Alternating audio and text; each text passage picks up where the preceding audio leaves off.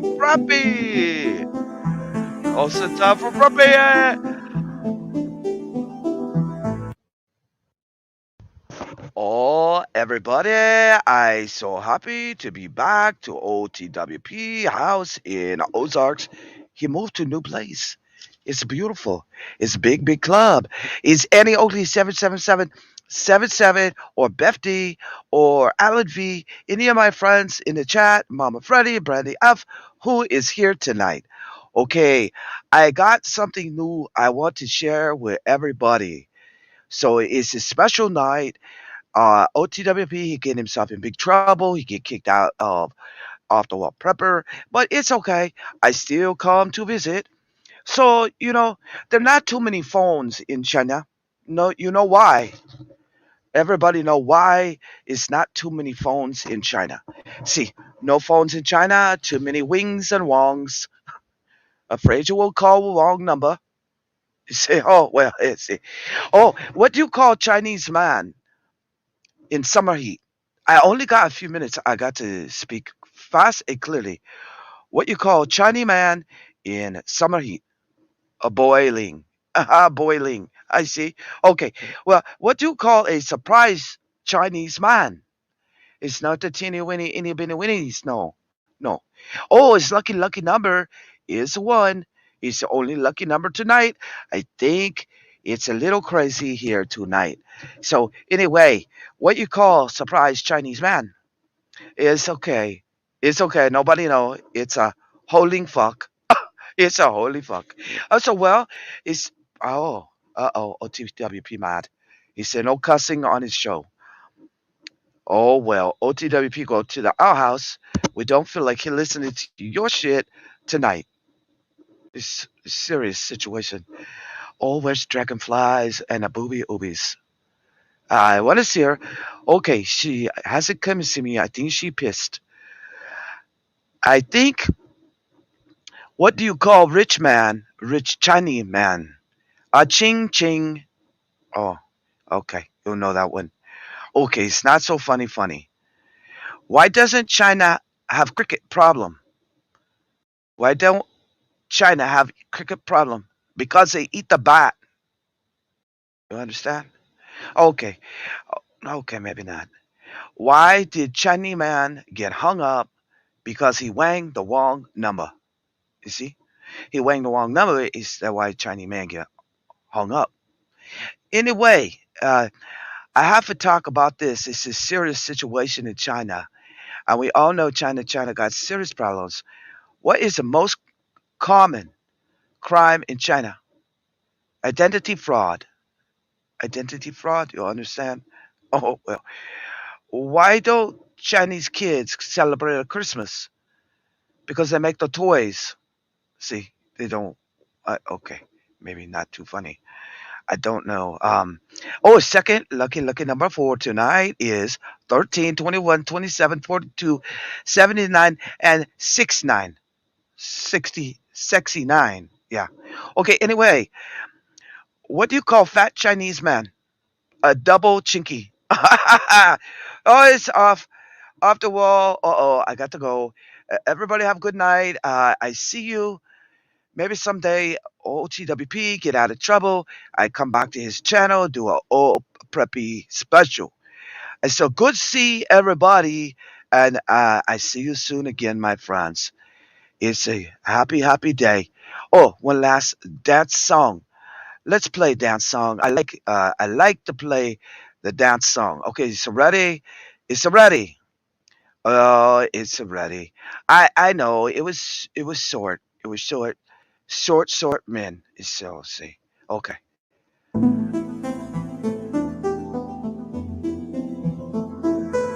It's proppy. It's a proppy.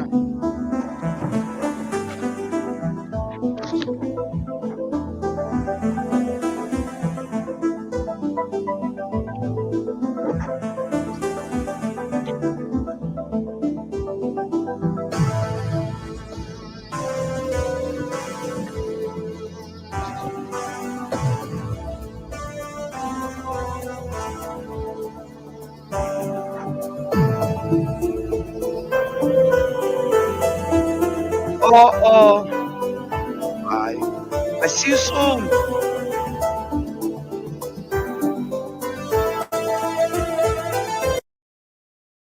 Hurry, I got to run. The Chinese police has followed me to the new crib. This is not understand it's a new crib. So I got to go. OTWP is pissed, pissed, pissed. He don't want the Chinese here. I see everybody next time. It's, uh, remember, always remember, teeny wiener, beanie weenie, weenie weenies is a good thing. Is a good thing. So please talk to Chinese men to find out the teeny weeny beanie weenies. Okay. Oh, lucky last number is 29. Bye.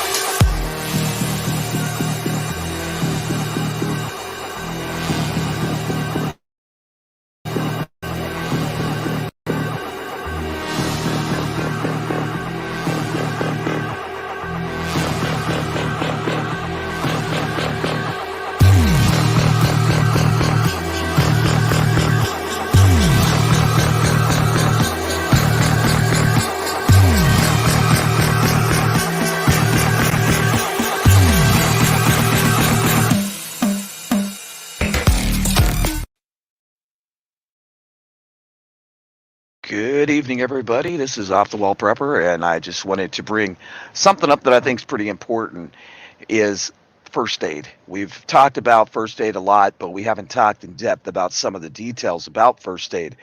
So what I want to bring to you tonight is one of the biggest things that was a huge, huge concern during World War One and Two, which was trench foot rot. Trench foot was a common problem faced by soldiers in World War One, sometimes called foot rot or immersion foot. It is a tissue injury to your feet when they're cold and wet for far too long. If you have trench foot, your feet will feel numb at first. Not too serious, you say? Well, however, if you don't address it at an early stage, and especially if you start developing blisters on your feet, matters can get even worse. They can get terrible. Your feet can swell up, you'll lose sensation, and you'll be in a lot of pain. To prevent it, we've talked about this often. In your bug out bags and your get home bags, it's very important that you have plenty of dry socks. So if you have packed up your get home bag or your bug out bag and you have not addressed socks and feet, you need to do that. To prevent it, you need to change your socks frequently and keep your feet clean, warm, and dry. So you may want to bring an extra towel, t-shirt, or some type of cotton item that you can dry your feet off very well. One thing that you can do that is from bushcrafting is you can actually take ashes from the fire and rub across your feet. And this is an effective prevention against trench foot. It was used during WW1. I want to talk a little bit about a situation that happened, and this is out of the Bushcraft First Aid book. That's a great series written by Dave Canterbury, of all people, New York's best-selling author of Bushcraft 1. I have every one of these books. So I want to read this to you. Jason suffered from trench foot during one of the Pathfinder Scout classes. He observed good foot hygiene, changed socks often, and even changed boots, often cycling through 3 different pairs, rubber and hiker style. The class took place in rainy conditions with high humidity, even when it was not raining. So when the sun was out, he would put his feet out so they would sweat, and when it rained, they just got wetter. Each night by the fire, he put him out in the open air, but the conditions really got worse and became blistered. The entire bottom of his feet became blisters, and then the bottoms had to be peeled off. Imagine that, folks. I don't know if any of you ever had athlete's foot, but when you have a severe case of athlete's foot, the same thing can happen. There is some great items out there. Probably my all-time go-to is Lauderman. It's a powder, and I've always have a thing of it. I always say it incorrectly. Dragonflies always corrects me. But you think that you have enough socks. If you think you have enough, bring more. Put a few more in because the weather conditions could really change this up for you to the point that it could be absolutely terrible. The other thing I'd like to bring up tonight is environmental hazards. People need to be cautious because anything built by man can be destroyed by Mother Nature. Quote Russell Honra. Even a well-prepared lover of the outdoors can occasionally get sidelined by an environmental injury. And it's a huge problem related to weather or the hazards of the local environment. As always, prevention is the best medicine in any situation. I want to talk about a situation with hypothermia, frostbite, and submersion incidents since the weather is turning cold. This is a true story, not out of the book, but this is a great book, Bushcraft First Aid. I purchased these books on thrift books, but I want to talk about hypothermia. I had a speedboat and I lived out in Colorado. And at the time, it was probably springtime, and we decided to go tubing. The edges of the water around this particular reservoir were rather warm. So we swam and had a great time and tubed around just like sitting on the tube, relaxing. But then we decided to go ahead and take the boat out. When we took the boat out, true story, my friend's name was Mish. And so we were all tubing. She asked if she could tube. We said sure. She jumped in the water. She was tubing, having a great time. The tow rope came off the boat. And when it came off the boat, the tube started to drift further and further away from the boat. Well, Mish fell off the tube, and I thought she was playing. I honestly thought she was playing as her head kind of bobbed up and down in the water. But then I seen this look on her face like it was really serious. And I, being prior lifeguard and Red Cross certified, I jumped in the water without even thinking about it because the water edges had been warm. As I started to swim out to her, it's the only time in my life I ever thought I was going to drown. And as I started to go underwater, the only thing I could think of is I had the tow rope hooked to the boat at that time and was following the rope out. So I actually took the rope and wrapped it around my wrist. For one, if I did drown, they'd be able to pull me out and take me to where I need to be to give me a proper burial. But two, I really, for the first time in my whole life, thought I was going to drown. I started to go underwater. I could feel like my legs, they were like heavy, heavy, like they were, they felt like they had cement blocks or cinder blocks attached to my legs. I had never felt like that in the water. And it happened within a few minutes. Probably would have happened within a minute if I would have been still, but because I was swimming, it took a little bit. But then I grabbed a hold of the side of the tube as I had swam, kept on trying to get to Mish to the tube. And Mish helped me up on the tube. And at that time, my friends started pulling the tube in. It was a very, very dangerous situation. I'll never forget it because it's the only time in my life I ever thought I was going to drown. Hypothermia can set in very, very quickly. One thing that I want to say is the ending of the story. As they pulled us onto the boat, Mish was blue. She was blue in color. She was very, very cold, and I knew that we were in a bad, bad situation. So at that time, two of the girls took off their clothes and laid on top of Mish. They didn't try to make Mish warmer very, very quickly. It was body heat, and body heat saved Mish's life. When we got Mish to the emergency room, we also found out that at that time Mish was pregnant, which none of us knew. I don't even know if Mish knew. What I do know is that my heart sank. It could have been a tragic, tragic day if it wasn't for quick thinking and taking a little safety precautions as we got Mish on the boat. I think that each and every one of us needs to, really pay attention this winter to the safety issues that can happen. Carry extra mittens, gloves, scarves, carry foot warmers, hand warmers, things like that. Carry them in your car. Carry them in your jacket pockets in case you get separated from your car for some reason. Make sure that if you do get in an accident and slide off the side of the road and you have to keep your car going to get warm, make sure that your tailpipe's not covered.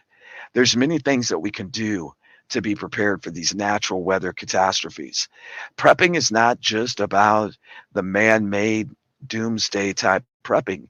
It's about everyday situations that can happen to each and every one of us. And the most important thing we can do is always be prepared. Make sure you have a first aid kit in your car. Make sure you have a small fire extinguisher. Make sure that if you do have to run your car to stay warm, that you're making sure that that tailpipe is not covered by snow. And it may be a wise choice to keep your window down a crack. Also, this is the time of the year that each and every one of us should check our fire extinguishers, make sure they're not expired, make sure they're full.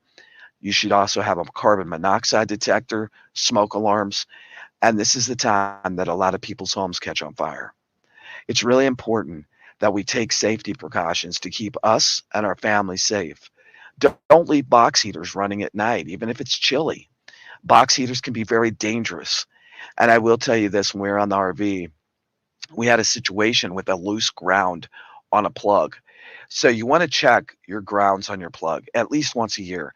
Go through your electronics and just take them out of the wall, unplug them, and just give a nice little tug on each one of the prongs and make sure that those prongs are secure. If they're loose, get rid of them, change out the plug, do whatever you got to do to stay safe. It could be a major catastrophe if you come home and your home is gone because of a fire. The other thing is if you're going to burn candles, don't go to sleep with the candle on, even if it's just a nap. Make sure you have plenty of batteries for your flashlights, and make sure you have flashlights. They're also making some great, wonderful solar flashlights that are hand cranked, and the solar ones. I would suggest you get those as well, because batteries could run out in a doomsday scenario. So it's really important to stay on point, folks. The last thing I want to hear about is any of you having a fire incident this year. It's very important. Fire is very important. Enjoy teaching about fire. It's one of the things I really enjoyed when I was in the Navy. One of the scariest things, real quick story before I get off here today. One of the quick story, I was 18, just got in the Navy and had to get fire train certified. And I was already out in the fleet on San Clemente Island. They threw me in a silver suit with a hood, booties, full gear. And they threw me out in the middle of a JP5 fire. The flames were higher than my head, and I'll never forget it because as I sunk in the pit, I went down to my knee, and the flames were shooting up over my head at least 10 foot, if not higher. It was one of the most eye-opening and scary events of my life, even though it was in a controlled situation. When you see fire flaming around you, the best thing you can do is get low to the ground and get out of the dwelling that you're in. Don't worry about any of the materialistic things. Those things can be replaced, but your life can't. Always remember to stay on point. If it's an open fire, it's dangerous. If it's an open fire, it could tip over if a small child or an animal hits it by accident. So be alert and be aware this season as we go into Christmas. Don't leave your Christmas trees on when you leave. Don't leave your Christmas lights on when you leave. Be very cautious of what you're doing. This is Off the Wall Prepper.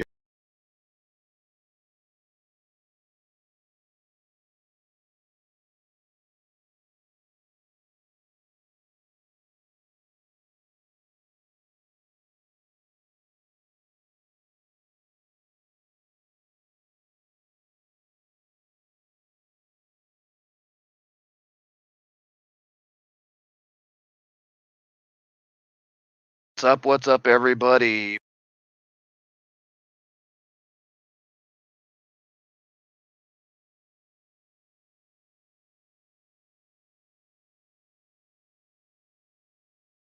We're a little early, but early bird gets the worm. Everybody else gets left behind.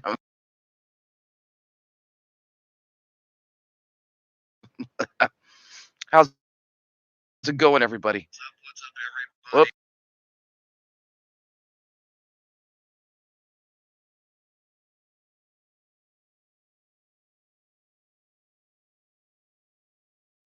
Early, but oh, I don't need to hear myself. I just want to see the chat.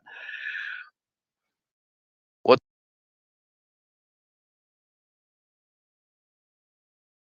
going on, Mama Freddy? She's a wildflower. Barb, did you go back and watch the?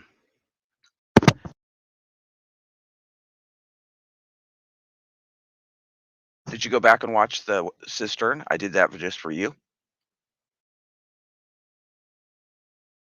Y'all got to forgive me.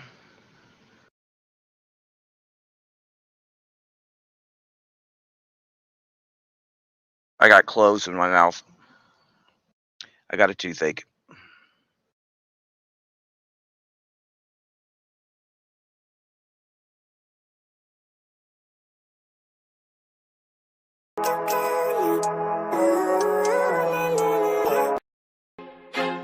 I feel like I'm losing my mind. Is everybody in the world blind? Please, Lord, give me a sign, a sign.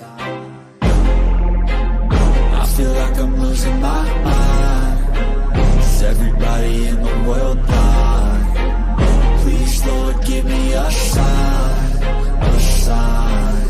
I wanna be the greatest. Everybody on the fake shit. I look around and feel like everybody is the fakest. I make this every day and I'm impatient, hoping one day I blow up from the basement. Statement, the top is so vacant. I don't hear shit that I think is amazing. Waiting for my day when I'm playing sold out shows for 1,000 faces. Hey, give me that crown, get in my way and to be put down. It ain't your place, all this my town. If I want that shit, then I'll get it right now. I'm losing it, the noose it fits. I'm losing shit, a stupid myth. You choose to live or choose to dip. You choose to fight or lose your grip and lose a gift. I feel like I'm losing my What's gonna happen? to all of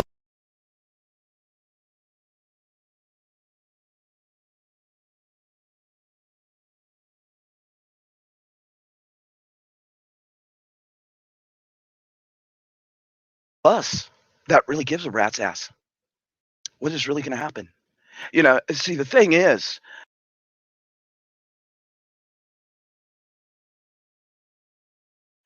so many people think, oh, it's going to happen tomorrow. They want to call a date. Oh, you're going to die today. You're going to die next week. Oh, shut the fuck up with the fucking bullshit. This shit has been in motion for decades and decades and decades. You know, and, and it's the truth. It's been set in motion, where nobody's getting out of here alive. We're all gonna die. Woo! Do you like those apples? Yeah, but the thing is, Sherry, is those people are gonna be the ones that are gonna be coming at your door. They're gonna know a little too much about me or maybe dragonflies, and they're gonna be coming to our doors to try to take what we've worked so hard for. Yep, yep, and burn them. I mean, it's sad that I had to literally I mean, I closed down Telegram, people are reaching out to me via email, they like Telegram. I just I feel like I need to do what's best for me and dragonflies, and honestly, that's not being on YouTube day in and day out, feeding the nonsense, giving you a pacifier. It's not feeding you full of bullshit. Because, see, I tried to come at you all a different way. I tried to get a community back that I tried to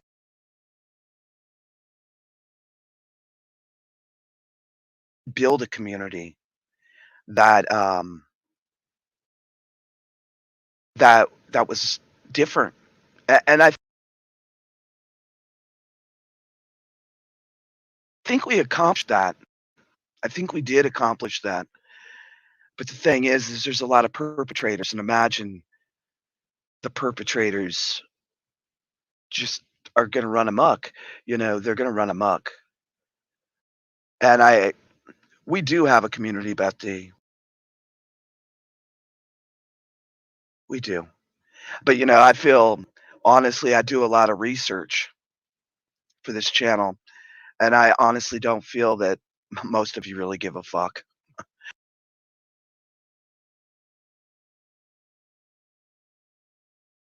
I don't really feel like you appreciate the shit I do, and, yep, so that's why I just I've had it with YouTube as well as all these other social media platforms because no one's teaching skills, they're teaching bullshit. They're teaching chaos, confusion, and bullshit, and I got sucked into it. Yeah, I did. I got sucked into the bullshit, and that's not why I created this channel.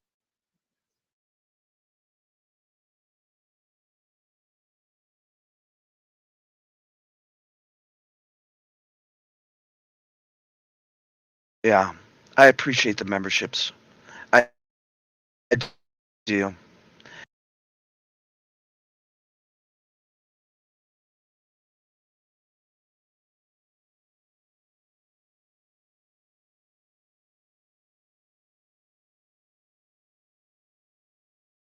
But it's funny to me that there's a couple channels I watch,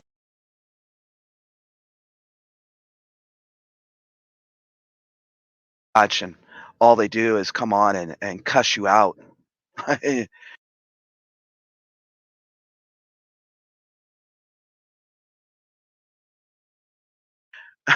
Cuss you out left and right, and everybody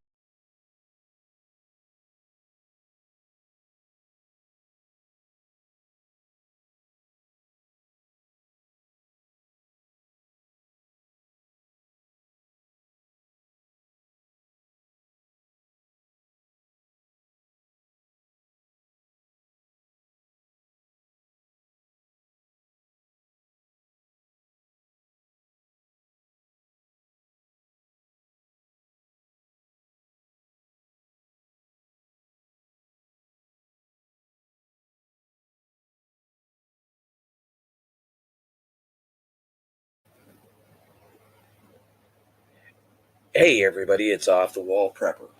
So today we're going to be talking about 10 canned foods for survival. It's so important at this time that we need to really get back to some basics. So what I want to bring at you is 10 canned foods that could help you during a crisis situation, a weather situation, or grid down. Now, ladies and gentlemen, let's start with some of the all-time favorites. Oh yes, I'm bringing it at you this morning. Spam. Now, a lot of people say, oh, I don't want to eat spam. Spam is actually pretty tasty. Spam is pretty tasty. I think the main thing that we really want to think about during a crisis situation is being ready for any type of disaster.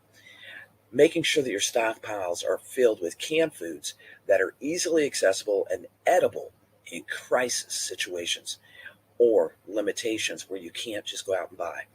A natural disaster, a power outage, or even the apocalypse, you'll be glad that you grabbed an extra can or two of canned food during each of your trips to the grocery store to stock it away for later.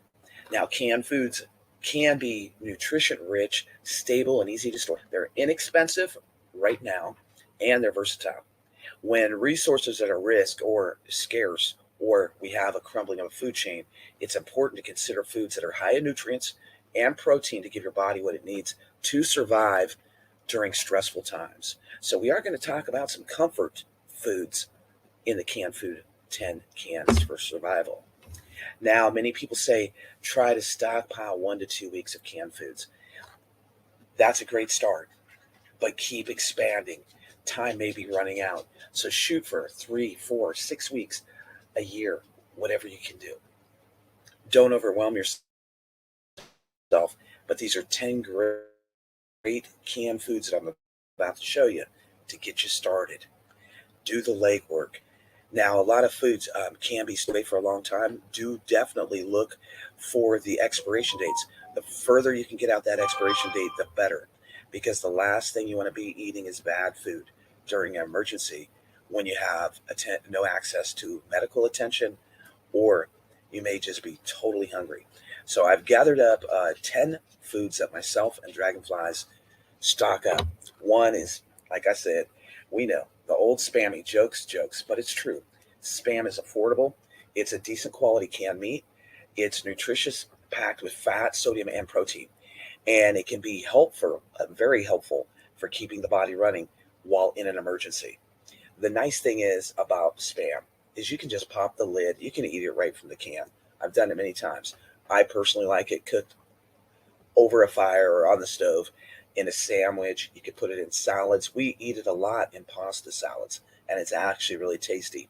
As you notice right here on the front too, we do practice what we preach. 1023. If you see here, 1023. So we can identify this can's expiration date in two different places. You want to use FIFO, first in, first out. Use your preps. We're not buying just a stockpile and not actually eat them. We actually eat our preps, and we rotate through our stock. Even in our freezer, it's something that sometimes you'll forget about. Go out to your freezer, go down to the bottom of your freezer, bring that food to the top, and eat that food, and put your new food down toward the bottom. It does take some time to do something like that if you have a big freezer, but don't let your food go to waste. The other thing is canned stews and soups is number 2. So myself and Dragonflies, we like our clam chowders. We like Dinty Moore stew. We like clam chowder. We like Dinty Moore stew. Probably one of my favorites that is good old Campbell's chicken with rice, chicken with barley. It's really tasty, but also it's very nutrient. Now, see nutrition. See the date there on it. So it's very important that you have the date on there. If it expires, it doesn't mean that it's no good. That is kind of the smell taste test, and I would definitely open it, smell it. Smells good and it's only a couple months expired. I personally would still eat it. That's up to each individual. Do your research. Make sure that you're eating safe food.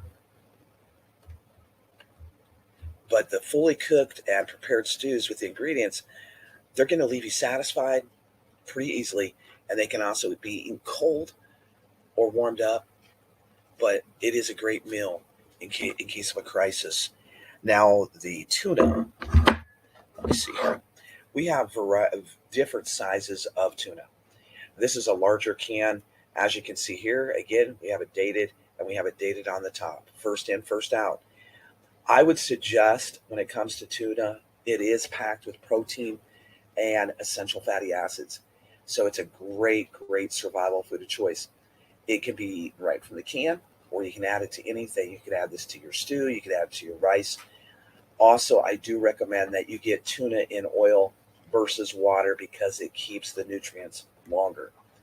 But that being said, we do have both. But if you're just starting out, I would definitely suggest that you get the ones that are in oil. Gives you a longer shelf life too. Let me move that over. Canned chicken breast and your canned meats. So this one is canned chicken. It's white chicken. This is an actually pretty big can. This is 12.5 ounces, but it's just like tuna. It's a great way to get protein. You can eat it alone. You can mix it up.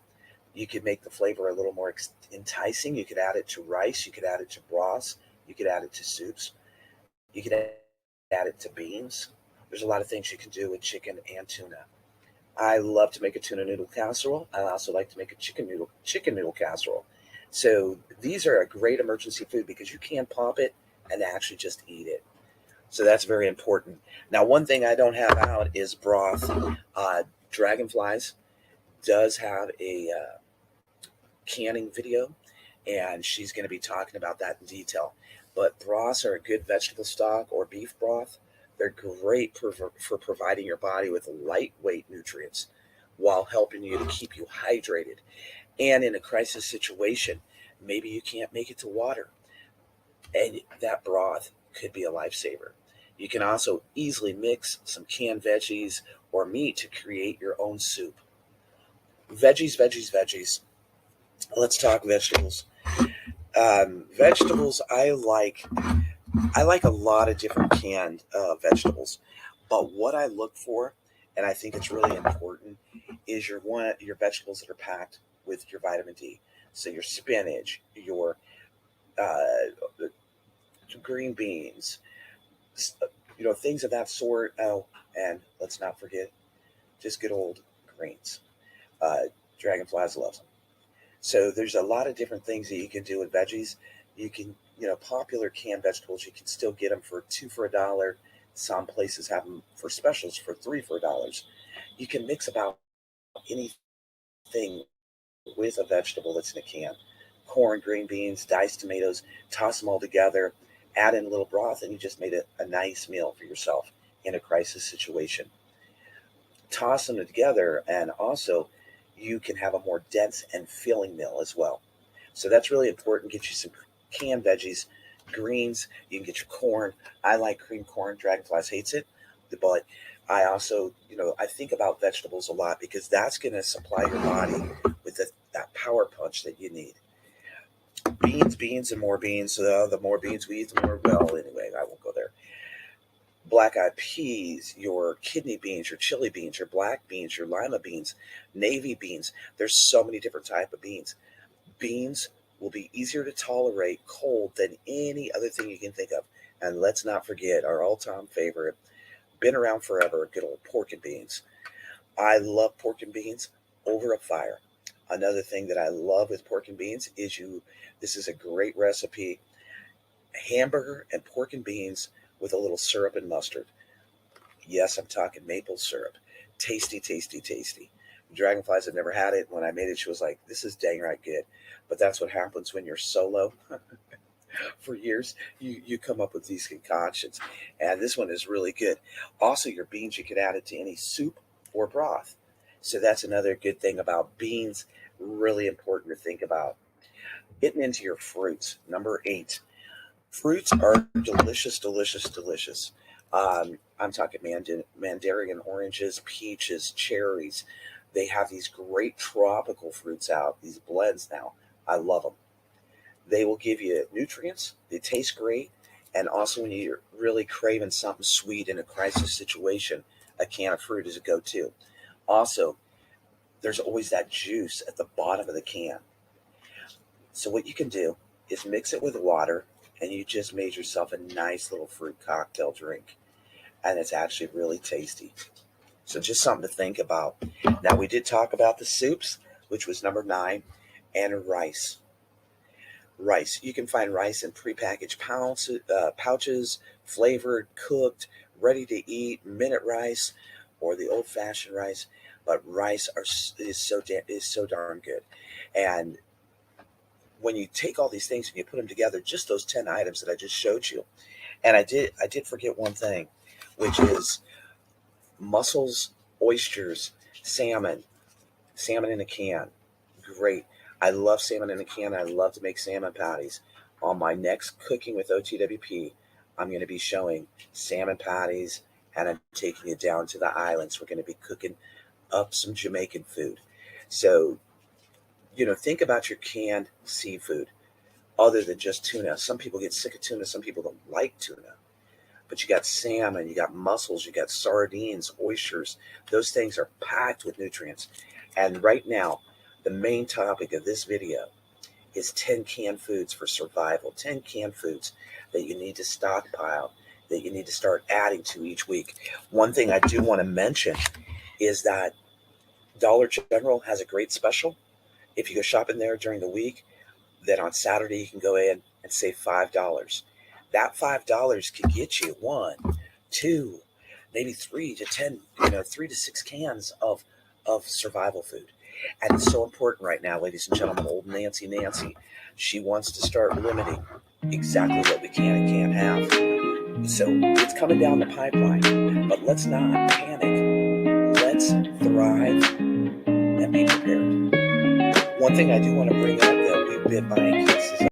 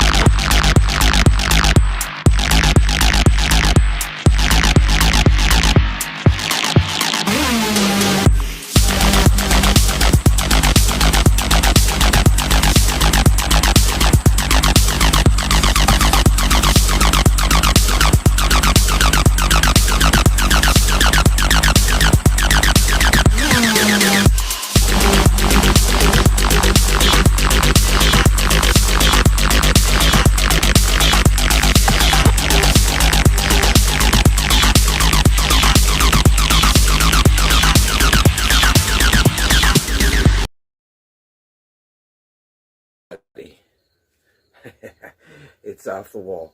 So I've been doing a lot of demos. Well, let me swing that around.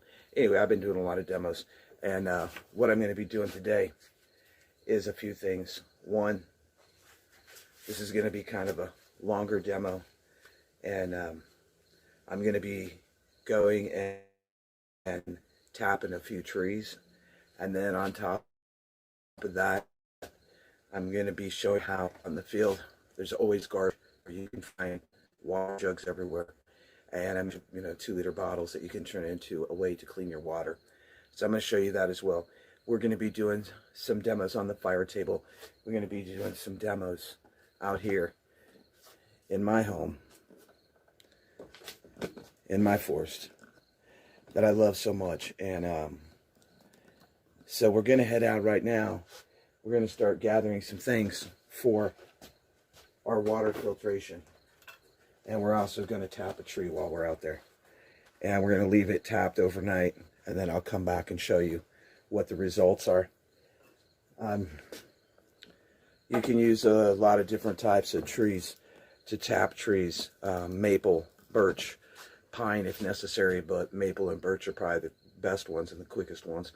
Within a couple of hours, you'll have water.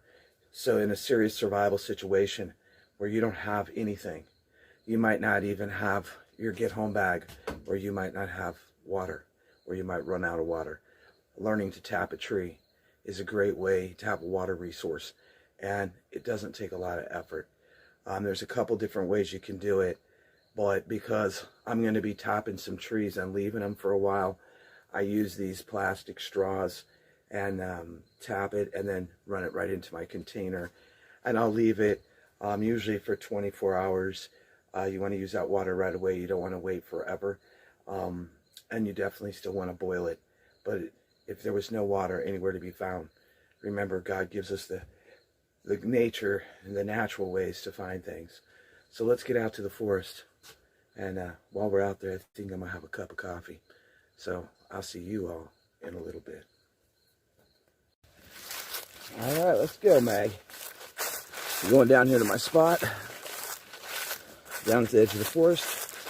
I'm going to be tapping a tree. I'm going to be looking for maple, birch trees, which you can see by the leaves. We have plenty of maple, we have plenty of birch, so it's not really going to be hard to do. But I have a little setting spot down here. This is down past our cabin, right at the edge of the forest. Probably one of my favorite hangout spots. Y'all came here with me a few times. Pretty rocky. Good spot to come hang out. And the other good thing about it is I'm going to make this water filter while we're sitting here. And so it'll be easy peasy. I wonder if my pillow's even good anymore. I had me another spot, but the animals kind of took it over, so we'll see. So, not everybody, you know, is totally physically fit, and that's just a matter of life. I have a torn meniscus, and sometimes it gives me hell, and sometimes it don't. Lately, it's been on one. It really has been on one.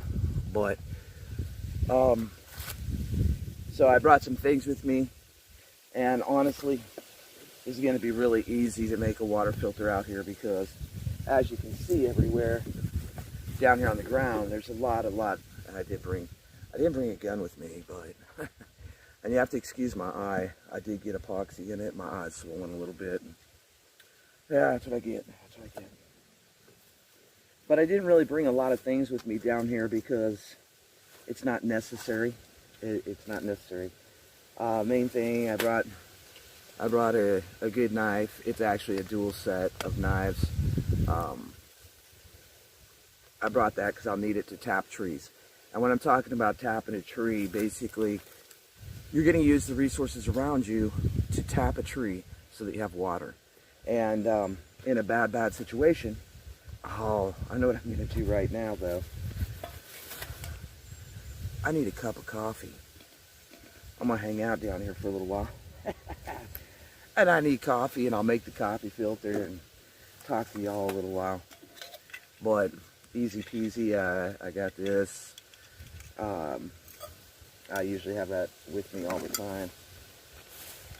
And I made me a little bag, 2 bags, because I'm going to use these 2 bags to get other things. I hope the bugs aren't bad down here. I would be getting bit up and stuff. Anyway, this is emergency drinking water. I'm going to use it. And then I just brought me a little thing of coffee. And I'm going to use these bags to get what I need to get. And the cool thing, you know, really light, portable, easy peasy, easy. So you want to, whatever you're cooking with, that's one thing you want to do is you want to pull it up. You want to make sure that this is going to, whatever utensil you're using, if you're using a pan, it's easy. It'll set right across the top of there, no problem. But for example, I'm going to be using this cup, and I don't want it to set right on the fire. Each one of these little fuel tabs will heat up a cup of coffee in a heartbeat. It takes about 3 to 4 minutes to get it to boiling. I got a few extra in there. I use everything really compact, because when you're traveling or if you're camping or whatever, you want to get his stuff as small as possible. So I got 3 of those in there. I'm going to take 2 of them out, and I'm going to need to arrange my cup a little bit to make sure that it'll fit on here. Uh-oh, I see one of my cats. We'll see if he comes down. So I'm going to make my coffee first and have a cup of coffee. Tommy, that's hot. And I guess the cat followed me. You're okay.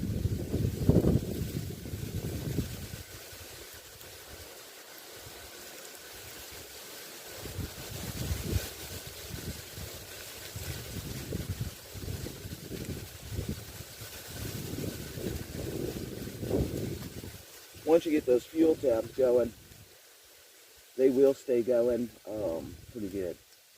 It only takes about 3 minutes to get a cup of coffee boiling. And no, I don't have a spoon. I don't have none of that with me today. Me and the cat hanging down here. What you doing, Tom Diddle? Go ahead and give me a little cream and sugar in it. Yeah, should have brought me more, but it's all right.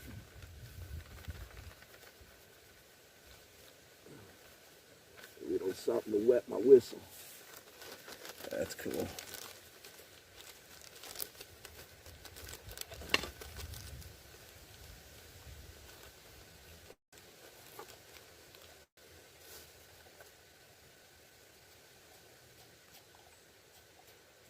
There we go. It's like a half a cup of coffee. Oh well. It's all good. It's all good. It's all good. I'm going to be using this straw to tap a tree. Birch or maple? Birch or maple. Oh, look at this, y'all. Look at here. You see him? There he is.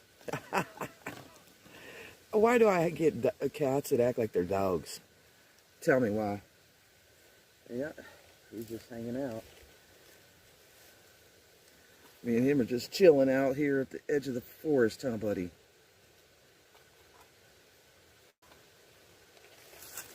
He's as bad as Willow used to be. Yeah, this is your home, huh?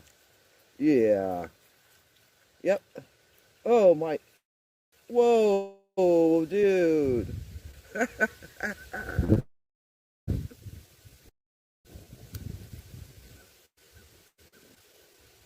Coffee's almost done. Yeah. He's huge, guys.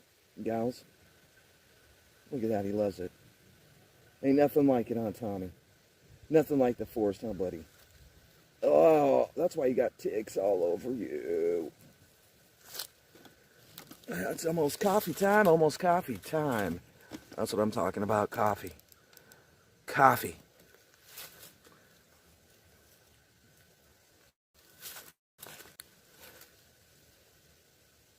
Oh, yeah. It's almost ready. I want to show you how good these little fuel tabs get going. You see it? But look at this. See it? It really gets going. And look at that. My coffee's almost boiling. That'll be yummy. I'm having coffee in the forest with you, Tom. Oh, man, we hanging out. We're hanging out. One of those fuel tabs, they'll burn for about 13 minutes. Get you a pretty good flame going, too. You know, everybody does things different. I like this.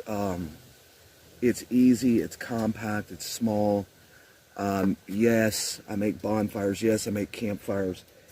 But if you're on the move and you need to boil your water, this comes in really handy because it's quick and easy. And that always helps. So, I've already done a few things.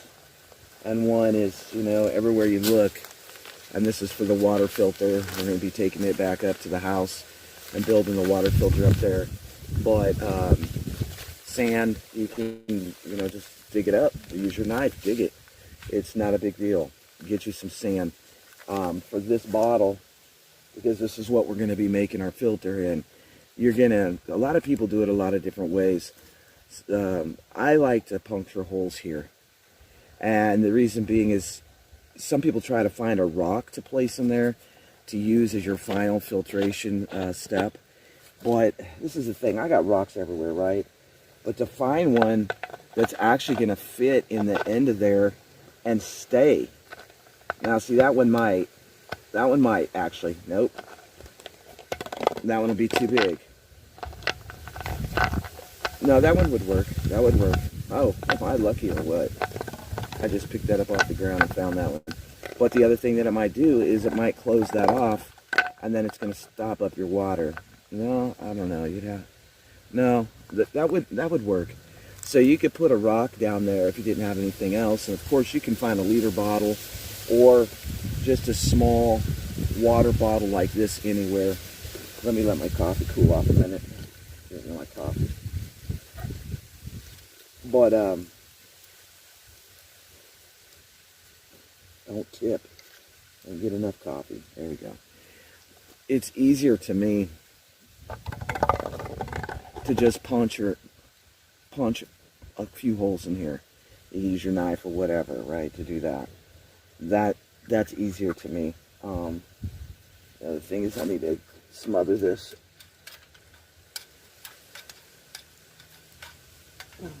Come on, baby. I've been having problems with this one. I think I need to get a new one. Not very much. There we go. I gave too many away last year. But, so you could do it rock. And you could always just keep the lid so that if you had to, you could carry water in it. The first thing that you're going to want to do is you're going to want to go to the top to about where the edge is right here. And, you see. Ooh, that's nice and hot. Oh yeah. Take your knife, whatever kind of knife you have, and just go ahead, puncture one hole. Just like that, puncture your one hole, and then go ahead. And this knife's pretty sharp, so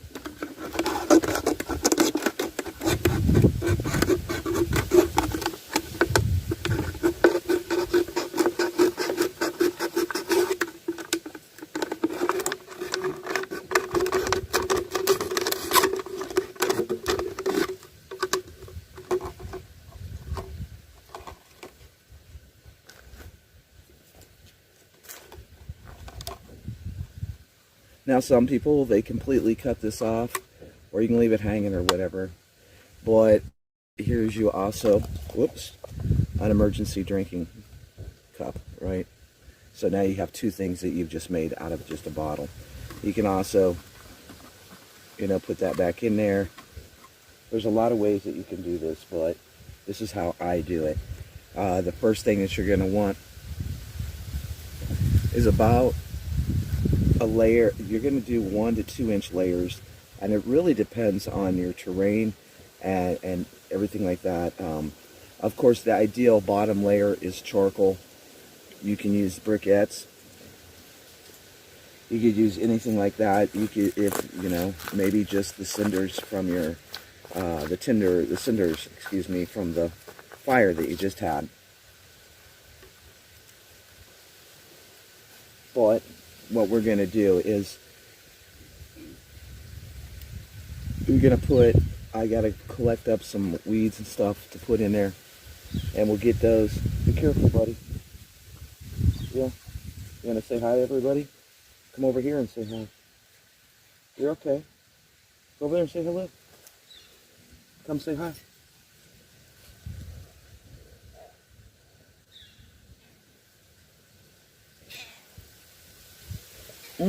Nothing like it.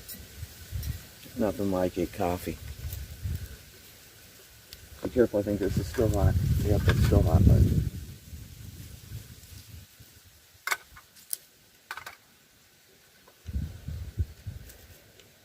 So it's not difficult. It's finding the things that you need when you're out in a situation to make one of these, because you're not going to really want to carry a big old jug like this. But it's also a good idea in case there was a water situation at your home or whatever, to go ahead and save you some 2-liter bottles, cut, and go ahead and make you a few of them. A lot of people put string here to hold it up as well, so that they can fill that up and hold it in place. I'm going to do just a basic one, and then this is going to sit on top of a 5-gallon bucket, and I'm going to pour the nasty water through here.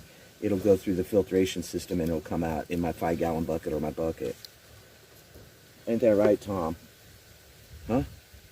Here, say hello to the good people. You see them? Yeah. Now it's hot. Stay away from it. It's hot, buddy. It's hot. It is hot. It is hot, man.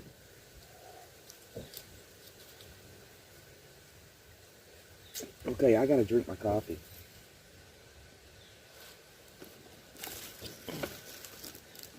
I gotta drink my coffee.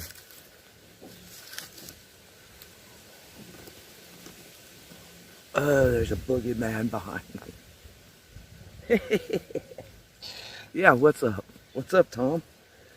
Let's get some rocks. Let's get some rocks and put in here. Let's put some rocks in. Yeah. So I'm just gonna pick up some of the rocks off the ground, drop them right into there.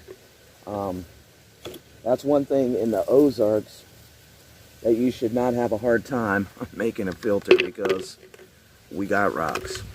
We got lots and lots of rocks, don't we, Tom? We got lots of rocks. We do. Find me some rocks, buddy. Yeah. And, it doesn't really matter what size or anything like that. Just drop them in. Don't make it harder than it should be. That's my main thing. Keep it simple. I try not to get a bunch of debris in with it, but the whole purpose of the filter is to pull out the debris, right?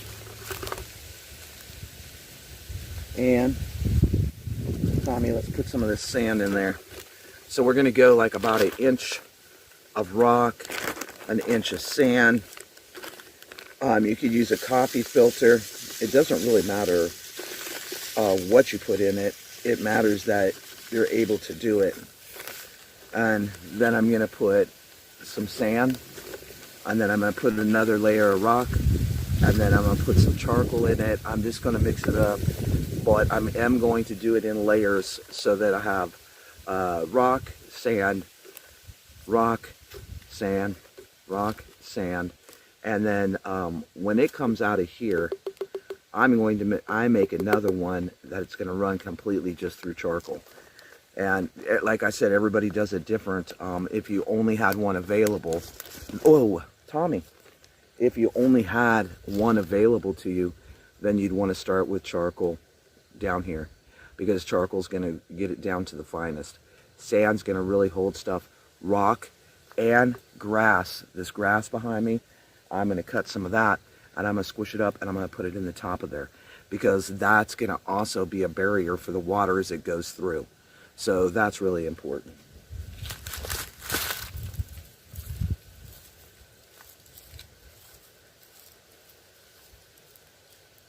So I'm just going to keep adding some rock. Trying to find smaller ones, but honestly, you got to use whatever you have available to you and just keep layering it.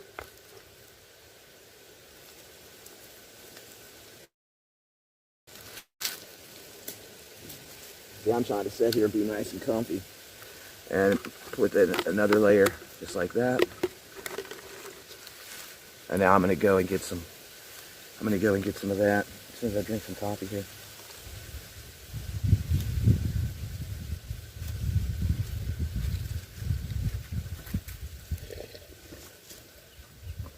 Careful, Tom.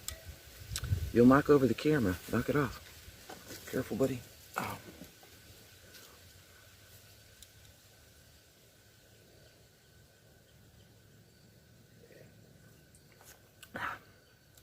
If you have moss available to you, that's what I would use as the grass layers. I'd use moss. We don't really have a lot of moss here. We have a little bit, but to even find a chunk of it would probably take me hours and hours to find a chunk of moss. So, you know, it's just something to think about if you want to do it that way.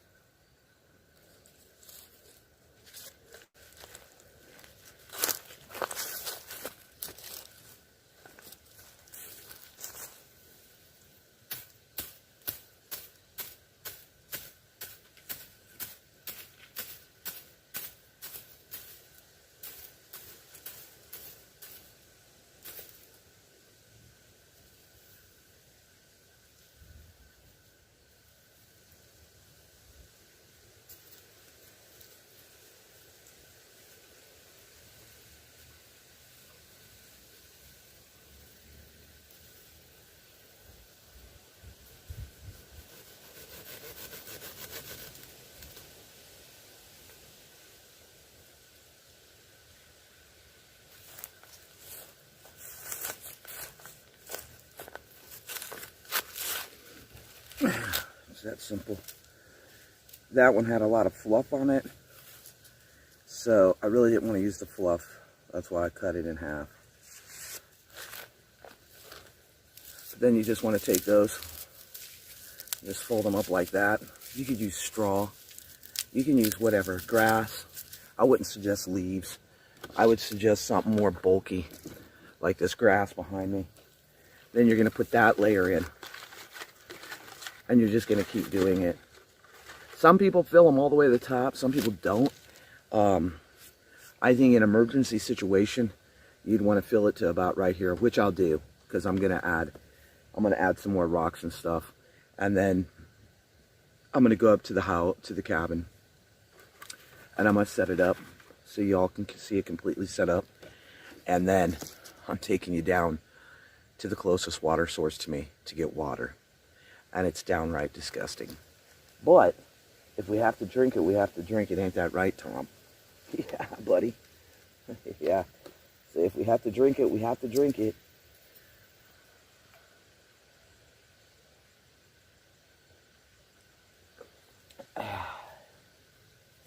What a beautiful night. Dragonflies, where are you going? I'm like, to the forest. To the forest, huh, Tommy? I didn't think you would follow me this far down here. Yeah. Let's see what Tommy's gonna do. What you gonna do, Tom? Huh? What you gonna do?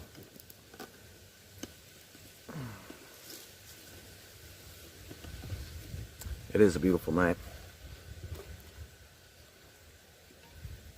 Hey, get out of my stuff, man.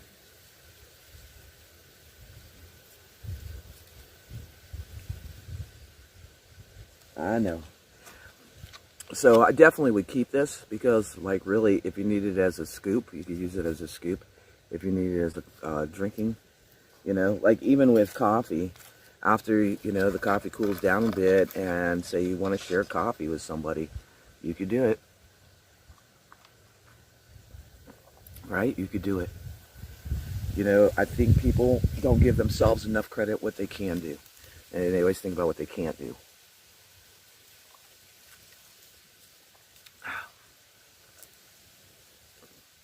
We can do a lot.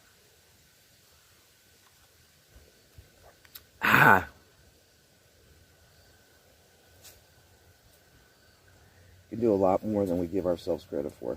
That's for sure.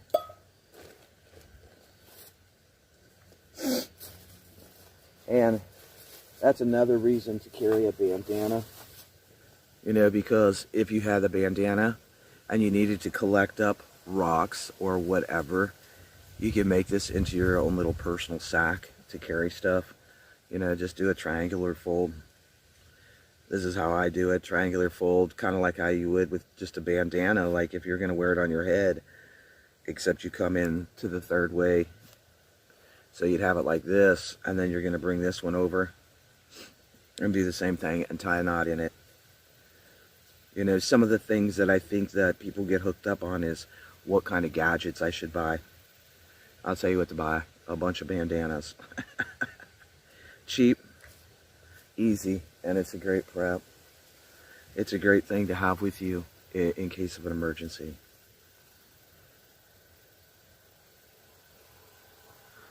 Hey, the sun's going down, because there's your little handy dandy threefold, right? Tucked in, and that gives you a holding sack.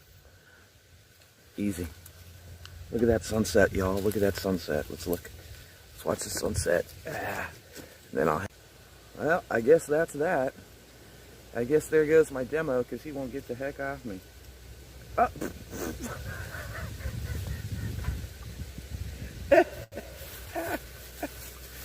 Oh, me and my cat.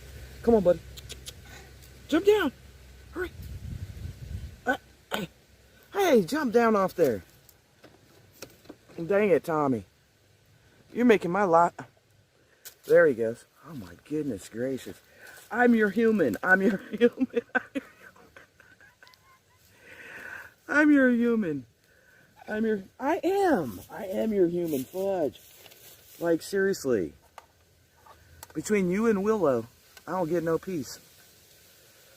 I go inside, I got Willow. I go outside, I got Tommy. Whoa. What a nice night to just hang out. Oh, I'm supposed to be doing a demo. Instead, I'm hanging out with the cat. Go figure, right? You are a...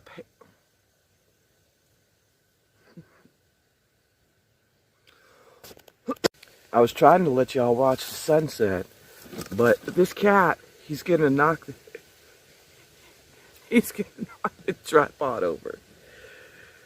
Oh, only this cat.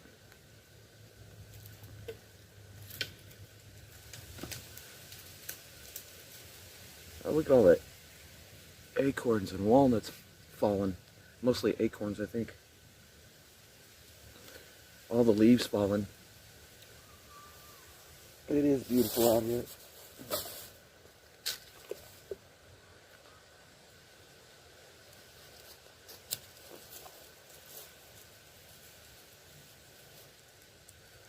So if you're not in a rocky situation, then you'd have some other things to think about. Like, what could you use for the substance of the filter? But it's not that difficult. There's something. There'll definitely be something you can use.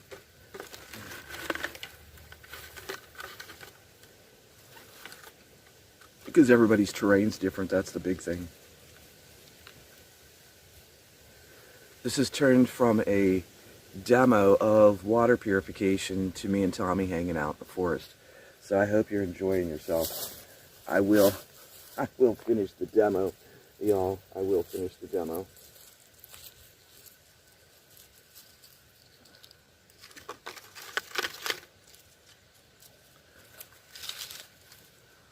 Just easy, just get some rocks. Small rocks, not big, massive rocks. Because it's not, you know. And this isn't going to, this is going to help clean the water, not purify it.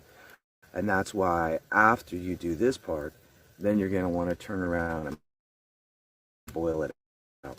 And I'll show, I'm going to show, this is the after party. Yeah, I'll show the demo completely, then you can see the after stuff of Tommy jumping on my lap and all that good stuff.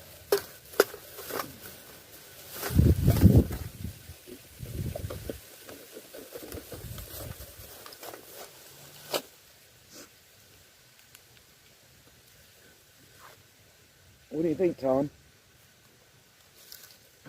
Check him out, y'all. He's the same as freaking Willow was when I first got Willow. You know, she was a rescue cat. He's a rescue cat, and I should just say feral. They're just feral cats, and they just happen to stumble upon us, and then they don't want to leave. Do you? No. Yeah. You don't want to leave. Should we go back up to the cabin? You ready to go? Huh? We can go back up to the cabin. I like sitting out here. It's definitely a good place to think. And it's a good place to get away. Check that out, y'all. Look at that. Can y'all see down there? Look at that.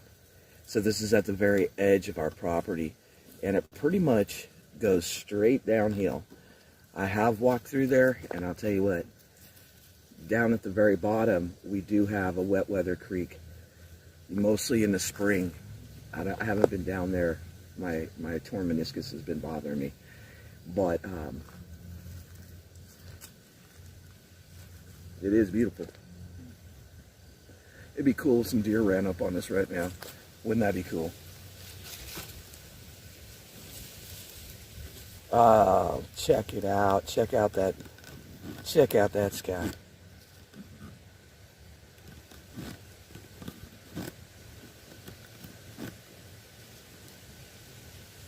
Wow. So for us, it's not hard to find rocks in any way, shape, or form. You can see that. This is headed back to the cabin. Come on, buddy. So I'm going to stop right here. I'm just going to collect up some rocks so that I have some extra rocks with me, so I can show you all how to make a couple filters.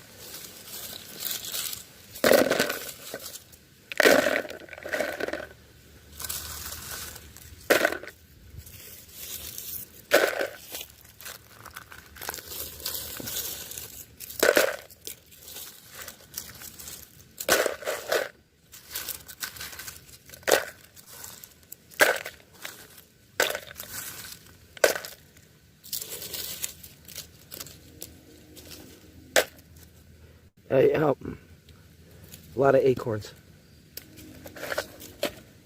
Let's go, Diddle. Come on, Tom. Let's go. Don't walk right in front of me, man. Let's go. He knows the way. Let's go. Take me home. Let's go. Take me home. Let's go.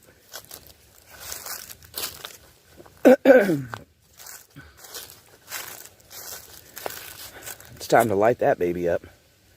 Have a fire. Come on, Tommy.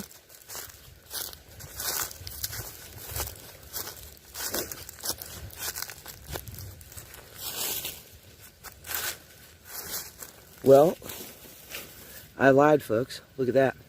See what I just found? A piece of moss. So hold on.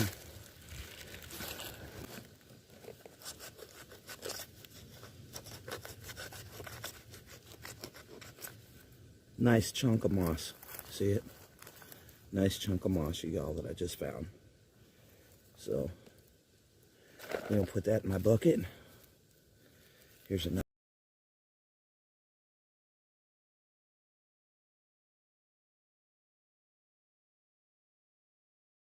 This is America, isn't it, fellas? I am entitled to one phone call, am I not? Phone's right there. What do you guys like on your pizza? From Houston, Texas, and we not only sing, but we dance.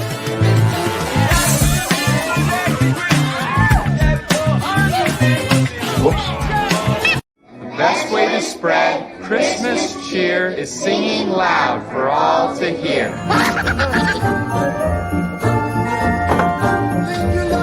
You did it!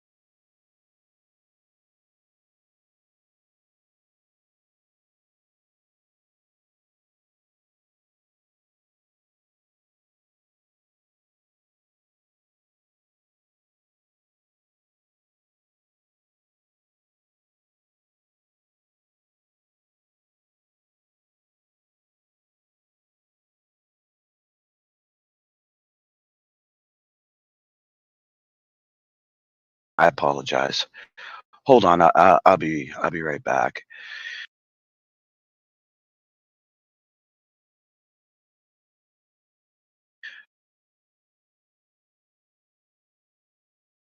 Who wants to eat worms with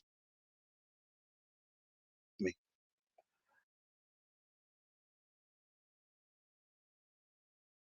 Are you not entertained? Okay.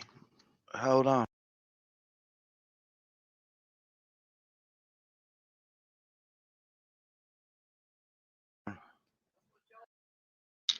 Okay. Should we do it? Oh.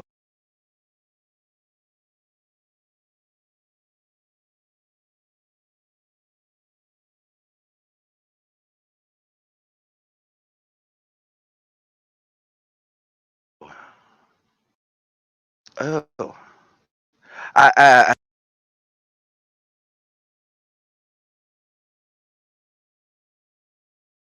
I don't think I can. Well, yeah, somebody got to do it, and somebody might as well do it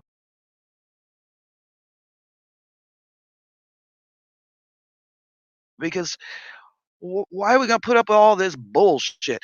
Copycat, you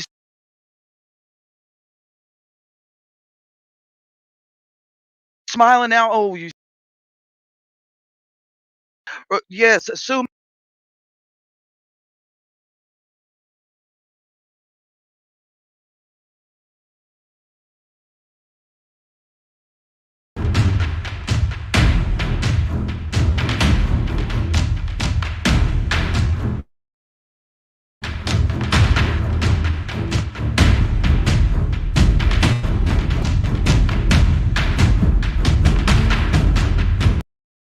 Hey, everybody, it's Off the Wall Prepper. And I thought that, this is something that we really never have talked about, but it could be life or death when it comes to this situation. And it's prepping, yep, your feet. Prepping your feet for the SHTF without having really some good shoes. Now, we're talking about shoes and foot care here. Really, this is not the funnest subject, but it's not as fun as new gadgets, new guns, new laser safe for the rifle, unboxing stuff, talking about MREs or nuclear. But let's really think about this that, you know, if you don't have good shoes, really good shoes during a SHTF situation where you might be out in the wilderness, you might be running, you might be jogging, or maybe you just can't get new shoes because of the economic collapse. So, those work shoes, those dress shoes are for those nights on the town. And you have shoes for basketball, football, and just playing, goofing around, right? You have flip flops. But during the SHTF, you may experience some huge problems with your feet that could put you on your backside in a hurry. And without a good pair of shoes, you're left stranded alongside the trail. The most expensive gear in your pack will not put wings on your feet and let you fly home. If you're covered with blisters or if your ankle is sprained, you're in trouble. Walking shoes are necessary. Hiking shoes or boots. Walking on level ground is not the same as hiking over uneven ground like out here in the forest. Once out in the backcountry, a turned ankle can put your life at risk, and in some cases, you may be miles and miles from civilization, or maybe civilization has crumbled and you can't walk the next few miles for any kind of help or even to get in a safe zone. So cheap shoes are going to produce very terrible results. Spend the money on quality footwear. Know before you need to know that the hiking shoes and boots that you have right on your feet are in good shape. A 2-day hiking adventure is not the time to break in new shoes. I'll tell you what, from being in the Navy, they gave us these black leather boots. They were heavy, they were awkward, they were uncomfortable. And learning to jog, run, and march in them was hell. Blisters, your arch support, all these things were absolutely terrible. So I'm going to tell you right now, if you don't have a good pair of shoes, you better think about it because you don't want an SHTF situation to become more of a nightmare or total torture and pain and put your life in jeopardy. You have to assume the absolute worst case scenario. This means you're going to be carrying your bag, so your shoes have to be able to support your feet and ankles with the added weight of your bag. You're going to have to build up strength in your legs, calves, and ankles. Now, some of you ladies, copycat, RCX, several of you have been walking every day. That's a great thing.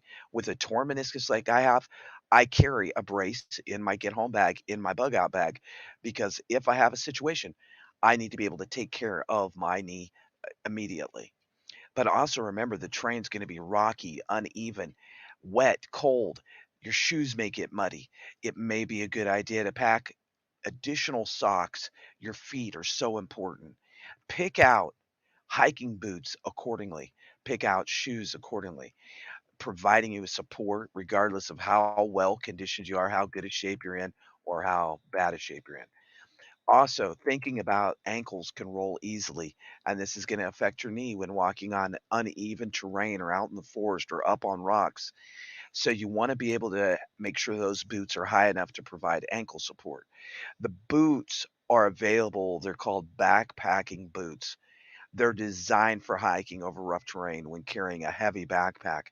And you have to assume that the backpack may get heavier, maybe a little heavier than you anticipated. Make sure that you actually try the boot on before you go buying it. It should be snug, laced, and make sure it doesn't cut off your circulation. Make sure that you know that it has an extra grip on the bottom to keep you grounded.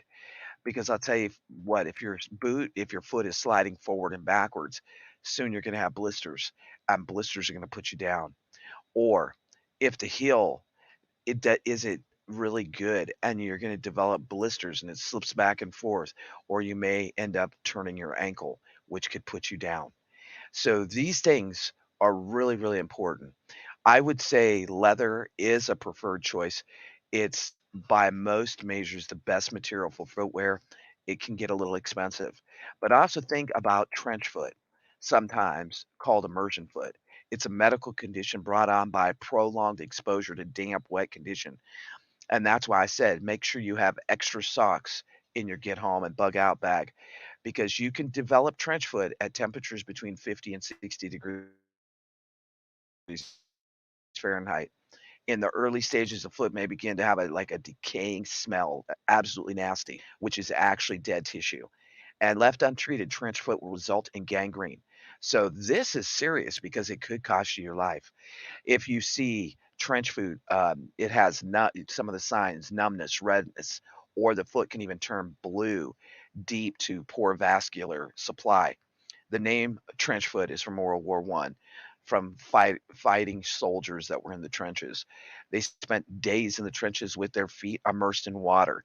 So it's the same thing that we have to consider that we may have to go through lakes, go through puddles. You know, you may slip and fall in the mud.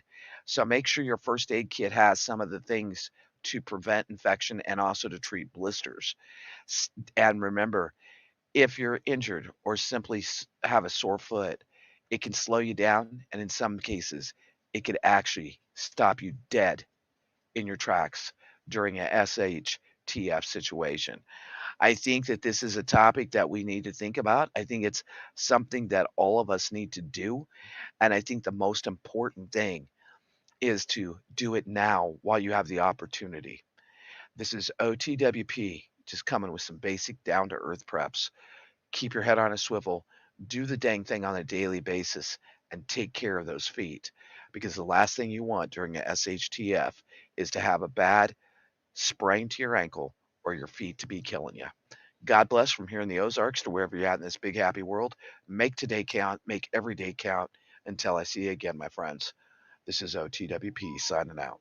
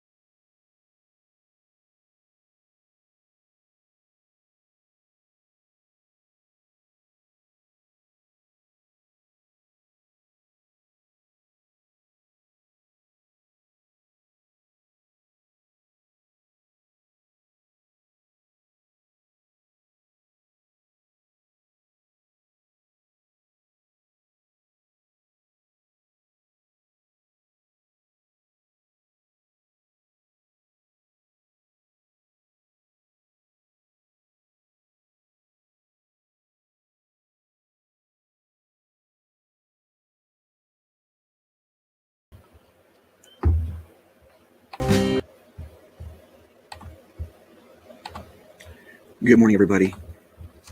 It is October 28th, 2021. I wanted to come at you this morning with some updates and information. Our morning time or evening time news, when I can do it for you, is going to be a little different. There's a great new book out. It is called The Dark Winter. It is by Flint Maxwell. And I'm going to give you a little insert about it. And let you hear just a part of chapter 1. This is being read by Matt Godfrey. Great book. For those of you that like to read, you may enjoy this. So I'm going to let you hear just a little bit of it. My father always said you could judge a town's size by how many McDonald's it had. As far as I knew, this place had none. With a gloved hand, I pulled on the door handle. The hinges groaned and ice fell in sheets. It hit the ground with a muffled thump, thankfully. Though I don't know who would have heard the sound of ice shattering. The world seemed completely empty of anything but the wind and the snow. And the dead. Always the dead. I gave the door another jerk, and again, nothing happened. I was weak enough as it was. There was no chance I could open it under normal circumstances, let alone while I was close to freezing to death. It was best not to think, to just act. Very intriguing. I haven't had enough coffee yet this morning. But it's a very intriguing and interesting book, and I'm sure some of you will enjoy it very much so. So I'm going to put a link on our community page for that book so that you get the correct book. So if you enjoy reading, this is something that you may want to read just to get those prepper basics in your head. So where we're going to go here this morning, the trucker shortage. The American Truckers Association reported an industry high shortage of over 80,000 truckers, up over 30% from 2018 statistics. The CEO of major logistics firm makes a pitch to immigrants for truck driving positions. Now we're going to touch on that a little bit. I'm sure you all heard and seen on the news last night or on the prepper channels, everybody going crazy about what was said. So we'll touch on it just a hair, but food inflation.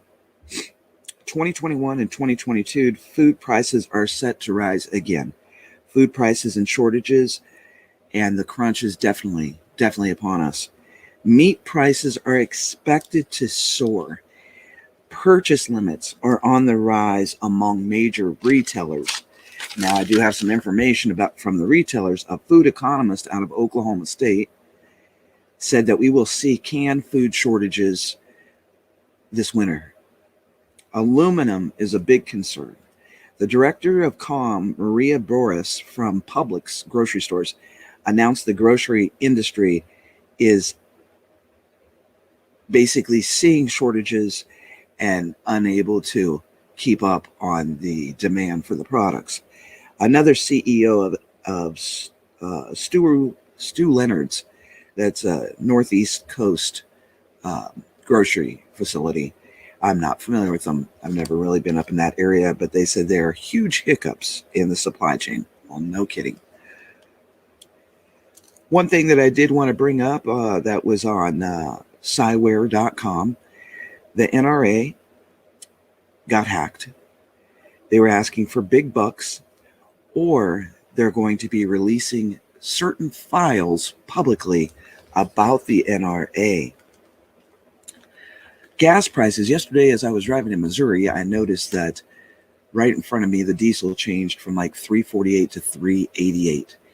So the national average for regular gas right now is $3.48 nationwide, which is concerning, which is definitely concerning as prices go up.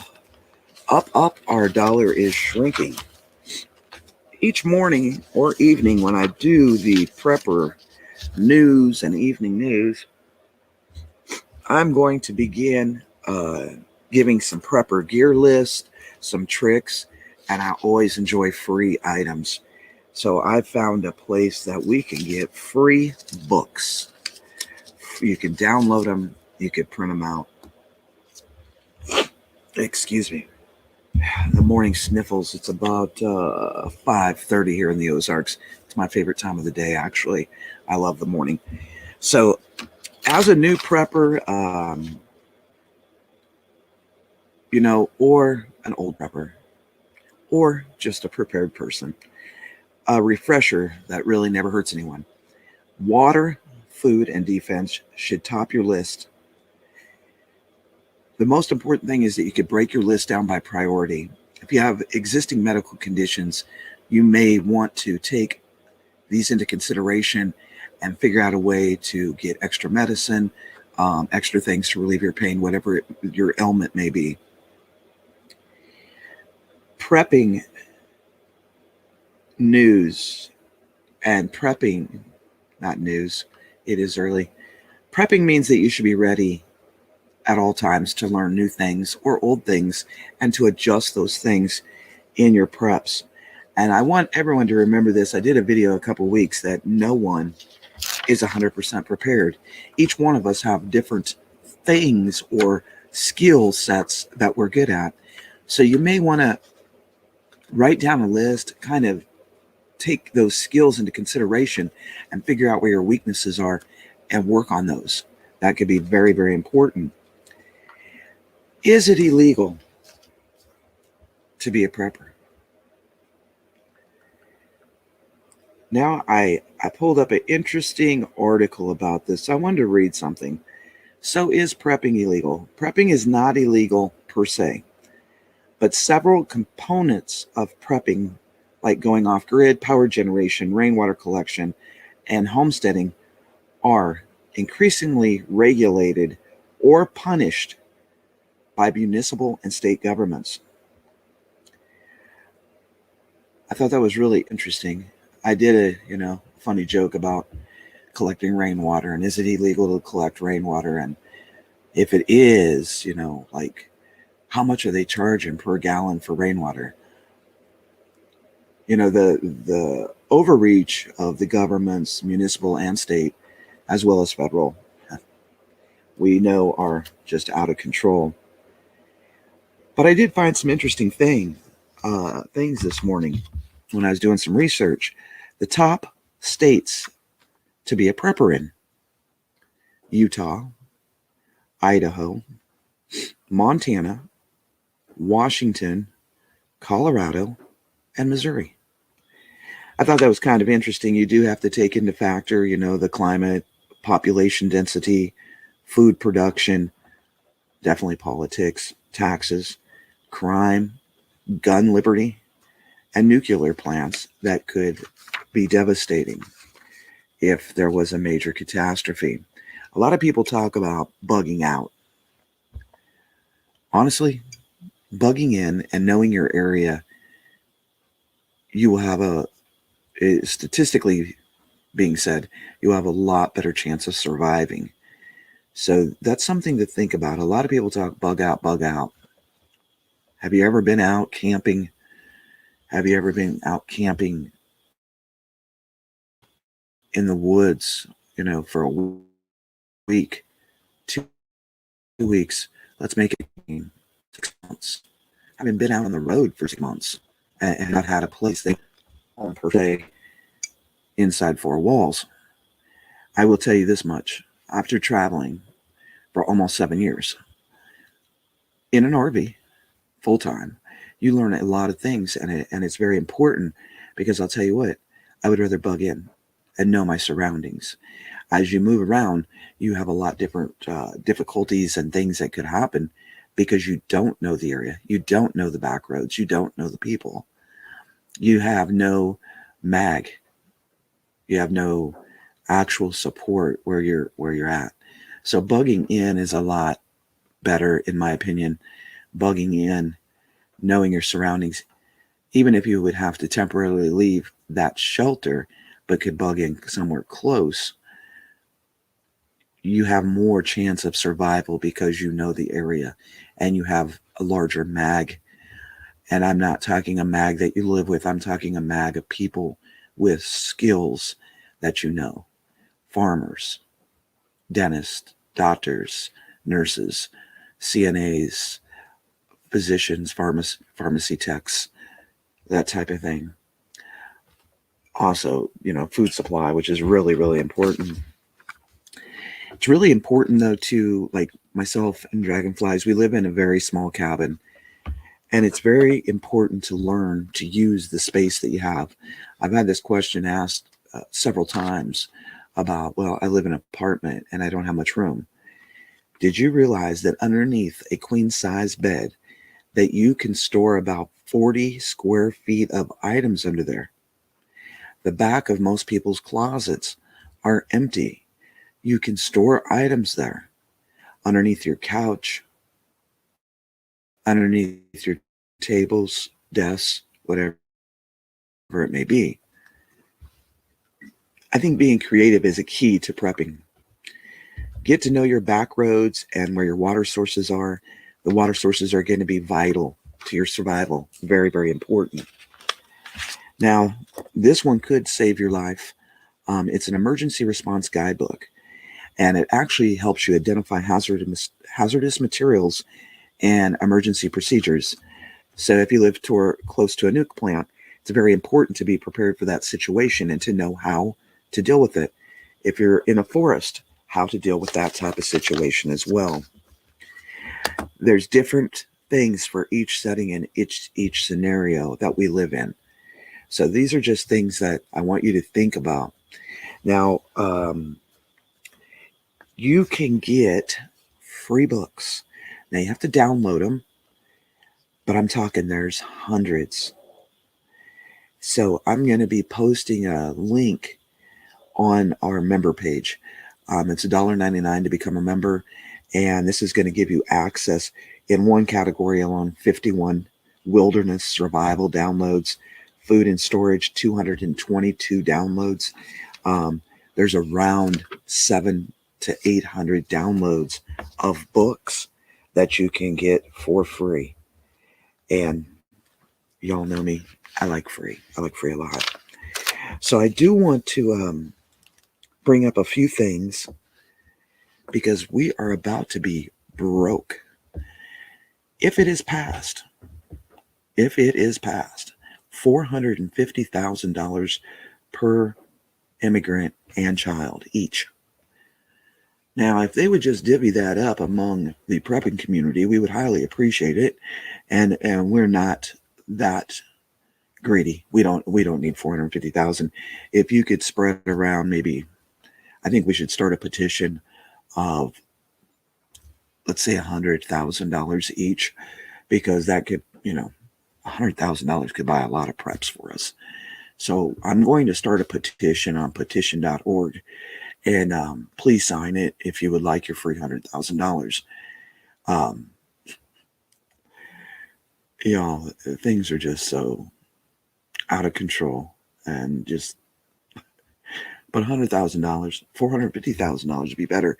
I was thinking that maybe possibly I could go and get a new citizenship and then come back across, and maybe I could be included, because I was American born and raised, and we just, sometimes I just feel we don't get the same benefits, not that I need a handout,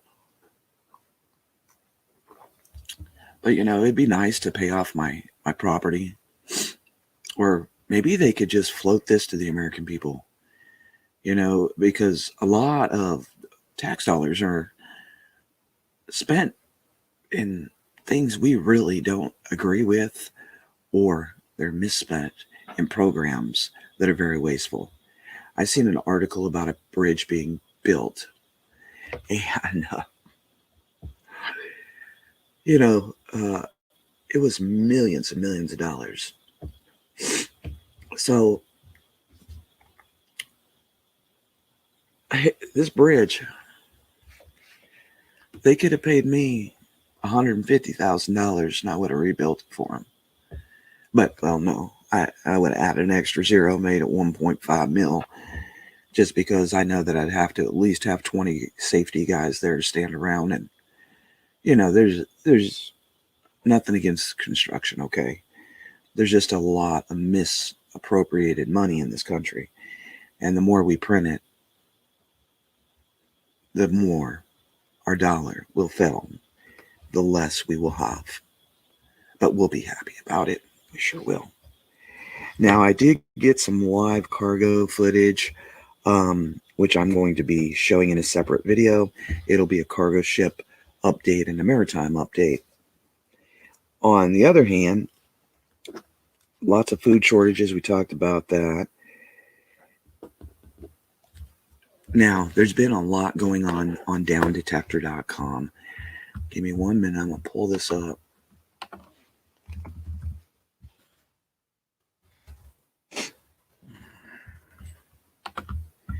Now, I always like to take a peek at this once in a while just to see what's going on. Who's getting hacked today? Who's showing power outages? So as we take a look here, this is on downdetector.com. It is a great place to kind of keep track of what's going on and why. The last few days, there's been a lot.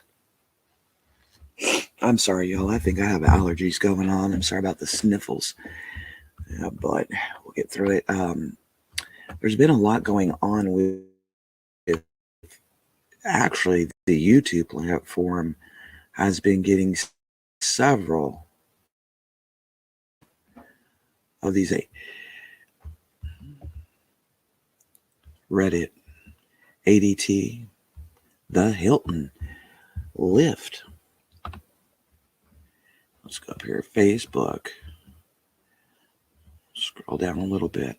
The thing that I've been noticing is a lot of the phone companies, if you see here, it starts with AT&T, Cox, Verizon, T-Mobile, Spectrum, American Express, and Microsoft.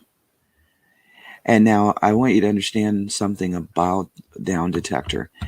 On Down Detector, the only things that come up are something that's been out of the norm. Things happen every day with,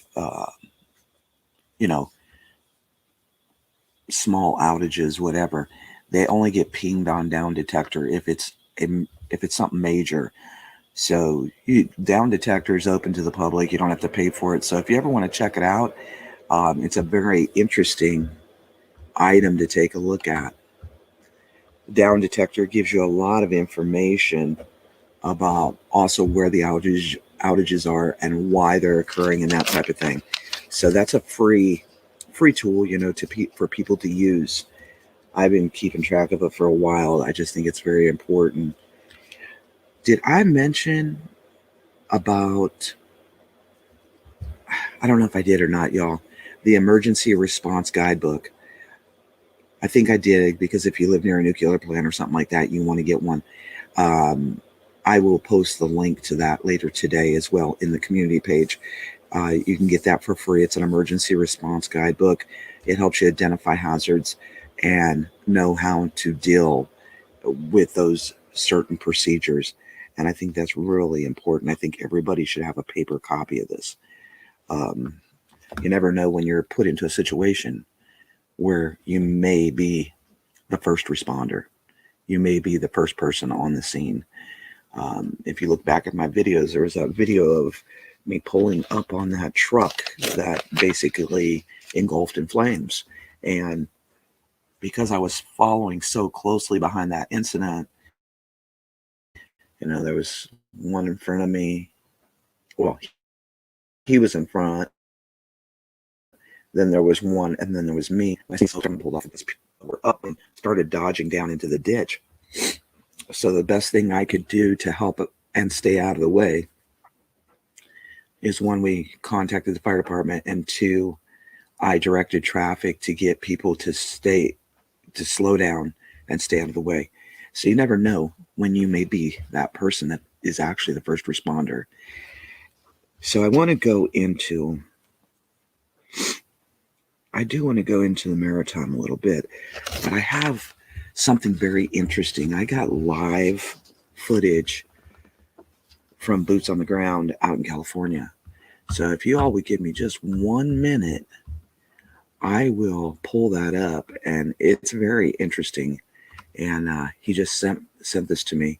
I have 2 different videos. So hold on 1 minute.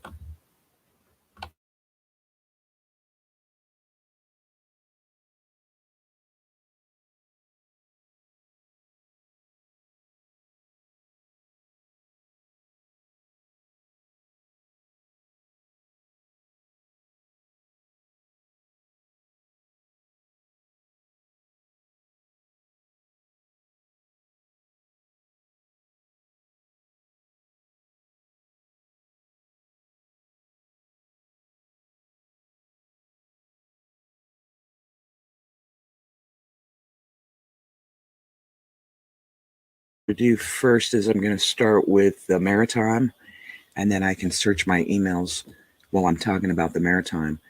There's a lot going on out off the coast of California, the East Coast, and after watching these videos, I think we have a really, really big issue. First of all, the president went out to California to discuss the issues at hand about cargo moving slowly. So now what has occurred starting November 1st is each cargo container will be charged $100 after 9 days per day, impacting each and every day. So like it'll be $100 the first day, then $100 a day. So that being said, what is that going to cause for us as a consumer? What is that going to cause for us as a country? And more inflation, I would say so. I would definitely say so. So let's get on to the Maritime Live. We're gonna check in this morning. This is the first time in probably a year that I have looked at the Maritime early in the morning. So it'll be very interesting to see what's going on and see if the situation has gotten any better, which I would say absolutely not.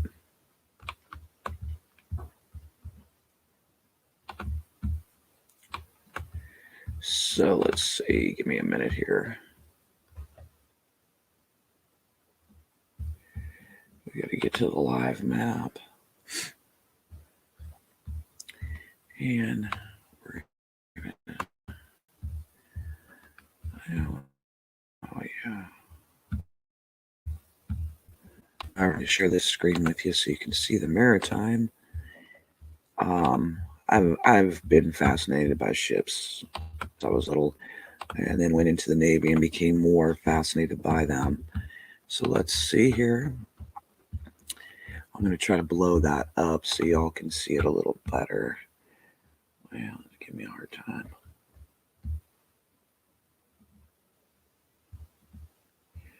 Let's see what's going on here. Let's get over here to the United States. This isn't looking too wonderful, y'all.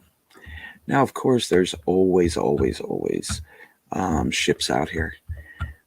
But on the average, on a given day over the last 15 years, we have, hundreds of ships inside the ports, and then out floating, like waiting in transit to come in, we'll have maybe 0 to 1.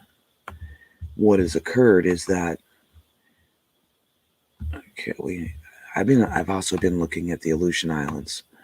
If you all know anything about the Aleutian Islands, it looks better. Okay, it looks much better.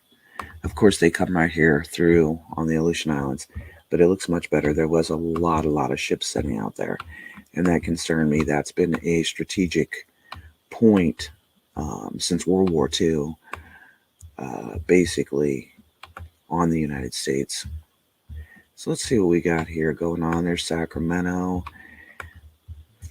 and let's zoom in on the port. No. So we have the Channel Islands over here. This is the Channel Islands National Park. This island right here is Catalina. And then right here is where I was stationed at when I was in the Navy in 1983. So I was like to peek in around the island. We got a couple USL GBB, Pacific Treasures. These are your cargo ships. So if you're missing something from Hyundai, it's sitting out there. They just got that a minute ago, but it actually shows where they're going and when they receive their position, because they're getting close to the coast there. Now this is the interesting thing. Let's close into that port. See, people don't realize what a mess this is. Here's Catalina Island, and down here is San Clemente Island. There's a difference between San Clemente, California and San Clemente Island. But you can see here, the port is definitely in trouble, definitely a mess. That's a lot of ships. Let me see here. Yeah, these are all cargo ships. Destination, LAX. Well, no kidding. Okay, let me pull up our live footage. And let me tell you who's. Here we go. So he sent me two different ones. I haven't shared them yet. October 26th, and one of them is okay. There we go. Now we can go. It's Patriot 2. He's out of the Long Beach, California area, and he was kind enough to reach out to me, and he is our new on the ground out in Cali, reporting different things to us, and we highly appreciate him very, very much. So here I'm going to share that. Stop that one. Whoops. Sorry, y'all. It's early in the morning. Now I'm going to share this. Let's see. So here's what. It's 10:45 on a Tuesday. I think there's maybe one train with it.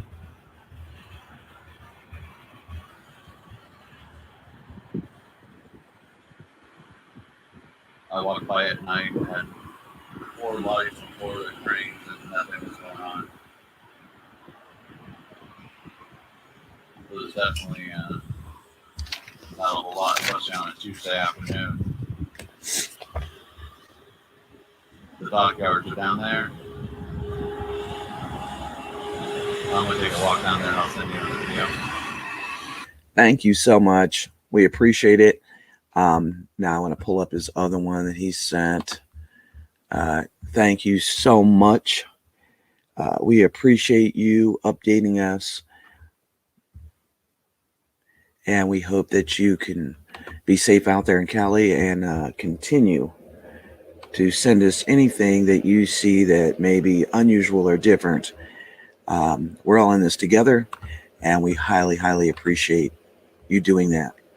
Now we have one more. I think this is the first one. Let me see here. Nope. Give me a second, folks.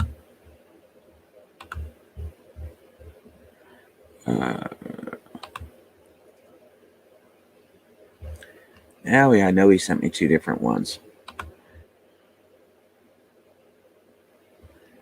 Yeah, it's the same one. Let me see.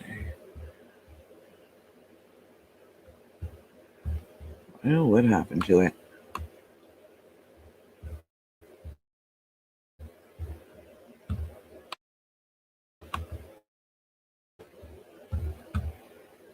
I just and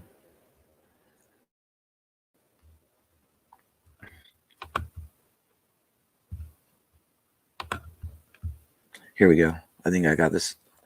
No, it looks like the same one. Well, maybe we will have to save the other one for a later time, but you can see what he showed us. And what's very interesting to me is I'm going to pull this up one more time, and I want you to watch this. What's interesting is, and I totally agree with them, why on a Tuesday morning, why?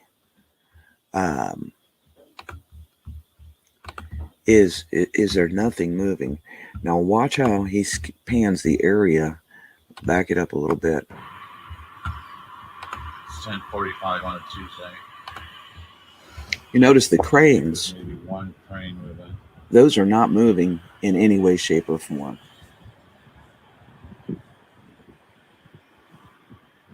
I walked by at night, had 4 lights on 4 of the cranes, and nothing was going on.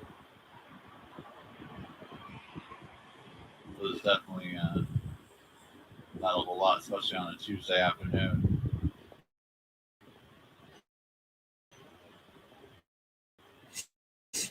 The dockyards are down there.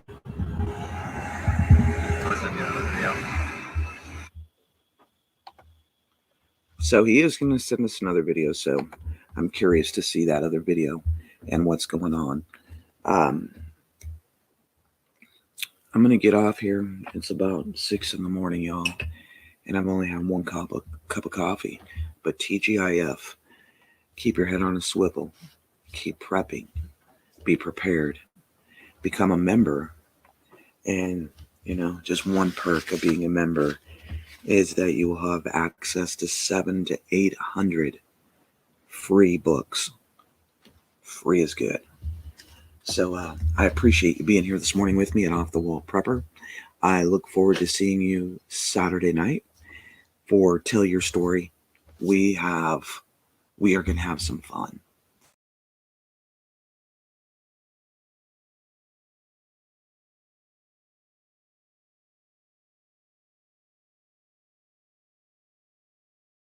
History about Paracord. Paracord, aka parachute cord, also known as 550. When referring to Type 3 paracord, it's a lightweight nylon rope, originally used in the suspension lines of parachutes. The cord's now used as a general purpose utility cord. It's really versatile. It was also used actually by astronauts around during the 82nd Space Shuttle mission to repair the Hubble Space Telescope. The braided sheath is usually made up to 32 woven strands inside of it. It's relatively smooth texture, and inside of it, once you pull it out, you can actually see the threads. And with the back screen, I'm not sure if you can or not, but you can actually see the threads of the paracord. The paracord, the inside of it can be used for a lot of different things, from fishing line to you can actually even use this for a suture in case you would get injured and not have that available to you. There's some pretty cool things about paracord and about the history of paracord. One is it's been used a lot for the military. That's really where it got its start, is from the military. It's made out of polyester, and most of it has polyester in it. The really cool thing is that you can actually carry a fire with this. So you could start a fire and carry it from one spot to the other. You also could use it as a emergency device to get someone out of a bad situation by actually, like if they broke their leg, you could make a body, I guess you'd call it a sling. But it was first used as suspension line in parachutes. When paratroopers hit the ground, they found a multitude of uses for it. And it's been a popular, very popular cordage since then. Outdoorsmen, survivalists, preppers, everybody wants to use paracord. And there's some things that you might not know. You can break it down really, really easily. So if you needed to just use a small piece of it to get a fire started, you could do that. You could just cut it, boom. And most ropes, when you take them apart, it can be difficult and it can be timely. Paracord, it's a lot easier. It provides an extreme amount of cordage. On a paracord bracelet itself, each inch equals 1 foot of paracord. So that's huge. 1 inch of paracord bracelet wrapped around your wrist is 1 foot. And for instance, if you have 7 inner yarns inside 550, by adding the sheath, there's a total of 8 individual lengths of cordage. So you actually have the inside that you could use too. The other cool thing that you probably noticed in the intro is that paracord won't rot. It's made from nylon, which is 100% synthetic material. Cordage isn't always put away right after you use it. Sometimes, like you leave it outdoors, you leave your rope setting up against the tool shed, and you come back and it's rotted and it's mildewy. With paracord, that doesn't happen. Also, paracord won't freeze. Paracord can change in climates and it still will not freeze. You really, a lot of cordages can literally freeze rock solid in cold temperatures, especially. Paracord may become a bit stiff, but it will retain a lot more flexibility than other types of cordage. The really cool thing that I like, because y'all know I'm a pyro, not really, but I like things that can provide you fire. Paracord can hold a flame. So when it's near a heat source, it'll begin to melt. And if the heat source is hot enough, paracord can actually hold a flame very, very well. So this is a couple different ways that you could, use it to for your fuel in your lighters getting low, or you need to transfer a flame to another source, you could use a piece of paracord. And one really absolutely awesome thing, and go out and try it, paracord can tow a vehicle. It's pretty strong stuff, especially when you consider how small it is. The most common type is type 3, which is referred to as 550, and it's called type 3 because it can bear a load of up to 550 pounds.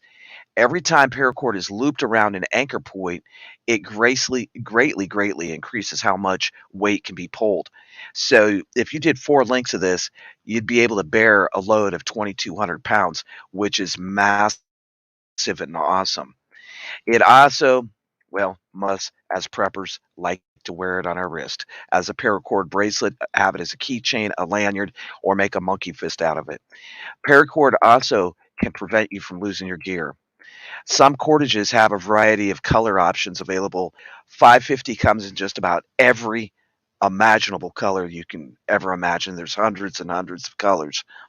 So that way, like this neon bright orange is an awesome thing to have with you because it's going to stand out on the trail.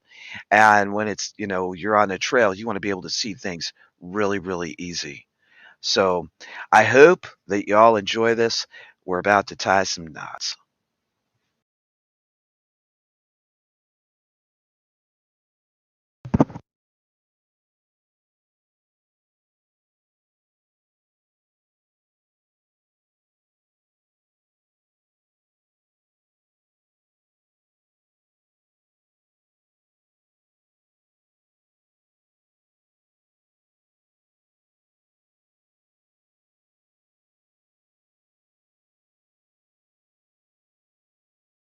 Do it if you really don't wanna dance by standing on the wall.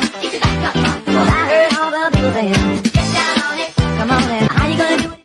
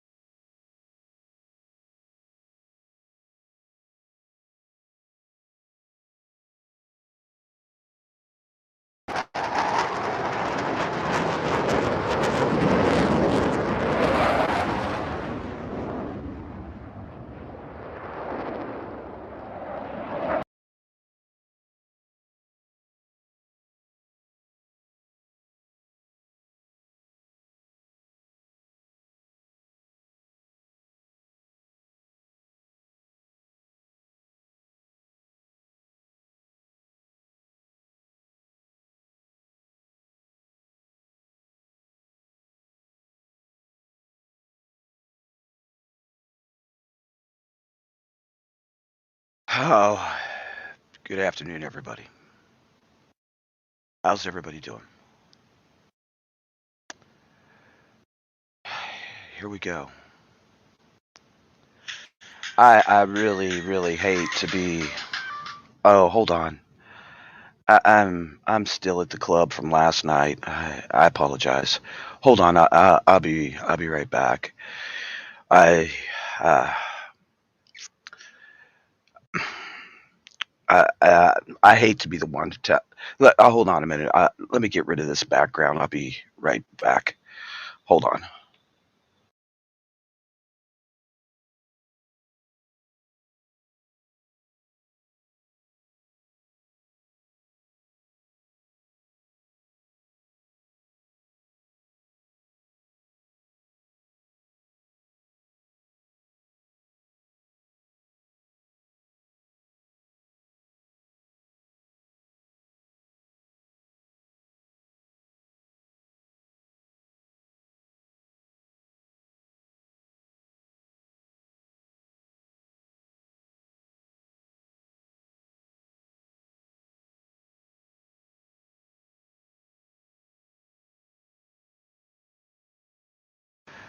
All right. Okay.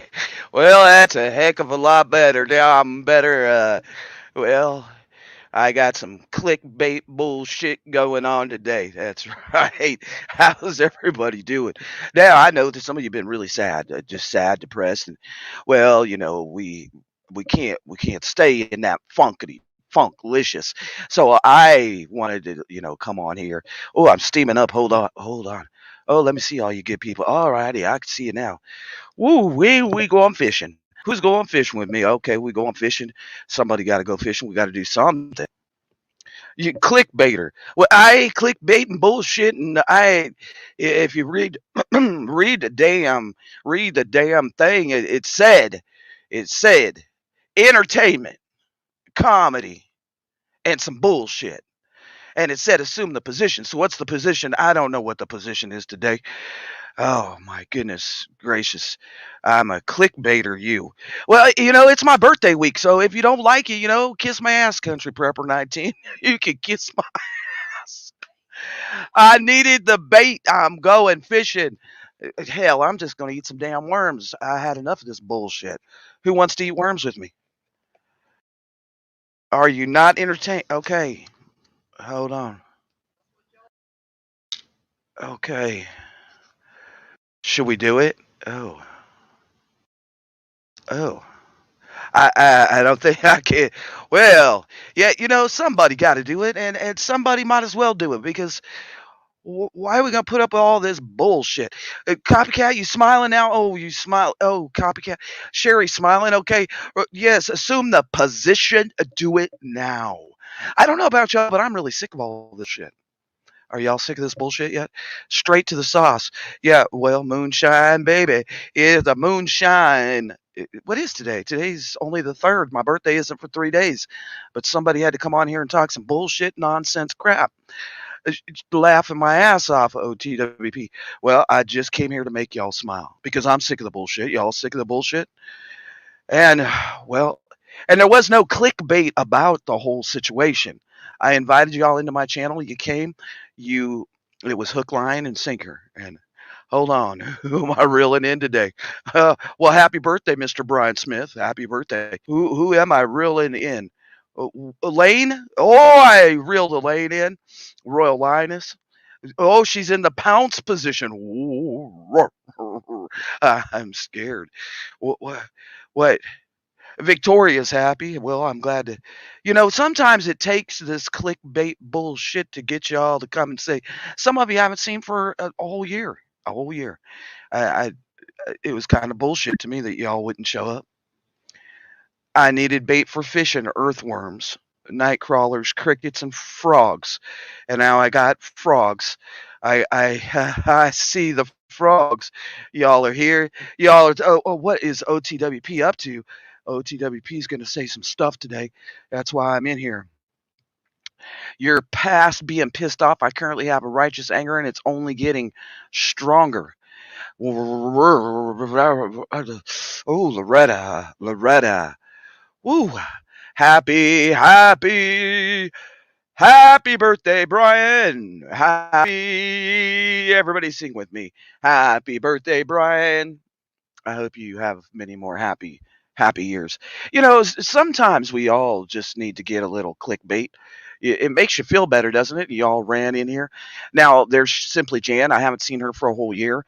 Thanks for stopping by at my greeter. Carol, Sherry, Puddle of Souls, Victoria, Remaining Remnant, Elaine, and Dragonflies. Hello. Okay, thank you, Simply Jan. You a hole.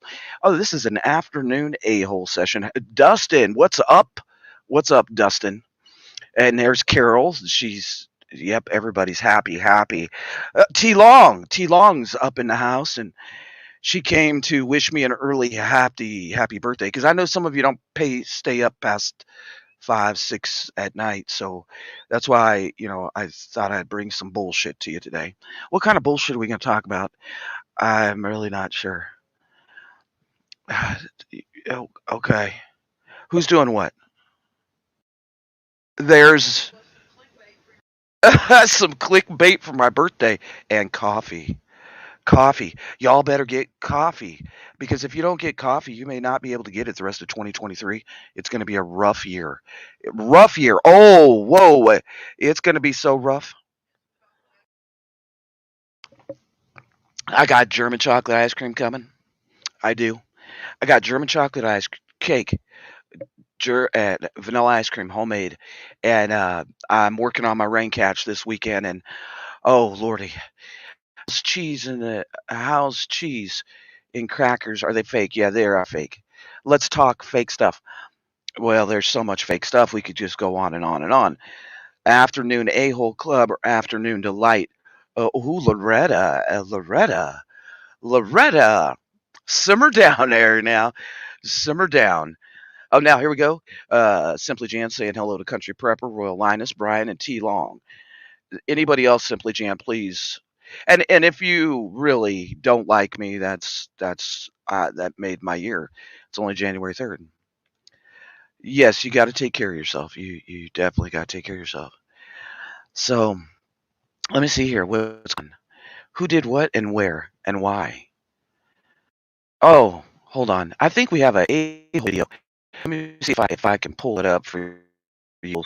I think we might as well get into a little a-hole happiness here. Who feels like an a-hole today? Are you feeling it? Or do you feel like being an a-hole? Are you an a-hole is the big question. Are you? If you're an a, please put a 1 in the chat right now because I want to make sure that I'm showing this to the right crowd. Well, hold on. Maybe I can't even find the dang thing. Things get lost in the YouTube world. I heard my name and I didn't do it. Just saying. Okay, well, you're kind of an a-hole. I was going to do this a-hole stream, oh gosh, a month ago, right? So now I just have to make another video. Well, they didn't like the video that I made for y'all, and so they took down my a-hole video, gave me a strike me on my, well, they did something.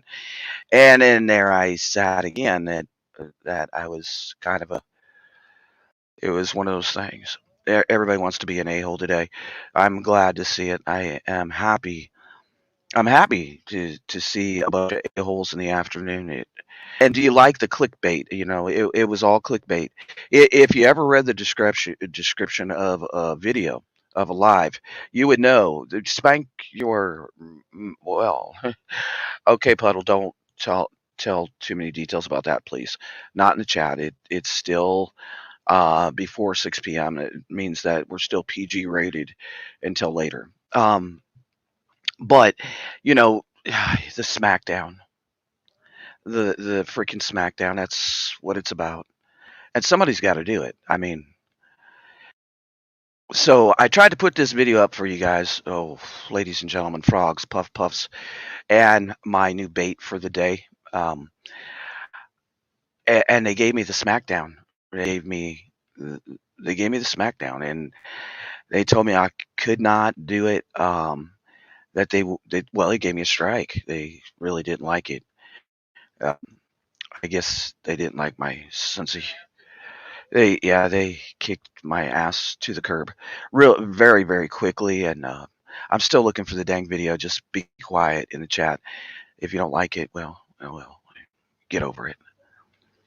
Yeah, I mean, this is so long ago that I did this video. That's why I owe y'all the decency to make another a-hole video for Friday night for my birthday, because the clickbait was fabulous. Thank you. I'm like, want to see me do it again? Yeah, go ahead and get it out, let it out. Puddle, don't hold back. That's bad for your health. That's the last thing we want. This video is so dang old. My gosh, I know it's here. Oh, Lordy, I wasn't planning on showing this video to you till Friday night. What's up? Well, Brandy, you just got. Yeah, it's from last year. It's outdated beyond max. And Brandy, you just got clickbaited, and we're glad that you're here. But welcome, Lenora. You just got clickbaited too. Welcome to the clickbait show. I needed some clickbait. I needed to up my views because, well, what's been going on, and they don't like me here on YouTube, and so I felt like I needed to do some clickbait to say hi to y'all. Yeah, I am good, Elaine. I already went fishing. Y'all are here. You're the clickbait. Um, well, look at that. I can't seem to find the a-hole videos. Watchmen, clickbait. Yeah, yeah, clickbait. Yep, it's clickbait, and well, it's not really clickbait because I have bait above my head, so it's not clickbait. It's just I wouldn't see. I have the bait right here too, Watchmen. I would never fully clickbait anybody, so we have the bait. We're gonna talk a little. We're gonna. Yes, you're the bait. You are the bait. Uh, oh, oh, hold on. Oh, but we do have to just let it rip and assume the position. Just let it rip.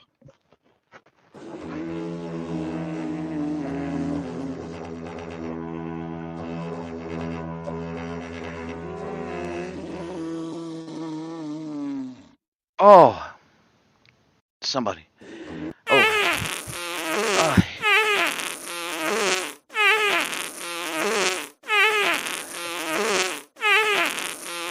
Oh. Oh, Lordy. Oh. Oh. Oh. Whoa. Juicy. Let her rip. Oh. Oh. Gosh. Dang. Son of a. Ooh. My freaking stomach hurts. The shit just hit the fan. It's everywhere. Oh. Oh.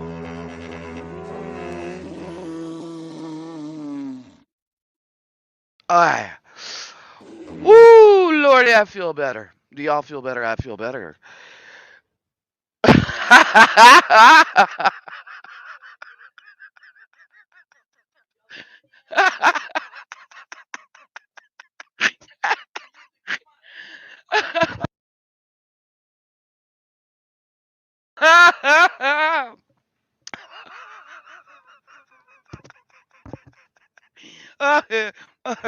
Oh, oh God. Oh. Do y'all feel better? Yeah. Now.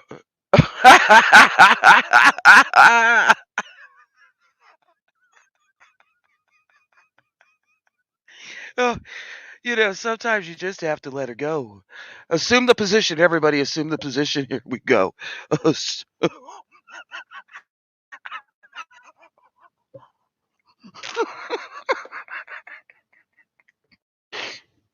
Oh, I almost spit my cough. Ooh, Hooga, you just got reeled into the bait show. Click. It smells like.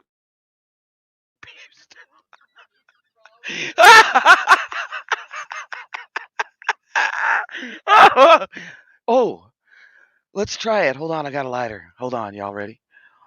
I got a lighter. I got a lighter. This could be dangerous. Okay, here we go. Here we go. Ooh. Whoa, whoa, shoot. Ah, yo, whoa, baby.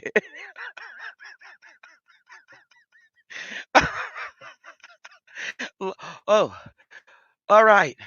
We will. Woo, Lord. Light it. Hold on. Oh, everybody hit the thumbs up, thumbs down. Assume the position. Here we go. Oh. Ow.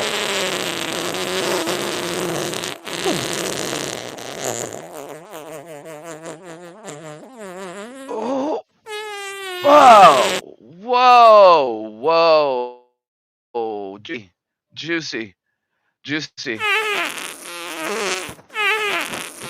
Oh, yes. Ah. Woo. Somebody had to do it. Somebody please send shorts. Just go with the. That was some what shit? Some hot shit and some bullshit and some cool shit. Some fish shit. Whoa. That's a lot of shit. Big old, big old pile. Kind of like reminds me of Washington. Uh oh. Simply Jan, you got a gift for me. Oh no, you're paddling. Paddle harder, faster, quicker. Let's go. Oh, hold on. Breathe in. Whew. Breathe out.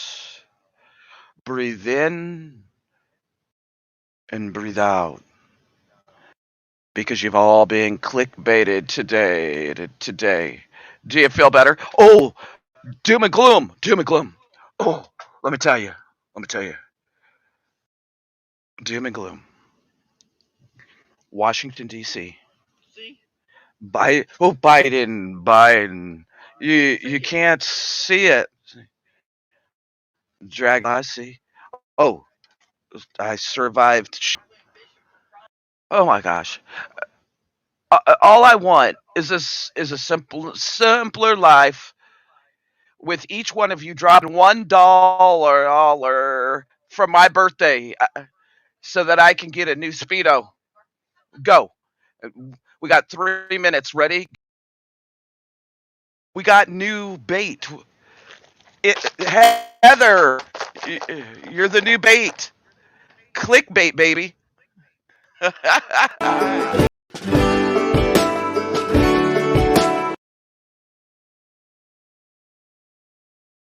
Oh, my hat's crooked and what's going? Okay. All right, let's go fishing. Any new bait people in here? Thank you for the super chats, the stickers, because at least y'all gave me $1 because YouTube won't give me $1. Thank you, Brandy. Thank you, everyone, for the super chats, the stickers, and the support and the laughs. Catch and release. No, no, we're baiting this shit in.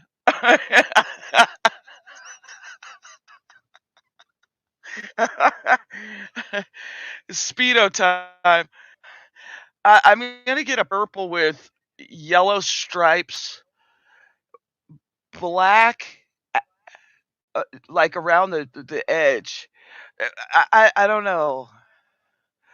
Maybe royal blue with orange. That way, Mrs. Mertz can see it. Polka dots. You're a bait person. Well, you got baited today, so I hope you feel better. I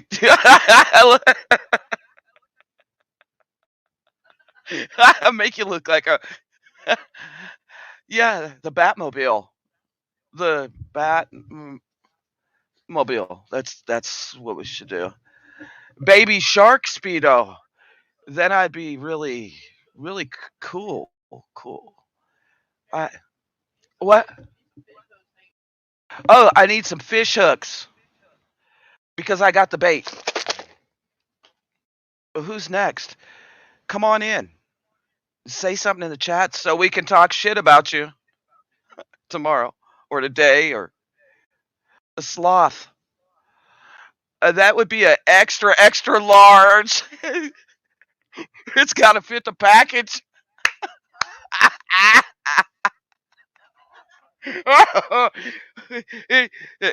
Extra large. It's not for the gut, it's for the package.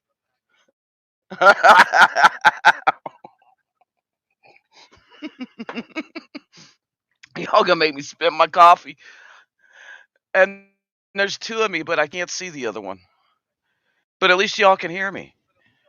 I don't know how this weird shit keeps happening. Maybe it's because I'm off the wall. Big fish in a little pond.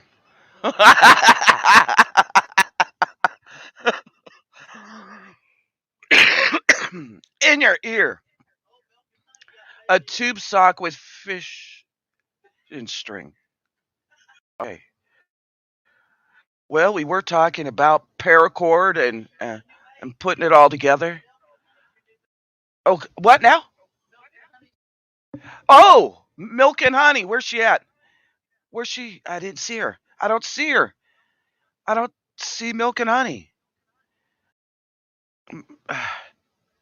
Where's milk and honey at?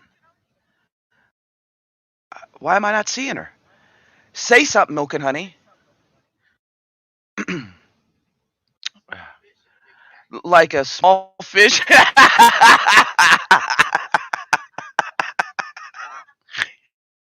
Why did I not see milk and honey? I don't see her. She's invisible. Shit. Oh, new clickbait. Clickbait. You got clickbaited, baby. Come on, you scared people and lurkers. You lurkers. You love the paracord videos. You're so welcome. They got one of them got 1.5 views. So I'm gonna continue to do them. A lot of people sick. What the hell is going on? What? Hey, Chuster, welcome. Oh, you just got clickbaited, baby.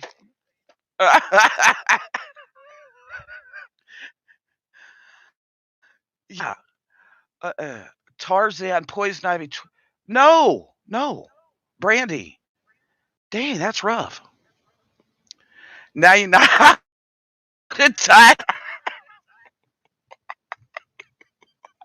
You started that shit, Puddle. Oh, Lordy.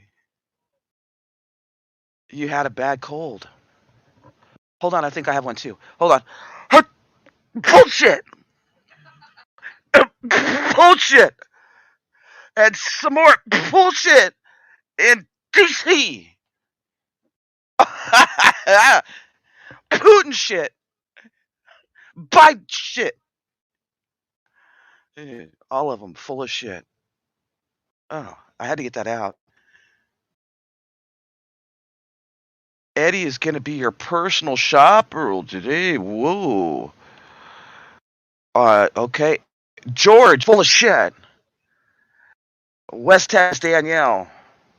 Oh, you just got clickbaited, baby. You had a. But you got rid of her. But did you have a good time? Yeah, yeah. Oh. Oh. Well, let's see. Hold on. I got a cola full of bullshit. Oh, another one came in. You guys got clickbaited, baby. Summer's clickbaited. That was some bullshit. Why do people clickbait people? Did you check your pine needle stat? I'm over the top on it. Over the top. Okay, who else is ready to come on in here? Quit being a lurker. Bring your scaredy little ass in here. We ain't scared of you. Come on in. Bring it. Bring it. Who's scared? I ain't scared. Oh shit! What the hell was that? It's some more bullshit.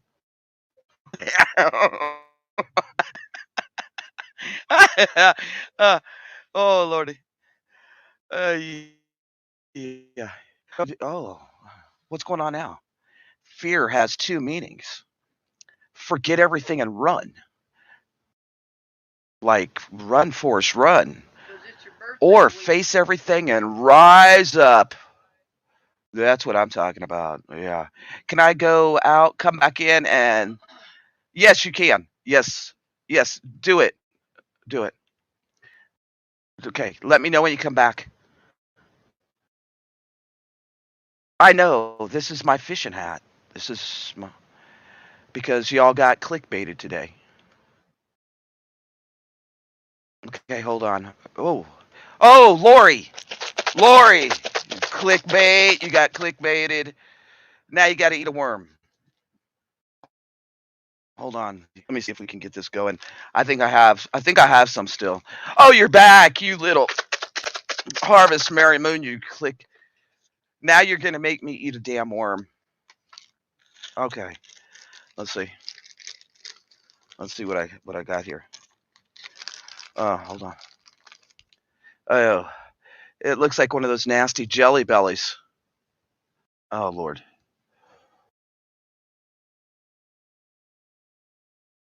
Oh, what is this? Not like I already don't have an upset stomach. Oh no. Not again. Oh man. Oh. That's sick. Ah, I feel sick. Slow.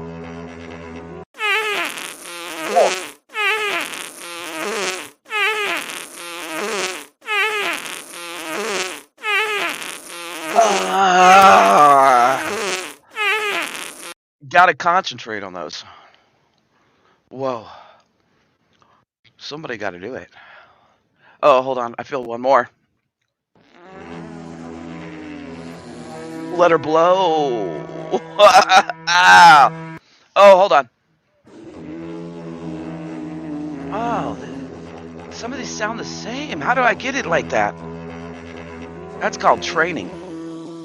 Juicy.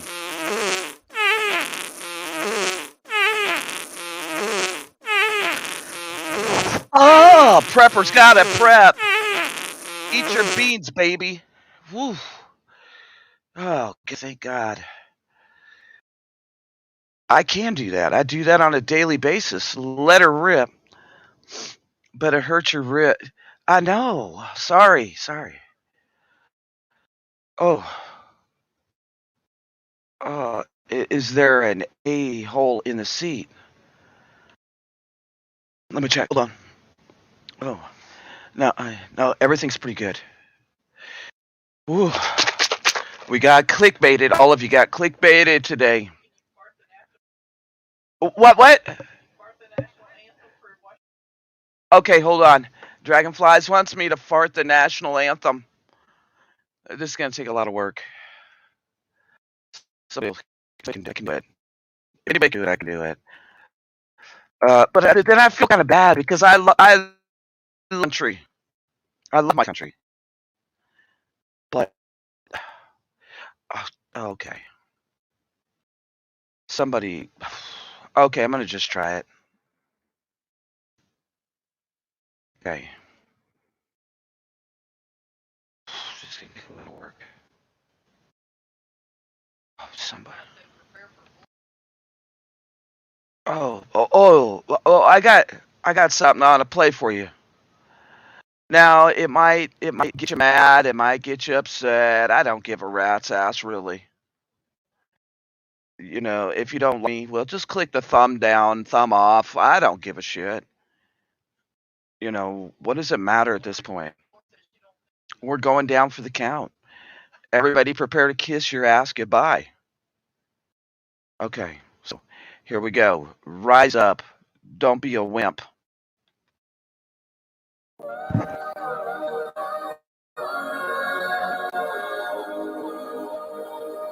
Looka boo!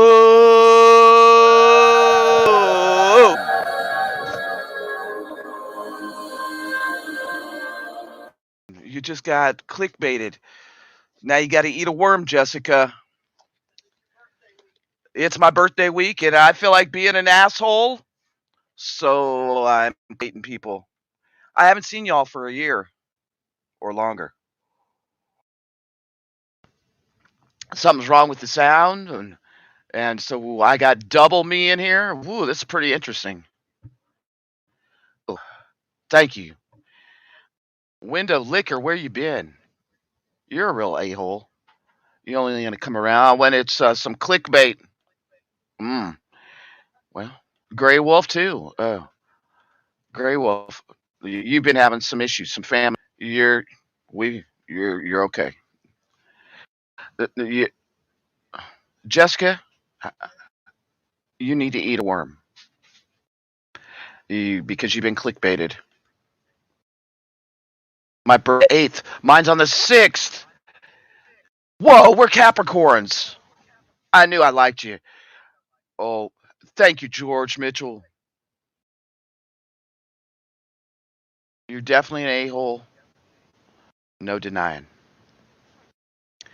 Okay, I'm going to try to bump this one out and see if y'all can still hear me. Can you hear me? I don't know. Can you hear me? Breaker 19. Any preppers in the house?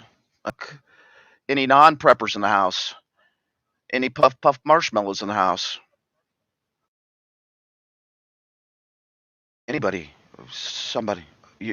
I got a puff. Simply Jan. Simply Jan is a puff. Okay, cool. Who else? My bad was slash. What? I don't get that one, but missed all you awesome folks. We missed you too. We did. You're a Gemini. Oh, that's scary. There's no damn homesteaders in the house. Simply Jan, knock it off. You can't even do some carrots. Puff marshmallow ass. Now I'm gonna go here and try to see if I can get out of one of these. I don't know it'll work. I don't know. I don't know what's gonna happen. Okay. Okay, leave that one. Can y'all still hear me? Nope. Can't hear me. But you can see me, but you can't hear me. This is so interesting. Okay, now I gotta go back in. Oh. Very, very interesting. Because y'all can't hear me. But then when I come in under this one, you can hear me, but you can't see me. This is so interesting. I don't know what's going on, but there's some going on in the YouTube world. Because now, yeah, you hear me, now you can hear me, now you can't hear me. I don't know what's going on. Oh, Dreaded Seeker's up in the house. Dreaded Seeker's up in the house. She just got clickbaited. Clickbait. Me. Everybody's dream.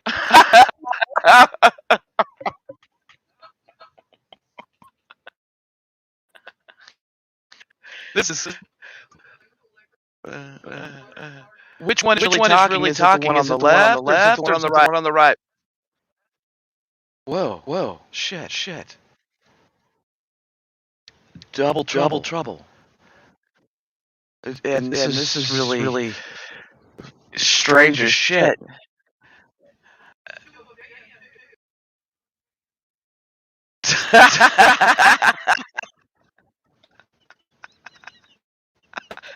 What is going on?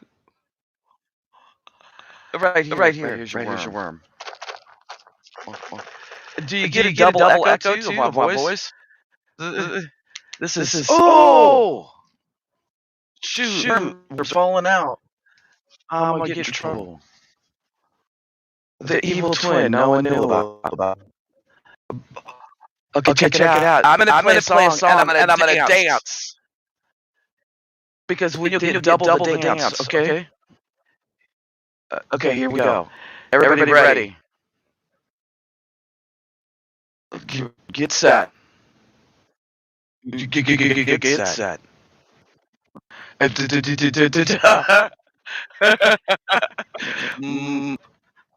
Marshmallows. Puffs. Yeah. This is crazy. I'm about to lose my mind in here. Ooh. Whoa. Whoa. Hey. Oh, sorry, Loretta. Birthday to me. You could sing it even. And then I hope, yeah, I love German chocolate cake. I do. I hope you all had a good afternoon. I hope you enjoyed this fun hour. And if don't get clickbaited anymore. Don't be the bait. Don't be the bait. Don't do it.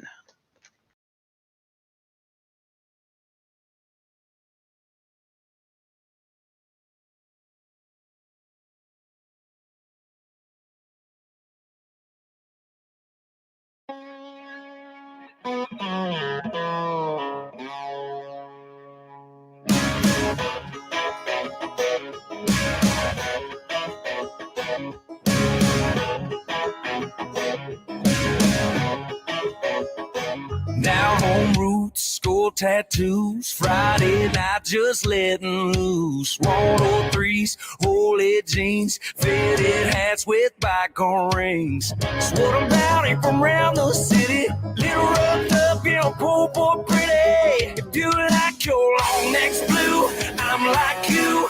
Raising hell, that's what we do. Cornbread fed, born and bred, rust our ass till our necks are red. And we stand for that flag, yeah. If you can't respect that, then you can kiss my ass. Rolled up smoke, fishing holes, country girls on old dirt roads, muddy grips, dips and lips, stand our ground, don't take no shit. It's what I'm bounty from around the city, little roughed up, you know, poor pretty. If you like your long necks blue, I'm like you, raising hell, that's what we do. Cornbread fed, born and bred, rust our ass till the necks are red. And we stand for that flag, yeah. If you can't respect that, then you can kiss my ass.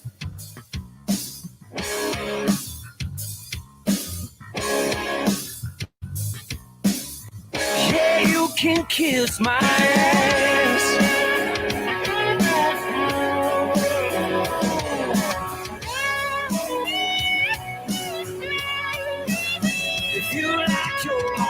Blue, I'm like you, raising hell, that's what we do. Cornbread fed, born and bred, bust our ass till the necks are red. And we stand for that flag, yeah. If you can't, oh yeah.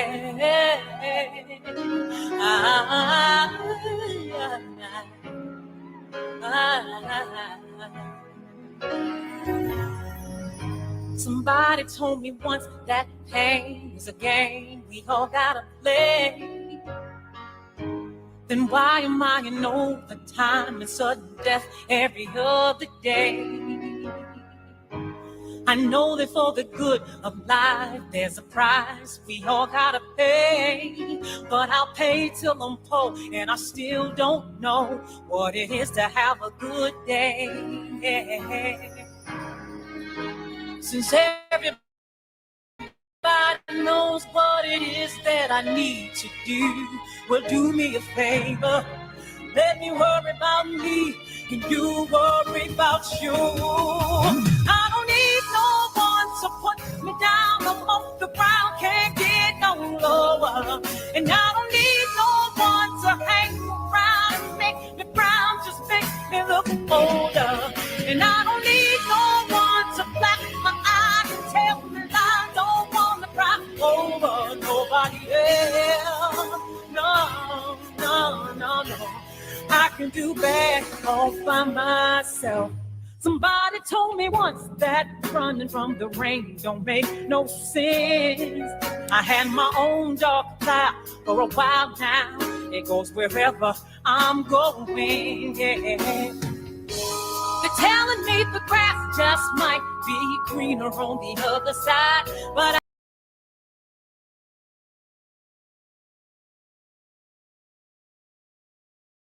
You have the power to dream again. You have the power to leave the baggage at the door. Because, folks, we lift ourselves by thought. If you want to enlarge your life, you must first enlarge your thought of it and yourself. Hold the ideal of yourself as long as you long to be always everywhere. Written by Orson Swett Marden in 1850 to 1924, the author and founder of Success Magazine.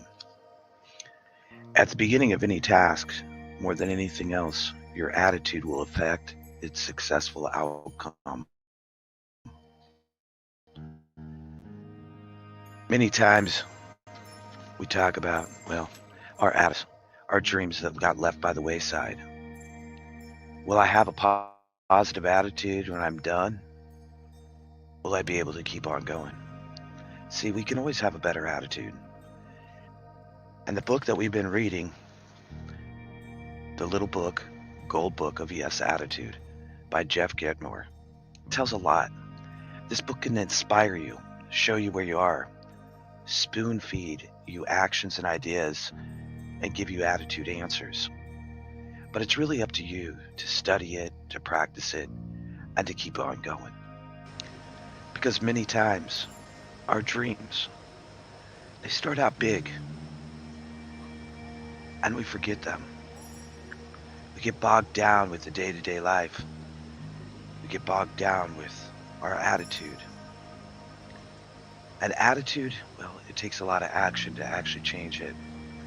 We have to have insight to our inside attitude. How positive, how important it is to have positive attitudes to success.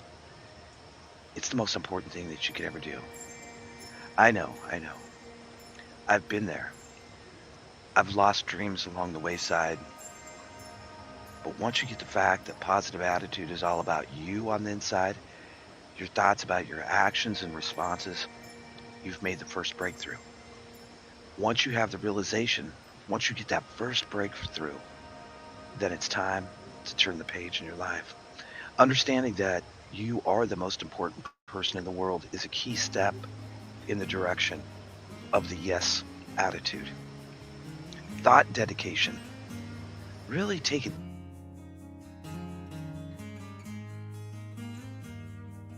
some time for you to walk along the beach or take a walk in the park.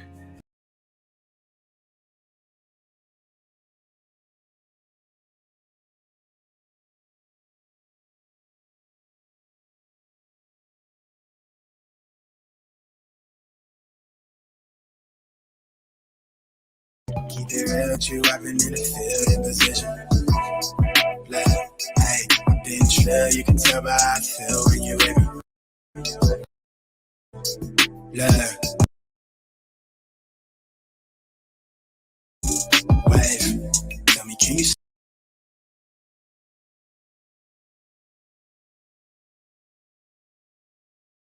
slide for a real one? Slide for me, slide. Can you slide for a real?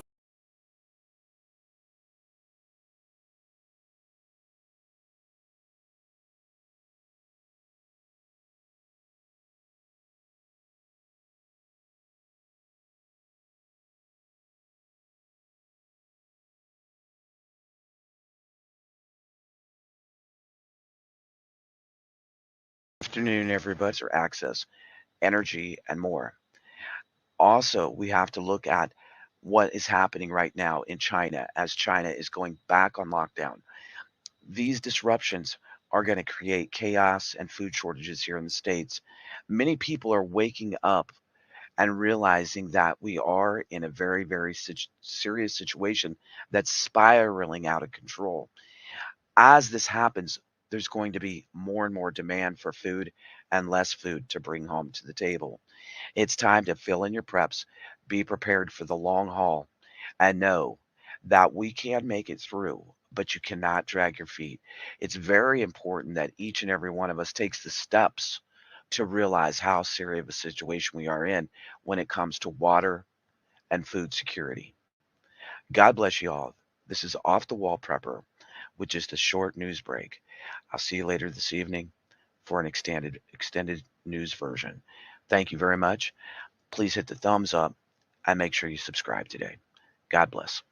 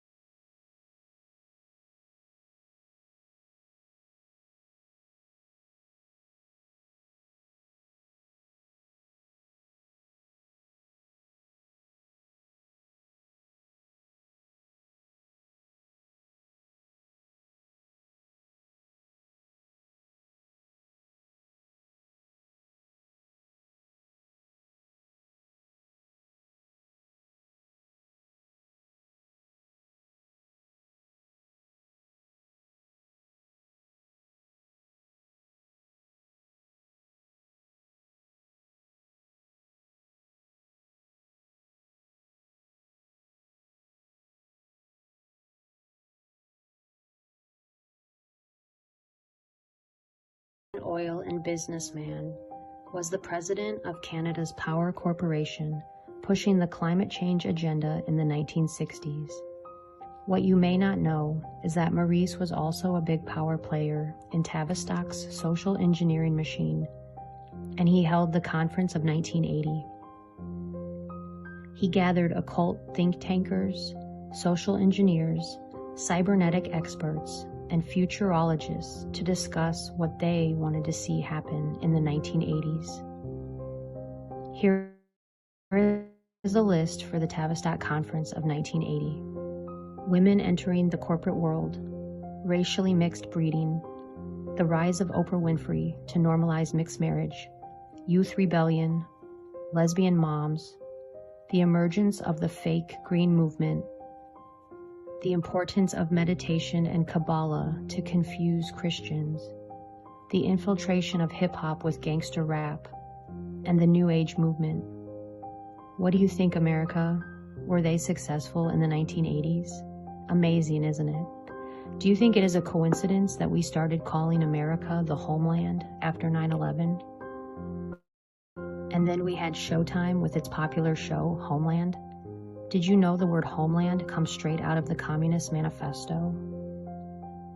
These social scientist wizards understand you better than you understand yourself. They can profile any audience to accept lies, and they know you won't even question it. Unless, of course, you have broken your programming. When we think of the word intelligence, we usually think Mossad, CIA, MI6, but we never think Tavistock. Did you know that the majority of CIA and MI6 operatives get their training at Tavistock? Here is a list of what they learn: metaphysics, mind control, behavior modification strategy, ESP, hypnotism, esoteric knowledge, Satanism, and Manichaean theology, which is understanding the duality of good and evil. So how did this happen? Let's go back to the beginning. Our Tavistock story begins in the late 1800s with Arthur Sharep Spiridovich, a white Russian loyalist who was anti-communist. He was a Russian general and claimed to be well-versed in international affairs and predicted huge world events. In 1902, he warned kings and dukes about future assassination attempts, and he was right. He also predicted the First World War due to his knowledge about the Hidden Hand, in which he called a secret group of 300 Jewish families controlling the world events. Spiridovich emigrated to New York and wrote the book Secret World Government. He was found dead in his hotel room in 1926 at the age of 59 from suicide. So who was this secret group of Jews? Spiridovich was talking about the Committee of 300. Walter Rathenau, a German politician, once said, 300 men, all of whom know one another, guide the economic destinies of the continent and seek their successors from within their own environment. Dr. John Coleman was a British intelligence officer who gained access to a private British museum in London. It was here that Coleman discovered the highly classified documents of Tavistock. It angered him so much he spent 5 years reading and deciphering them, and wrote the book, The Tavistock Institution of Human Relations. Tavistock was secretly started in 1913 and was funded by the British monarchy, the Milner Group, the Rockefellers, and the Rothschilds. Tavistock's first purpose was to create propaganda to start a war between Britain and Germany. The motivation behind the war was inspired by Germany's rapid progress on surpassing Britain with economic power. Tavistock's second purpose was to infiltrate America by establishing a centralized bank, removing the gold standard, and the degradation of women and religion. This group's mission was to establish a complete breakdown of America's values to enslave us. To jumpstart the program, they hired Edward Bernays. Bernays was the nephew of Sigmund Freud and was the father of public relations. He wrote 3 books, Crystallizing Public Opinion, Propaganda, and The Engineering of Consent. Bernays believed people were so irrational, and he believed so strongly in crowd psychology, that he could convince masses of people to do almost anything. Edward Bernays was a Tavistock coach and advisor to President Woodrow Wilson. Wilson ran and won the presidency on the promise that he would keep America out of war. But with the infiltration of Bernays, he persuaded Congress to declare war on Germany and started the First World War.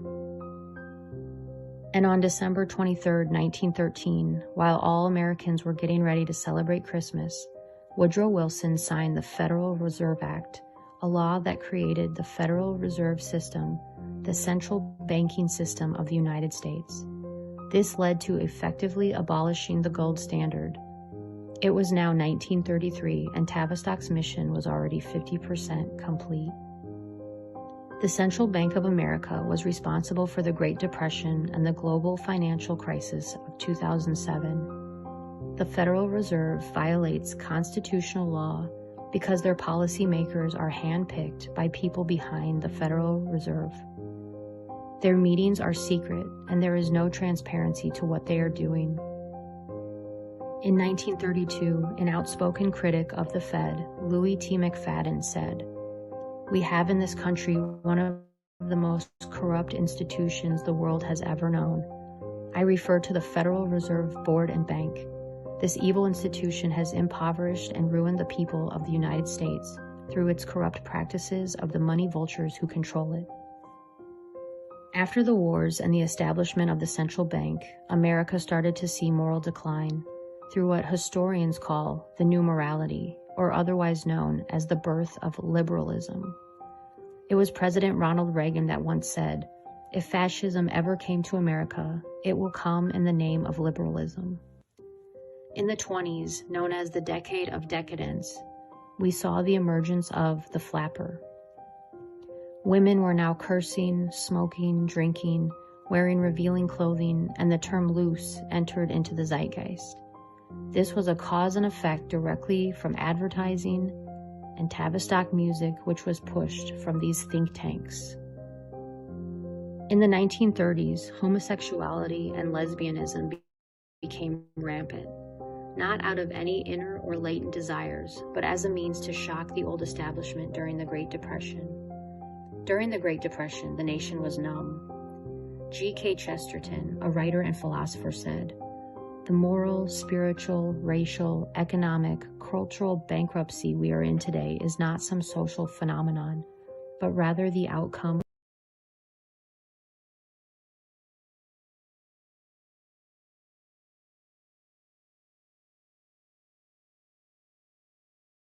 put it on this going on Telegram. Because, Lord, if I say this on YouTube, they'll freaking ban me for the life. Okay. So, I went into a medical center again today. They've never said nothing to me about a mask. Nothing. Now, my cousin in Alaska made me 2 masks if I absolutely had to wear them. But I know where they come from. I know who made them.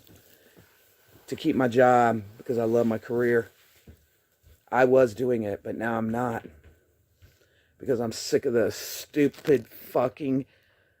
Excuse my French, y'all, but people are absolutely fucking stupid. It's not French, that's proper English. It's not French. It's proper English, Dragonfly said. So I go into this medical center today. And she said, you have to wear this one. So wear what? That one. Why I got to wear that one? I look around the waiting room. And everybody is now wearing a yellow mask. That's not individually wrapped. And it's not individually wrapped. They're in a damn box. Everybody's grubby, nasty hands. And she said because people don't know how to properly dispose of or wear PPE. Okay, we're 2 fucking years into this. Are you a fucking idiot? Excuse me, y'all. But what about all the masks that are outside on the ground? What about all the masks people have been wearing for 2 years and no one said shit? Now all of a sudden, they said it got handed down from the CDC that you have to wear this yellow particular mask. Why yellow? And she said, we've been wearing yellow. And I said, I I told her, I said, no, you have not. Y'all have been wearing every kind of mask in the world. Y'all been wearing whatever. And I've seen you. When I walk around the corner, you put your mask on. But as soon as no customer or client or vendor is around you, your mask is off. She didn't like it. The stupidity is deep. Because now, if you're a blue masker or a personal masker, you're wrong because you got to wear a yellow mask. Because the CDC says you have to wear a yellow mask. So I say take a yellow mask, bring it home, put it in the washer, and then I ain't wearing their damn mask. I'm over their stupidity. Put it in the washer and then take it back to her. Say, oh, there, I washed it first, and now it's properly clean. Yeah, that was her big thing, is that people don't know how to clean their PPE. You're not supposed to clean PPE. I worked in a pharmaceutical plant. You throw the shit away. It's called disposable. Exactly. It's like a disposable diaper. This is the most stupid bullshit that I've ever seen. And the plot just keeps getting thicker. Where did common sense go? Why weren't we doing this in the first damn place? Why all of a sudden do we have enough masks that everybody can wear a yellow happy mask?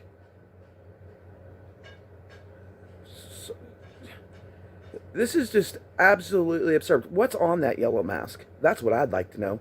Why is the CDC saying you have to wear a yellow mask? I'm not going to comply. You can kiss my ass. This is the stupidest shit I ever seen. I just talked to a lady. Her son snuck out and got the vaccine.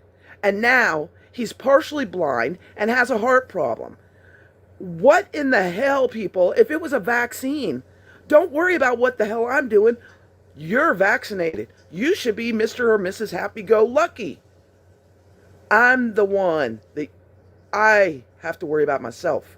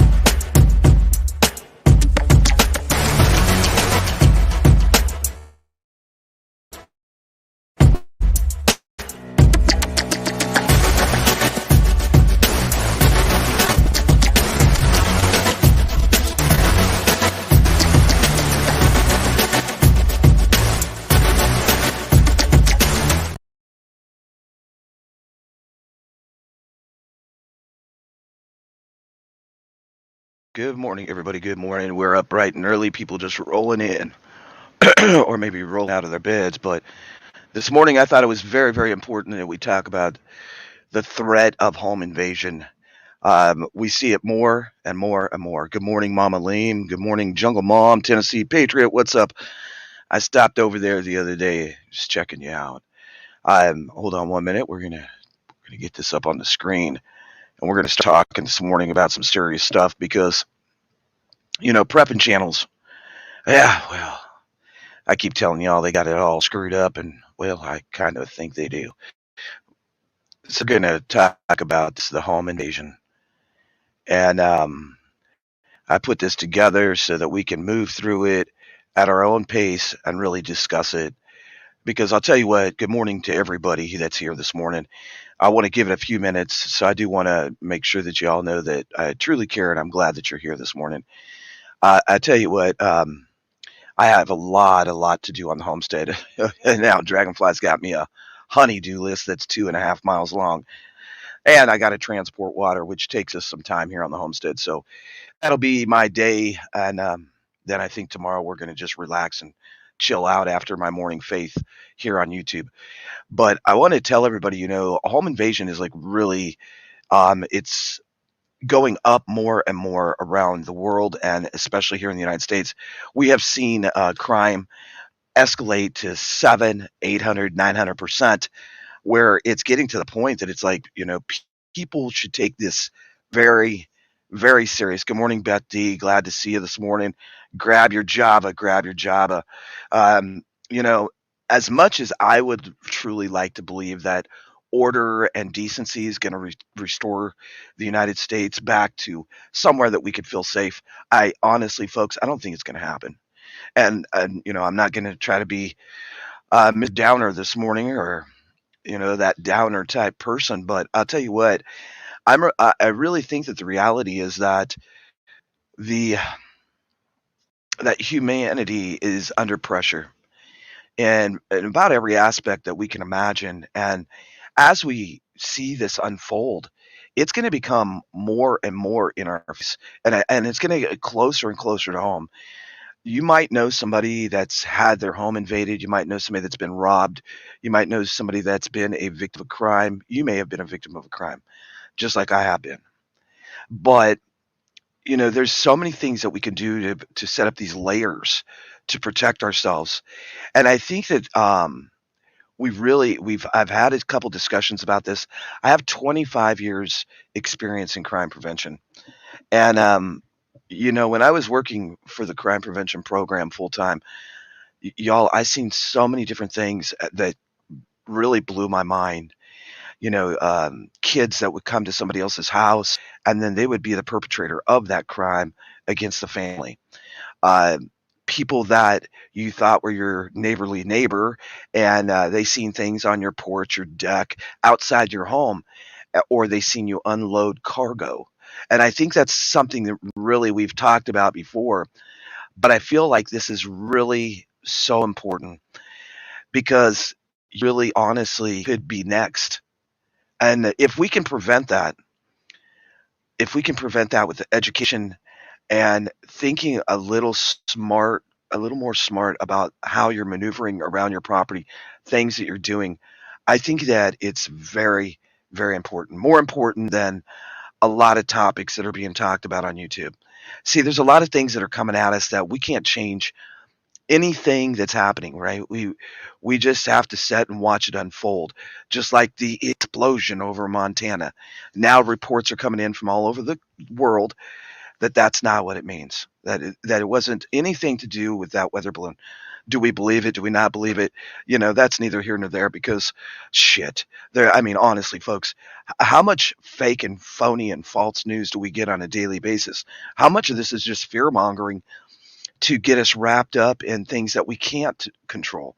But what we can control, what we can honestly control, is our own homes. How we set up those layers, things that we do to prevent these types of situations from happening to each and every one of us. Good morning, Tamara. Good morning, Dave. What's up, man? What's up, Dave? Good morning to everybody. If I missed your name in the chat, I apologize. Good morning, Amanda Mo. But A home invasion, honestly, folks, we all could have this threat right at our front door or inside our home. And that's why I really want to talk about this topic in detail. I have the the knowledge, I have the expertise. I really do because I've yeah, lick the like button. Thank you, hillbilly. Lick it and click it and put that thumbs up or the thumbs down. Thank you. Um, a thief enters a home every 30 seconds in the United States, folks. 30 seconds. And roughly two robberies each minute and over 3,000 burglaries every freaking day. Now, I think honestly, we're going to see these numbers escalate more and more and more, right?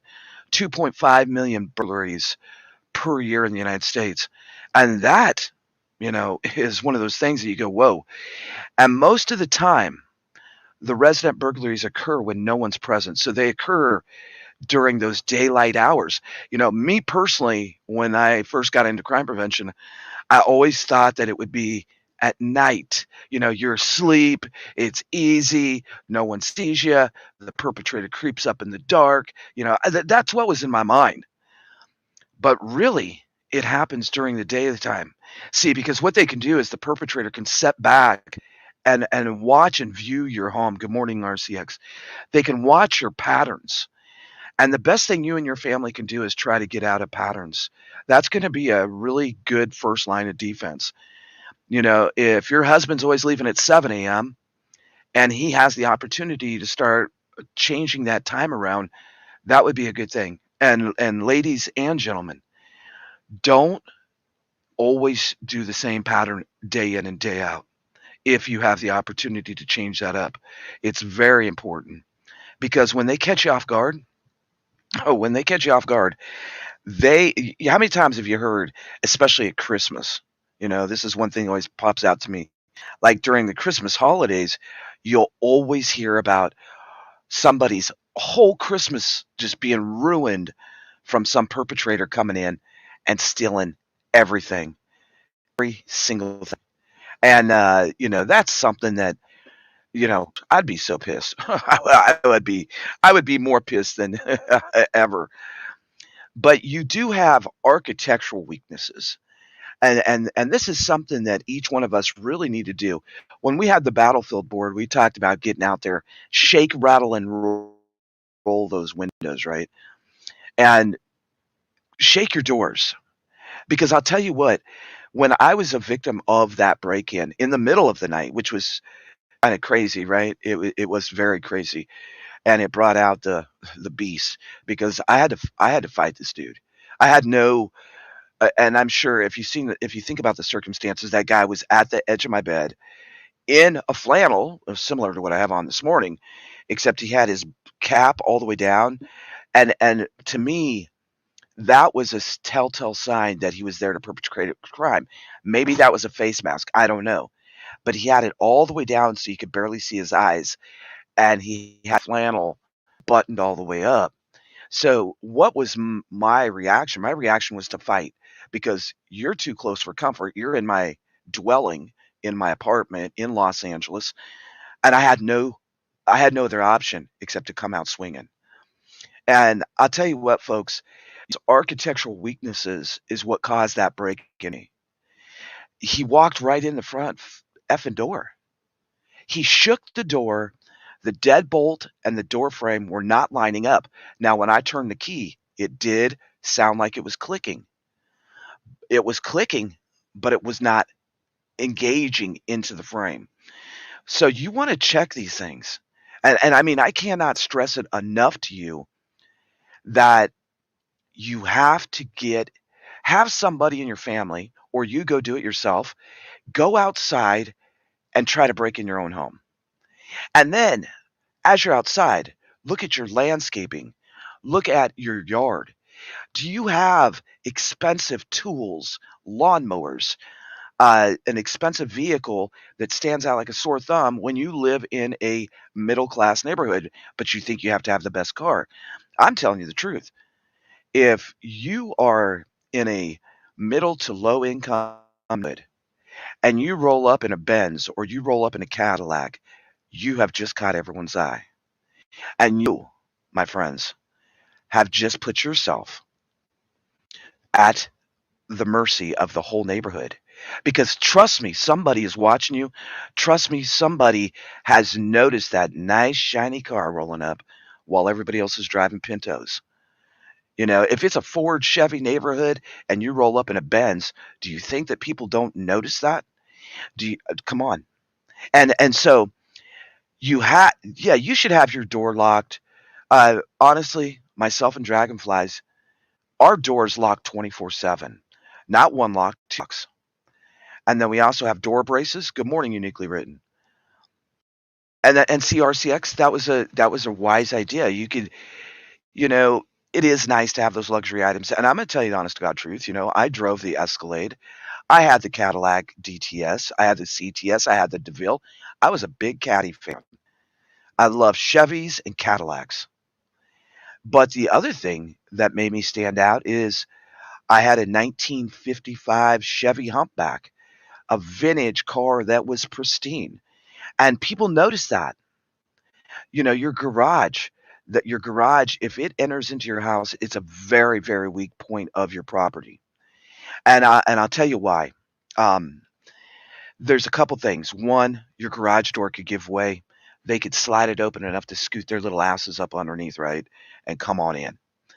The other thing, well, it is what it is, hillbilly. I mean, what were you supposed to do? Say, "Oh yeah, come in and hurt my family. Come in and hurt me." There's a point where you have no options of escape, prevention, or anything. It's in your face, and I hope to God that it doesn't happen to you, because I'll tell you what, hillbilly. I'm sure you agree with this. I don't care if you're a man or a woman. Once that situation happens, it changes your whole perspective about security. It changes your whole perspective about getting too comfy umphy in your home, because the garage is a very, very weak point. Most of us know that the garage doors, uh, they can be jarred up a little bit.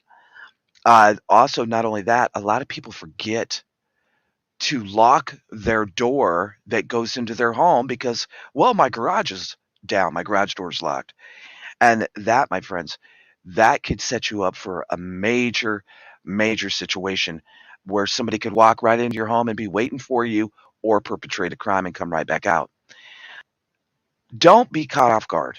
And the thing is, you know which videos. Anyway, answer that question. I'll look for it. You should. The threat escalation is not to be caught off guard, and there's things that we can do individually to make sure that we're not caught off guard. The ultimate solution is designing for security from the ground up. From the ground up. And, if you're a single woman or man, another great prevention tip, myself, Roaming Prepper, FSP, and Texas Red Lake talked about this on the battlefield board, is stick a dog bowl out in your front yard. Stick a beware a dog sign, even if you don't have a dog. Put a big pair of boots by the front door or the back door. Um, Go around your house, cut the shrubbery back, make the shrubbery low enough that somebody couldn't be hiding in there. And, visibility, using your eyes is so important, folks, because you could get caught off guard. One thing we've done here out in the Ozarks, and everybody's like, well, you're in the Ozarks, you should be comfy. Um, oh yeah, I'll put a whole list of them together because I'm going to do a pretty good series this month on home safety, safety tips and things like that. I really think it's important. I'll do that, Puddle. One thing that I think that is really, really important though is, taking the time to look at your house that you're the criminal and you're trying to break into it. Here in the Ozarks, a lot of people say, well, you're comfy. You don't have neighbors close. You see, you got to flip that around. You got to flip that around. Me and Dragon are on our own. It would take, honestly, folks, when we almost had the flute fire out here in the cabin, it took them 30 about 30 minutes to even figure out where we live, right? We are not, we're not really on the 911 address information lookup like other places. They literally called me on the phone, the fireman, saying, "Where are you?" And I was like, come to this, go up the hill, keep coming until you see the green cattle gate. Come on. We got a situation. That's when I realized that me and Dragonflies, we are the team. We have to be our team. We have to be together. We have to be on the same page. We have to think outside the box and off the wall to get shit done. Or because if we're with the fire department and the fire starts, this little cabin's done. If someone perpetrates, good morning, Jessica. If somebody shows up at our front door and we don't know who they are and they want to perpetrate a crime, do you know how long it would probably take for a sheriff to get out here? And see, people have a false sense of security, and it's sad. I mean, I had to have an in-depth conversation with my mom about this. My mom's in a small rural area in Nebraska, southeast Nebraska. It's not even considered a town, it's considered a village. And she was still leaving her door unlocked. She was leaving her front door unlocked, her back door unlocked, the keys in the ignition. I was like, "Oh, Lordy," and I had just moved back from Dallas, Texas. And I was like, "Mom," this is when I got the little farm, right? I said, "Mom, my gosh, you're setting yourself up for something to happen." "Oh, no, nothing much happens around here," until it does. You get my point? Nothing happens around here until it does. That, and that's, I think, the misinterpretation of I'm safe. I'm safe. I'm not saying be paranoid, but, they lurking. They are watching. And I don't care what neighborhood you live in. I don't care what part of the country. I don't care if it's a red state, a blue state. That doesn't matter because they are watching you. So it's very important to start from the ground up and work around your home if you have those tools laying out. And I've done it myself. Honestly, I left my DeWalt saw out on my deck for 2 days, and I didn't even realize I left it out there. And it really actually freaked me out because it's a nice tool. And then on top of it, well, here, come look at this. Come get the tools. And then if they see DeWalt, they're thinking money. And so do I, right? So do I. But it's very important, you know, we think about these things and we set up these layers. And then the last thing is retreat, security. And I have notes here because I've written down so much about safety. Chain link fences are a great retreat security because, see, that gives you the perimeter around your property. So, chain link fence would be great. A fence with a gate would be great. Any type of fence with a gate would be great. Um, Many of us know that, temporary and permanent obstacles for retreat security are essential. They're essential. In a heavily wooded country, dropping those trees could become a great retreat security. What I mean by that is we live in the forest. So what I've done and what I've been doing is the trees that are about to fall or trees that have fallen close to our roads. And I get out of the Jeep and I pull them out of the road and I have a whole pile. Why did I keep the pile there? Because if there is a security breach in this country, and I'm talking a war, I'm talking boots on the ground, I'm talking something major where we have the total meltdown, I'm going to dump my roads. I'm going to make those roads as much as possible inaccessible or to look like they haven't been accessed in a very long time, right? Because that's retreat security. That gives me time to get into my property and it gives me time to keep them at bay as far away as possible. Yeah, and there's nothing wrong with that. Fake false signs, fake and false cameras, if you can't afford real deals, it is a nice addition to anybody's security. But mostly, getting those things away from your home. There's a lot of people that talk about sandbags, sandbag fillers. I've heard this for years and years. And I'm sorry, sandbags. I'm not going to go out there and just sandbag my driveway or what anything. Now, one thing that we do have that I'm going to keep is that I've built, and you might remember I did this video out in the forest, and I built a dome. Well, that round wood dome sets in the trees, and I could actually go in there, and it would be a great point to see most of our property. See, it would be a great point to see most of the property, but they couldn't see me. Also, remember this if you have a laser. If you have a laser, and you know what I'm talking about, uh, lasers can get you in trouble. Lasers can make you the target. They can flip the thing around on you very quick as a last resort. Lasers are awesome, yeah. It does. It could possibly scare the perpetrator, right? But it also allows them exactly where you're at. Exactly if you are going to have to do target practice, right? It would tell them exactly where you're at.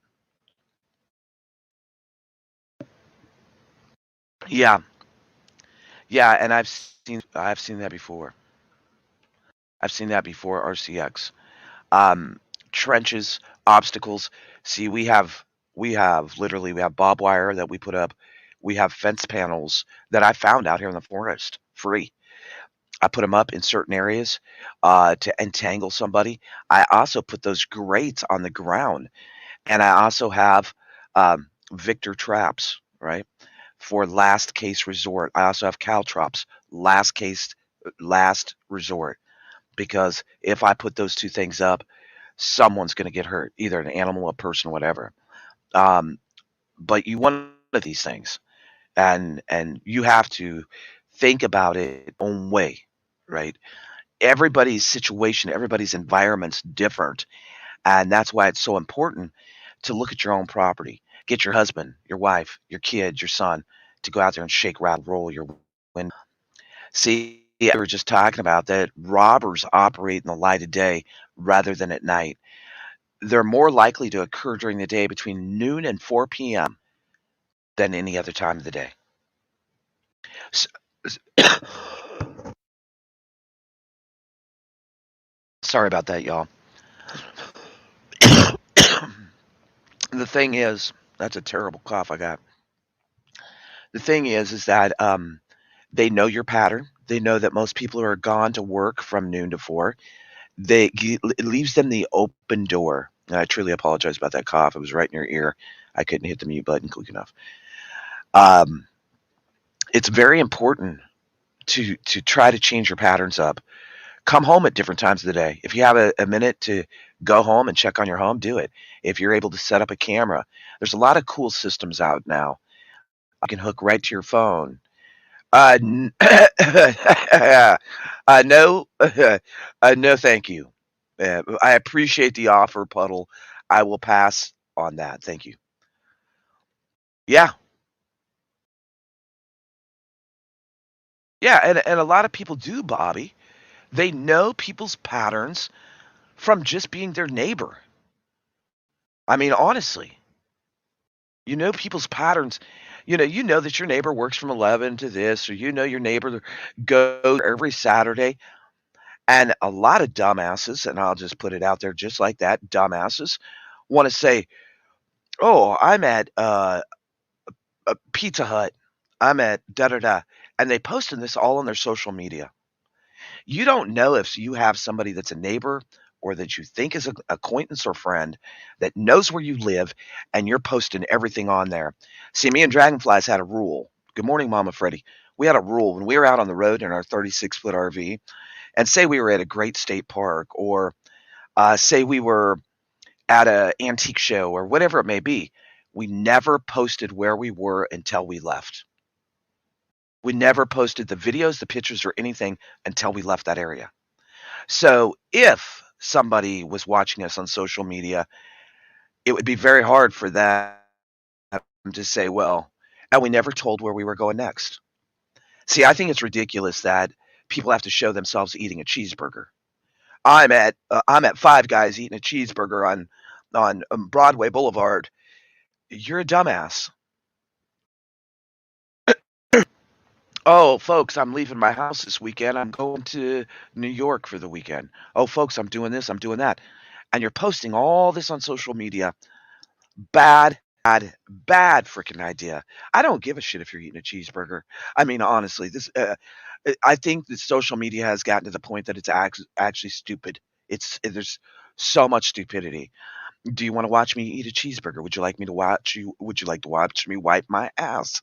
I mean, it's to the point it's ridiculous. Um, yeah, that's exactly what you're saying. Yep. Yep, good point. Very good points being brought up in the chat. But tips to stop that home invasion is so figuring out things that you can actually do. Not setting back, well, somebody's going to do it for me. Somebody's going to hold my hand. Somebody's going to. No, that's a problem in the United States. Um, my brother saved his neighbor's life.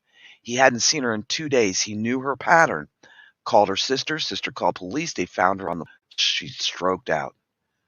Thank God that. But see, there is certain people in our close circle that you want to bring in a little closer, and I'm going to talk about that in a minute. And we just went into a lot of this. Every single entry in your home, I'm telling y'all, you need to make it difficult. You need to make it difficult. You need to put up warning signs. You need to have the layers of protection. Get motion sensing lights, alarms, cameras, which we have. We have all of it. Invest in a home security system. I have two. One is a pew pew, and two is my golf clubs, and three is the Gerber that's sitting there, and four is the machete by the door, and five is the pepper spray, and six is the caltrops, and the list goes on and on. Yeah, it is. It is crazy, Tamara. It is crazy. How's your ma'am? I hope you're doing better. you know, and see, good points. Y'all are making some great points. You get the picture. But there's little things that I'm sure that you're going, I didn't think about that, or maybe I should do that. Windows and doors are so important because yeah, it's nice to have sunlight. We hate all the windows here on the cabin. The whole back of the cabin, I'm not kidding y'all. We have one, two, three. We have four full size windows that you could walk through. We have French doors in the front. We have a door in the I mean in the back. We have a door in the front. We have a door in the bedroom. And it's like we have three doors in literally a 600 less square foot cabin. Why they built it that way, I guess because it was a summer home. It was fun to come up here and a whole bunch of family members hang out. We're getting rid of the door in the bedroom. That's going to be where the new room addition's happening. Prefab building. We're back and forth. Also, I would also advise that you have some type of fire safe in your home. And don't just have it sitting out on your bed or sitting in your closet so everybody can see it. There's a couple good old time tricks. One is that you cut in your subfloor and you make yourself a cubby. Guys and gals, it's really easy. Get you some wood, find the spot, maybe somewhere that you always put a rug down, right? Or if you have linoleum, cut a spot in that linoleum, peel it back, cut the hole, and then build the box, drop the box in, drop your safe in the box, cover it back up with the piece of wood, the piece of plywood, the piece of subfloor, and make it look like the floor as close as possible. Many people have been doing that for decades and decades and decades. Um, you also can do it in your walls. Have that safety place. Don't have all those important documents and information and the safe where somebody can just grab it and run. When we were in the RV, I actually bolted it underneath the bed in the far back corner because when you lifted the bed up, it was a bed storage. When you lifted that up, you couldn't see that back corner. And then we threw all kinds of shit in there so that people really didn't know.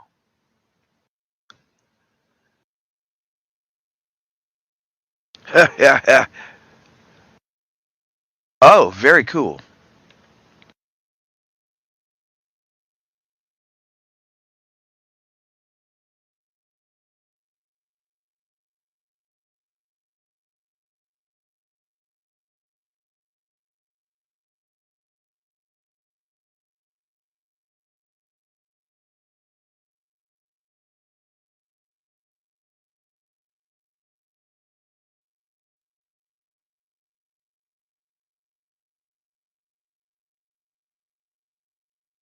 There's a couple different things.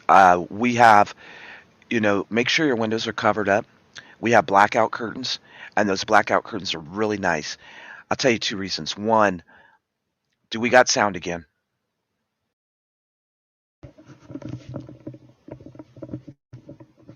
Sound check. We got sound? Give me a sound check. Give me a sound check.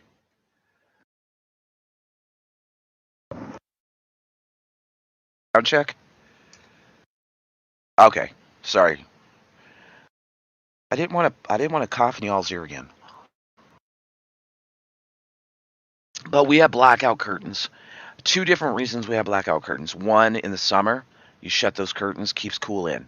Keeps I mean, yeah, and it keeps the heat in. Also, we're going to do an experiment, and I'm going to videotape it. Me and Dragonflies have been talking about this because when all shit's will break loose, right? I'm going to say if right now. So think about this. You turn on an oil lamp and power's down, an EMP hit. Okay, we're going to talk about the scenario. EMP, power's out. You have oil lamps, you have candles, you have all these good things, right?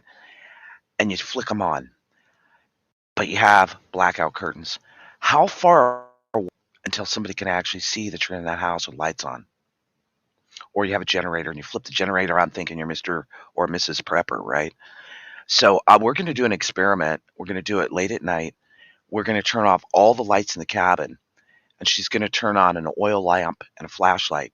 And I'm going to go out and I'm going to see how far away before someone can actually tell there's light glowing inside the property. Because when you do those experiments, that's when you realize, okay, if I have a flashlight on, it's beaming right through that blackout curtain. Or if I have an oil lamp on, they can see it when they're in my front yard, or they can see it when they're coming up the road.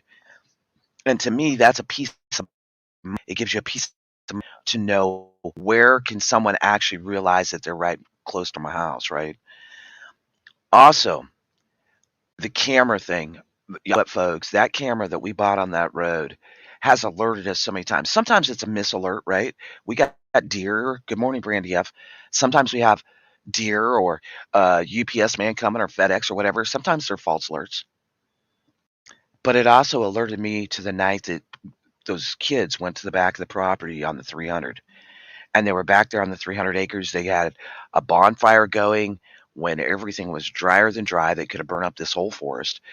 We also had the situation where they were back there stealing everything. And that road alarm is what alerted me to the situation, and I was able to address it and go forward. One night I did call the sheriff because I seen one vehicle. We heard the alarm. I watched. One vehicle went. And here comes another and another. Three vehicles went back on 320 acres. So I was like, it would be with me against who knows how many people. Not a wise idea. See, I'm not going to put myself in harm's way, but I'm going to be alert and ready. If it comes to my door and it's five people against me and dragonflies, that's a different story, right? Then it's in your face. You have no other choice. Good morning, Kentucky Prepper, down home, Tamara, LNL, Ron, Reno. Who else? I just seen somebody else. Big Tex. Good morning. So that's really important to focus on those areas and to think smartly, though. I wasn't about to go out in the dark with one pew pew against three vehicles with I don't know how many people in it. It wasn't my place. My place was I was alert. I got the alarm. I knew something was going. I watched. I seen. I evaluated the situation. I looked at the situation from a distance and said, no, this is not for me. This is for the sheriffs because that's not my property. So then but now I have chased him off before back there. So the cameras are really important. And it's easy to do, right, folks? It is easy to do to set those cameras up. It's also very important if you have that home safe to not have it sitting on your floor, on your bed, where somebody could just walk in and say, oh, a safe. I can pop this bad boy because trust me, I can pop them. I also have a pick set. I can pick your locks. I'm good. Okay. Check out the article on home security camera placement to learn more about the best places for installation.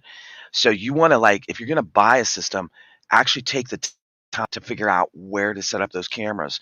When myself and Dragonflies were managing Itchtuckney Springs Campground, right, there was a lot of issues at night, and I got burnt out. I mean, I'm rocking and rolling on the weekend from 7 in the morning till midnight.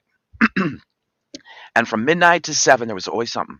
So I set up webcams on the top of the 36-foot RV, pointed in different directions, one, especially where the pool tables were.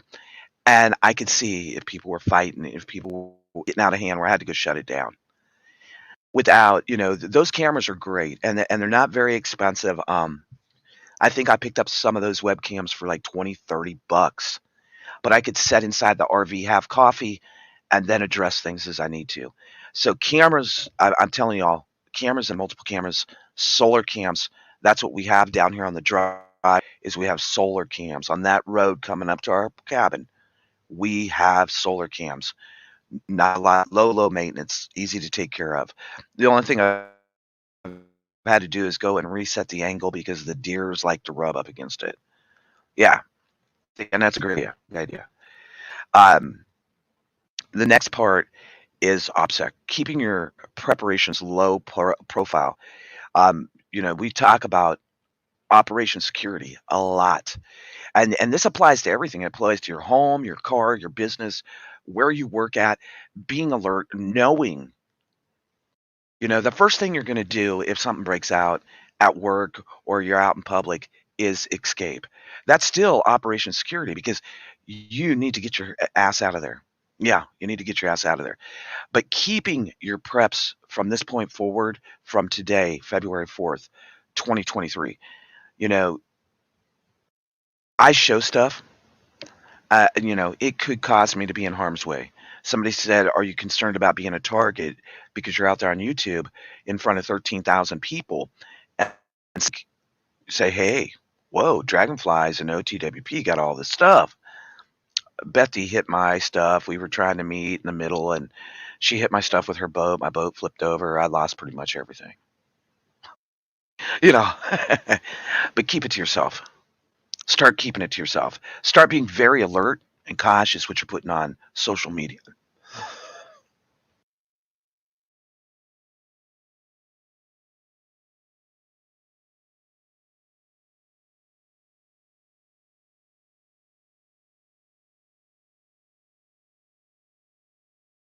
I think so many times, people get real comfy with social media, be it if it's Facebook, Twitter, Twatter, Instagram, whatever, and they're posting everything about themselves. I got a new car. I got a new diamond. Oh my gosh, I got this. I got that. Yeah, I was excited. I told you all about that my new job, but I'm not going to tell you where I'm working. I'm not going to tell you when I'm working. I'm not going to tell you how I'm working. That's between me and Dragonflies. That's personal. You really need to learn to separate the two. And RCX, I think that's a great idea because that little red button on that is a great way to scare the shit out of somebody. I know if I was out in your yard and you hit that, I'm probably going to be like, oh, and see, they're looking for easy targets. They're not looking for somebody that's got these extra layers of security. They're really not. If you can afford it, you may want to get a safe room, a vault. I'm not going to go deep into that. But a hiding place for your precious metals in a home is important. If you got silver, if you got gold, if you got watches, if you got important documents, like my mom said when she was on here, remember? My mom said, folks, make sure you make copies of those important documents. So have those important documents in more than one place. That's like really, really important. Yeah, and that's good. That's puddle.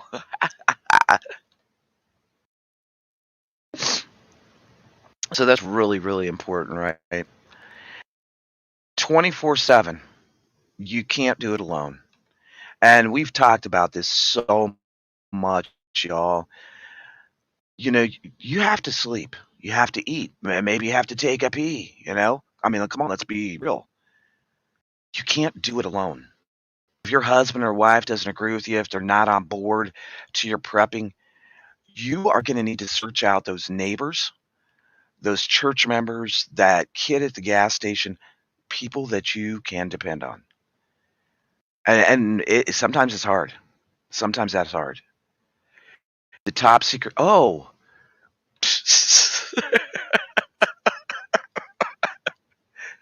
yeah, hide them.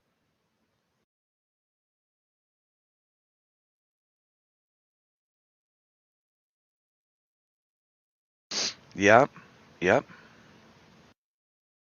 yep. That's true. That's true. But Kentucky Survival. If we completely give in, then we've lost. Just like I was going to walk away from YouTube. A lot of people think I was playing. I wasn't playing. I had so many people reach out to me about Telegram. Gone. Rumble. Gone. I am nowhere present on any social media platforms anymore except here. That's it. I was to the point from the attacks, the verbal attacks, the bullshit. I was going to walk away. And I mean, I'm telling you all the truth. I think everybody knew that I was very sad that day when I did that live stream. I was very sad. That was a hard decision. And even though I only stayed off for a little over a week, it was a hard decision. Are you me more than you used to? I doubt me less. Yeah, probably.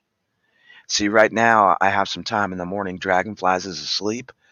I have the weekend off this weekend, and next weekend I have off. But then after that, my schedule changes, and so most of my shows will be in the morning. Just so you all know. So you'll have to catch them at a later time. Once in a while on Saturday night, it'll be late. You know. Well, and Sherry, there comes to a point that we have to look at so many people getting set up set up on YouTube as targets. I know from somebody reaching out to me, and I don't know if they're in the chat right now. I didn't see, but they reached out to me and they said, "OTWP, you and dragonflies need to be safe." And this was like last maybe May or June, and I didn't really think about it. I kind of shoved it off like, no, whatever. And then she wrote me again, and she's like, "OTWP, I'm just going to tell you why." And her cousin was on the news, still has a big, huge YouTube channel, and got swatted while on a live. And we've all heard about this bullshit. Yeah, I did get threats. And I got verbal attacks. I got judgment calls against me, all kinds of stuff. Just all kinds of bullshit. And after a while, Sherry, it takes a toll on a person's personality. Um, if you all don't know me by now, and if you've been here on this channel for a while, you'll never know me. I mean, y'all have seen me shed a tear on this channel. You've seen me laugh until I fell over my chair. You've seen me, a few of you may have seen me tipsy once upon a time. And I'm not hiding nothing. And the attacks were very nasty and disgusting. And, it took a toll on my spirit.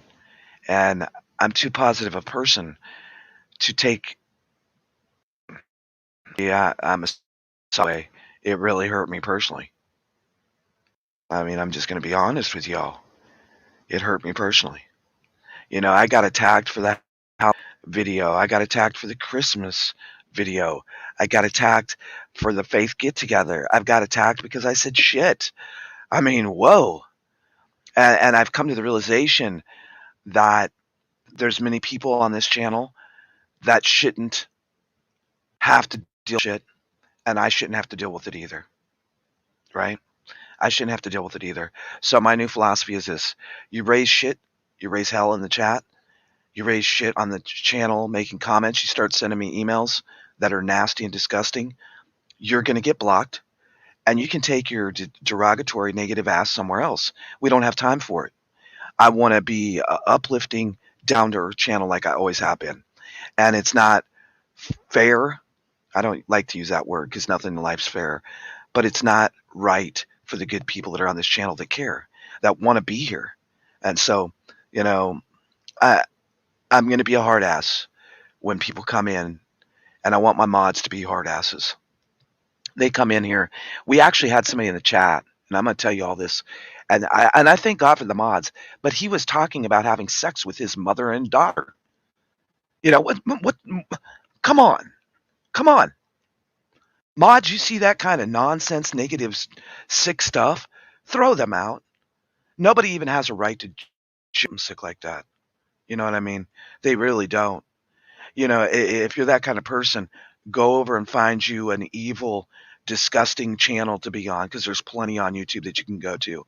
But I'm not going to have that here. That's my mods. They know, and mods have. See, there's who blocked him. And it wasn't one comment, it was two comments, then three comments, and it was on and on and on. See, what they do is they like to come in and distract the chat and take away from the good and stick their sickening evil shit in it. And we're not having it here anymore. So if you're listening and you're a lurker and you decide you want to attack me via email, I'll block you. It's that simple. I don't have to talk to you. If you come in and you make a comment on a video that's downright disgusting, you'll be blocked. Or I'm not going to put up with it. Because Amanda Moe and Sherry and the remaining remnant and Bougie and Betty, so many of you really care. That's because I was on a rampage. You're a mod, Bougie. I'm only having a few mods, but there's a lot of people that do care, and I want to keep us together as long as I can. So forward, if you're a mod and somebody disrupts the chat with negative, disgusting bullshit, write their name down, block their asses, and message me or email me afterwards and tell me who they are. Maybe they're having a bad night. Maybe they were. But, we don't have time for it. We have more important things to discuss, like how to stay safe in our own homes, how to keep prepping food, how to do these things long term. And, folks, I spend a lot of time on this channel because I love it. Because I truly love it. There's a lot of things that we can do to protect our families. And the last thing we want to do, the last resort, right, is violence. But I'm not going to say this either. I'm going to say this. I got to say it in a roundabout YouTube way because they're striking people for all kinds of stuff. Prepping is like a jigsaw. It's like a jigsaw puzzle, right? We have to put all the pieces together. We have to individually do the legwork. If you're not willing to put in the work, you're not going to get nowhere. You're not going to get nowhere. I can't do the legwork for you. I can't protect you. Good. I wish I could, folks, but I can't. And we have to really do the legwork.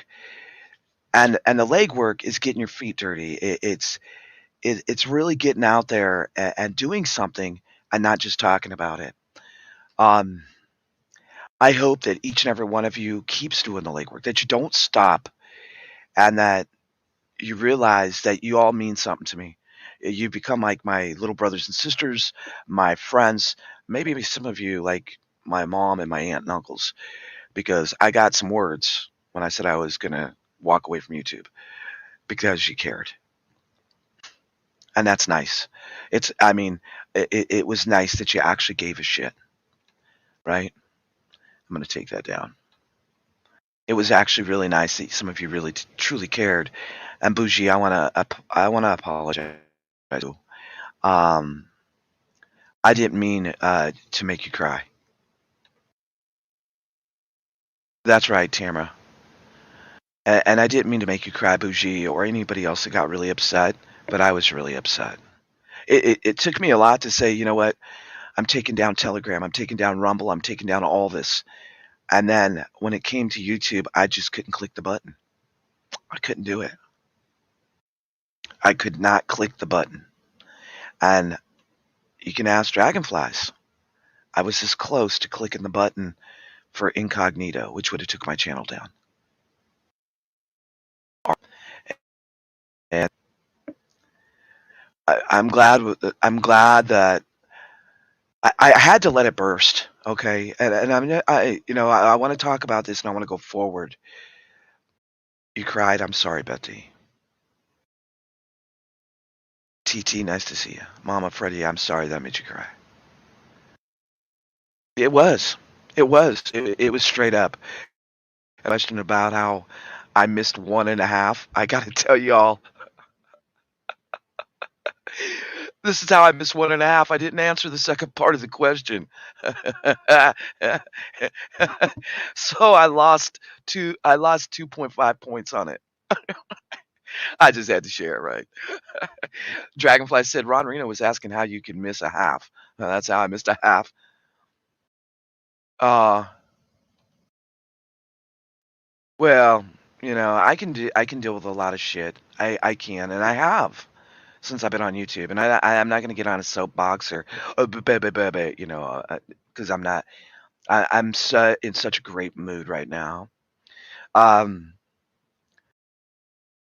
uh, Zombie, I think the word, if somebody wants to test it, is now. If you want to drop your link, and we all need to support Down Home because that's Zombie Prepper and his channel. Something happened to it. You should reach out to me and tell me what happened. Maybe I can help you. I talked to a really good person at YouTube, and they might be able. And I have a direct connection with them now. That they might be able to help you. Oh, Big Tech, shut the hell up, man. You ain't crying.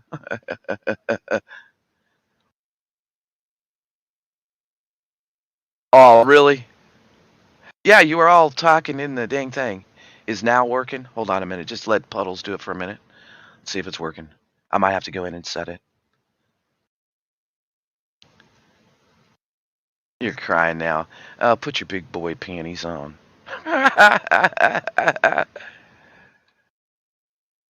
Yeah. Oh, I did. Did I? Oh, maybe I did blow a gasket. I don't know. Nope, it's not working. Doesn't look like it's working. Hold on a minute, folks. Let me go in and set this up.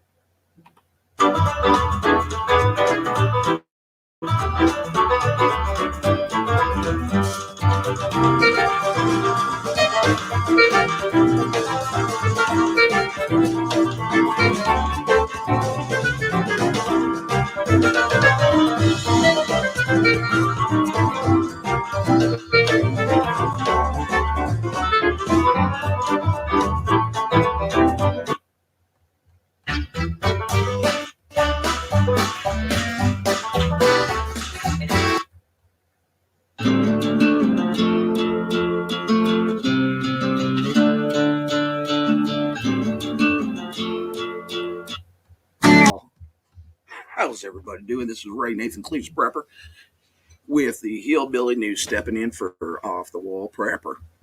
How's everybody? How y'all folks doing? All righty, good. Glad to hear it. Glad to hear it. Well, yeah, it's been a long day. It's been a long day. It was a long day traveling down there to go see Southern Sown and Grown, and there's a few other people we stopped and seen on the way. It was a long journey. It was a long journey, you know. Now the weather, it's rather cold down there. There's a lot of flooding going on and that kind of thing. But you know, I want to. I was going to school to be an attorney, a lawyer, and so I want to talk about some of these laws that are on the book to this day down there in the great state of Tennessee. One, and now these are true factual laws, and if you see roadkill and it looks appetizing, you can just go for it. It's completely legal to pick up some roadkill on the way home and then fry it up in a pan. Now, for supper, that is, you can fry it up for supper. And I do want to tell you that possum is rather tasty. If you're going to eat possum, though, cut the tail off. Don't eat the tail. No. Now, again, my name is Ray Nathan Cletus Prepper, and we are going to have some evening prepper tips because this is a prepper channel, and we have to keep it real here on OTWP's channel while he's stepped out for a little while. Now, the other thing that I learned going to become a big lawyer, a big attorney, is well, there's several, but the art of lassoing a fish is lost to Tennesseans as it is illegal. And, you can't go down there and lasso a fish. If you get caught on the river, it is $150 fine. And we know that, in Tennessee, $150 is hard to come by. So now don't buy a kit of beer. Don't even dare them to buy you one. Why? It's illegal, of course, in Tennessee as well as other states, but Tennessee has a big problem with that. Now, bummer guys, you can't drive in Tennessee. And now this is on the books, and I learned it my first year at college. You cannot drive in Tennessee while you're asleep. Now, as tempting as that may sound, don't let it happen to you. Don't do it. Now, some of these, are old and completely unenforced now, but it makes you look puff, marshmallow ass. You just do me a favor right now and just click out of this little newscast, because we can't take it. We can't take it. We can't deal with you, and we're not going to deal with you tonight. So there's 3 contractors, and they're bidding to fix a broken fence up there in D.C. at the White House. One of them is from Chicago. Another one is from Tennessee, and the third one is from Minnesota. All 3 go up there to the White House to, with the official, and they're walking and they're examining that fence. And the Minnesota contractor takes out a tape measure. He sure did take out a tape measure, and does some measuring, and then works some figures with a pencil. Well, he says, I can figure the job will run about $900, $400 for materials, $400 for my crew, and $100 profit for me. Well, the Tennessee contractor, he goes up there, he's measuring and he's measuring away. Yeah, he is. And he does some figuring. He has to pull out his calculator. He's not as smooth as Minnesota, but he said, hey, I can do this job for $700, $300 for materials, $300 for my crew, and $100 profit for me. Well, that good old Chicago contractor, he doesn't measure or figure. He doesn't do a damn thing, but he leans over to the White House official and says, and whispers real down quiet, I'll do it for $2,700. The official said, well, you didn't even measure like the other guys. He said, how do you come up with such a high figure? The Chicago contractor whispered back to the man there from in D.C. and says, 1,000 for me, 1,000 for you, and we hire the guy from Tennessee to fix that fence. And the government official says, done. And that, my friends, is how the new stimulus plan will work for you. That is. Now, some of my jokes tonight, they may contain a little bit of profanity, so get over yourself if you're touchy. Now, while I was down there seeing Southern Stone and Grown, I did go for a few walks, and as I was walking through Tennessee, I came upon a cabin. There was a man sitting on the porch with a big bottle in front of him, and he called over to me, hey, boy, get over here. Pointing to that bottle, he asked, you know what? You know what this is? I said, I don't know, sir. He said, it's moonshine, you idiot. Why don't you take a drink? No, thanks, I said. All of a sudden, he pulled out a pistol and he pointed it at me, right at my forehead. If you don't take a drink, I'll blow your balls off. Terrified, I took a drink. It was the worst damn shit I ever tasted. It burned going down. I thought I was immediately going to die or throw up. Good stuff, ain't it? He said. Then he handed me the pistol. Now you point that gun at me so I can take a drink.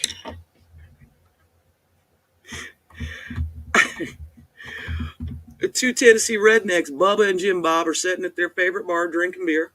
Bubba turns to Jim Bob and says, you know what? I'm tired of going through life without an education. Today, I think I'll go to the community college and sign up for some classes. And Jim Bob thinks it's a good idea, and the 2 leave the bar. And the next day, Bubba goes down to the college, and he meets the dean, who signs him up for 4 basic classes to get him that little kickstart: math, English, history, and logic. Logic, Bubba says. What's that? The dean says, I'll show you. Do you own a weed eater? Yeah. Then logically speaking, because you own a weed eater, I think you would have a yard. That's true. I do have a yard.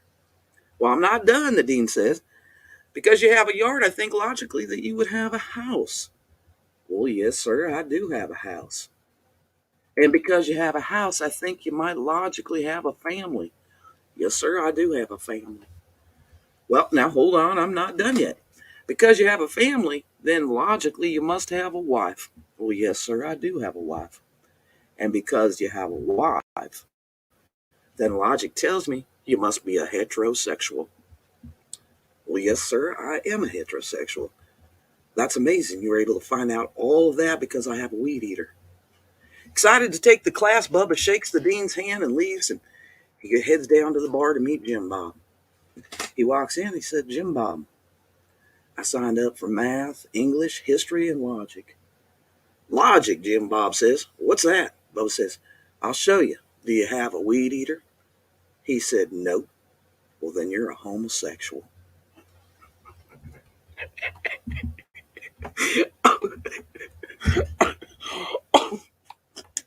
I can't answer.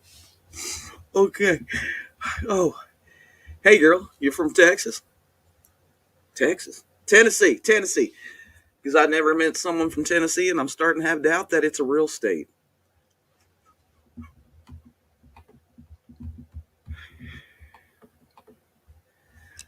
Well, a fella from Arkansas went to Tennessee, and while he was there, he met that girl, and he fell in love. Eventually, they got married, and they went on their honeymoon. They're about to go do the deed when she tells him, hey, she's a virgin, that she had saved herself up for him. He gets flustered, and he doesn't know what to do, so he gets up, and he goes back home to ask his parents what to do. After explaining about his new bride being a virgin, his father says, you done right, son. If she ain't good enough for her own family, she ain't good enough for you.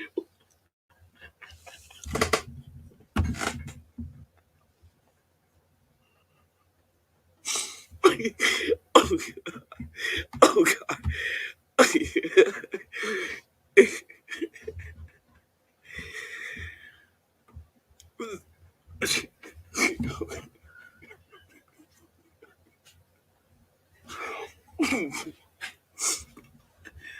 Hey girl, are you from Tennessee? Because you look like your parents are related.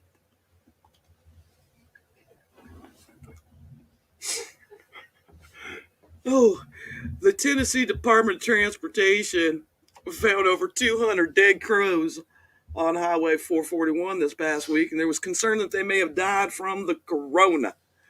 A veterinarian examined the remains of all the crows, and to everyone's relief, confirmed the problem was not the corona. The cause of death was actually from vehicular impacts. However, during analysis, it was noted that varying colors of vehicular paints appeared on the birds' beaks and claws.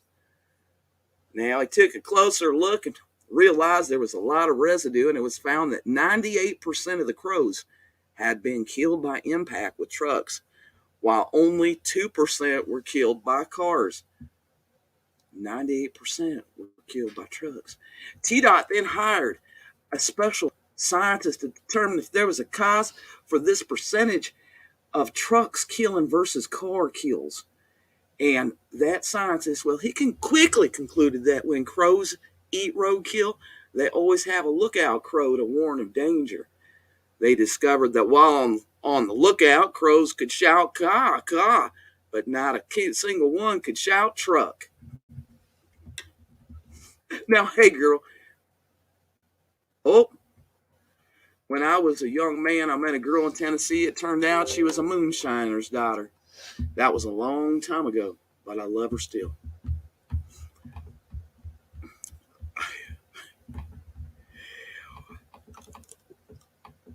Now, somebody got to do it. Somebody's got to do it. Somebody got to say these things, get it out, let everybody know how Tennessee really is. Tennessee, a beautiful state. A man from Tennessee takes his daughter to the doctor and tells the doctor his daughter needs birth control. And the doctor says, well, how old is she? He replies, 15. Well, is she sexually active? The doctor asks. And the man replies, nah, she just lays there like her mother.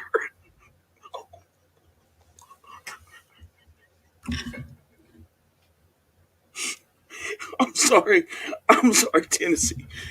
Somebody has to do it. Now, if you're easily offended, you might want to click off this show right now because this is all in good humor.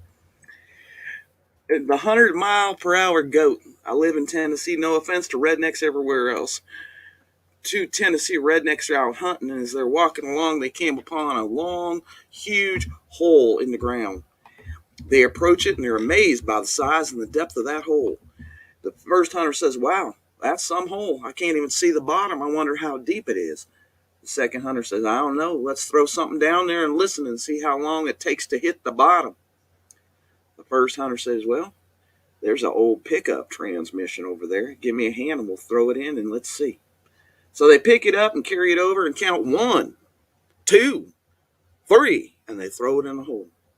As they stand there listening and looking over the edge, they hear a rustling in the brush behind them. They turn around to see a goat come crashing through the brush, run up to the hole, and with no hesitation jump in head first. While they're all standing there looking at each other, looking in the hole, trying to figure out what had just happened, an old farmer walks up. He said, "Say there, you fellers didn't happen to see my goat around here anywhere, did you?" The first hunter says, "Funny you should ask.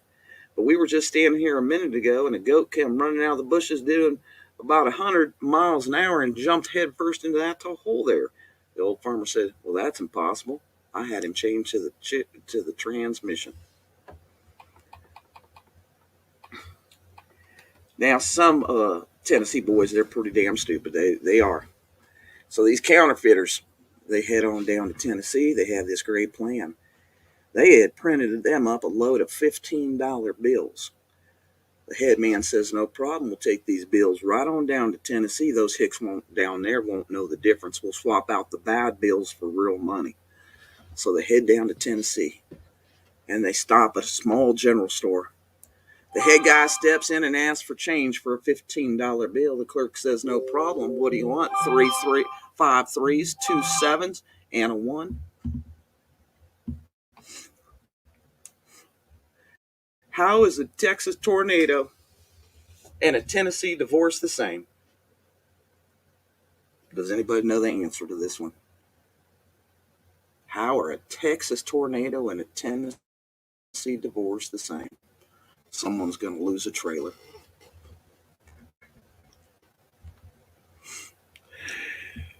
Hey girl, are you from Tennessee? Because I was wondering if you'd still be interested in me if I wasn't your cousin.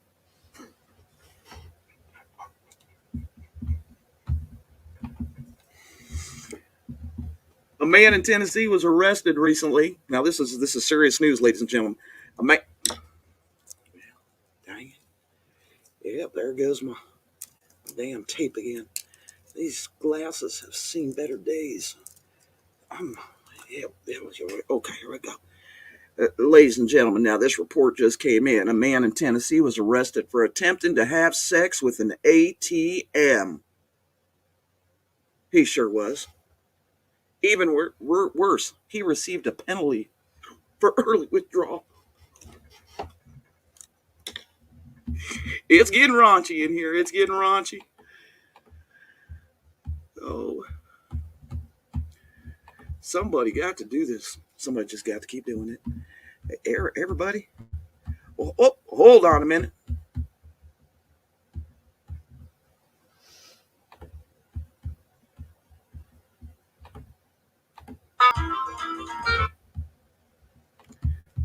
Well, we have a special announcement coming in. There's a new film out, and I want to show the official trailer.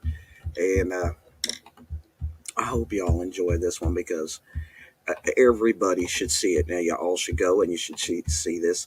I have to give big props to the Hillbilly Horror Show trailer. And now they have more than one episode. There's several episodes, and it's one of those that you just don't want to miss. So we're going to take a little gander here and see how that plays out. I hope y'all truly enjoy it. And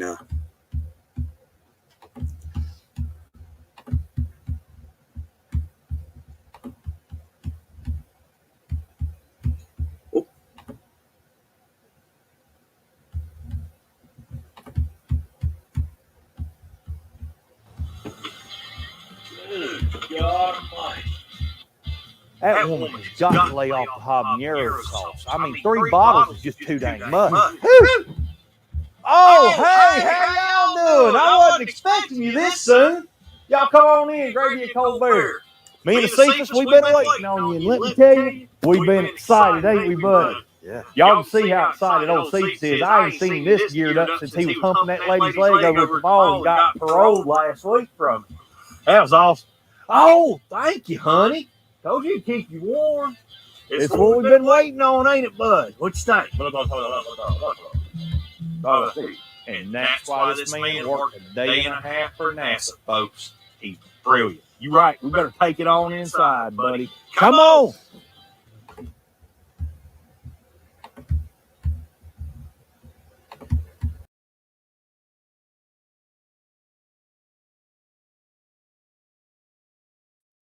I appreciate everybody being here tonight. I found the lost episodes from 2021 and 2022 before the original Off the Wall Prepper was taken down. And so I thought we'd do this marathon. We will do another marathon live. I am bringing back morning streams. And yes, I couldn't stay away from the news. I'm bringing back the news. So you'll see the green and black thumbnails that we had on OTWP Report. If you see those, that means we have a news report. And then we're going to have down to earth prepping and coffee with OTWP in the mornings. And I really appreciate everybody that's here. I appreciate everybody that's been having a good time.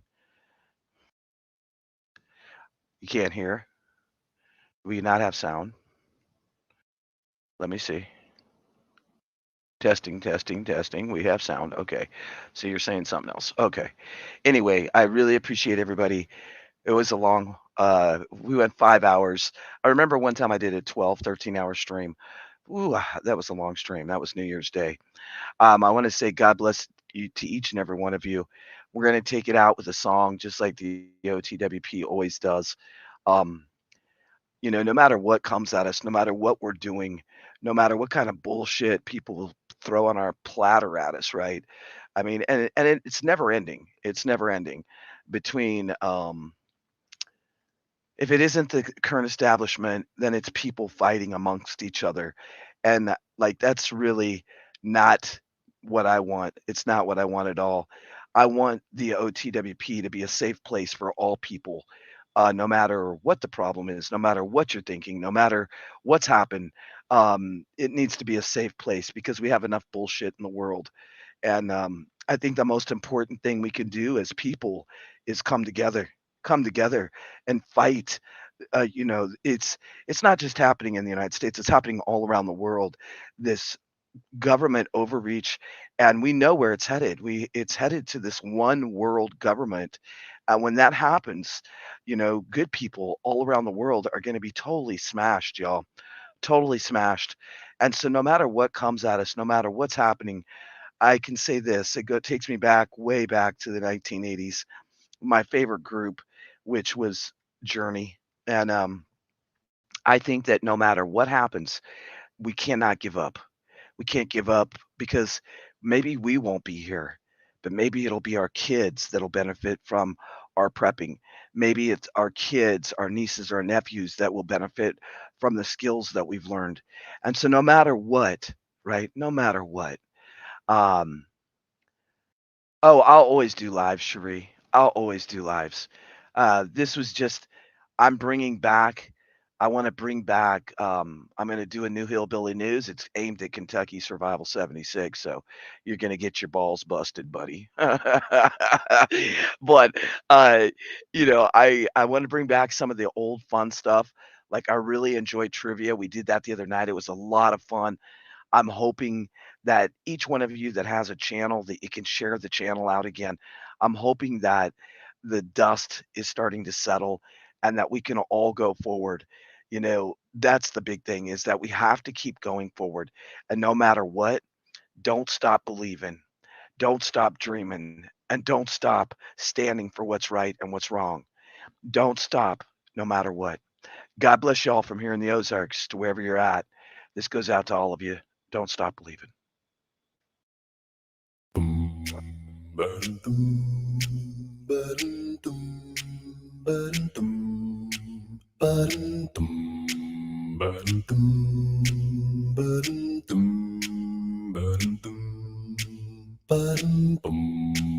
Just a small town girl living in a lonely world.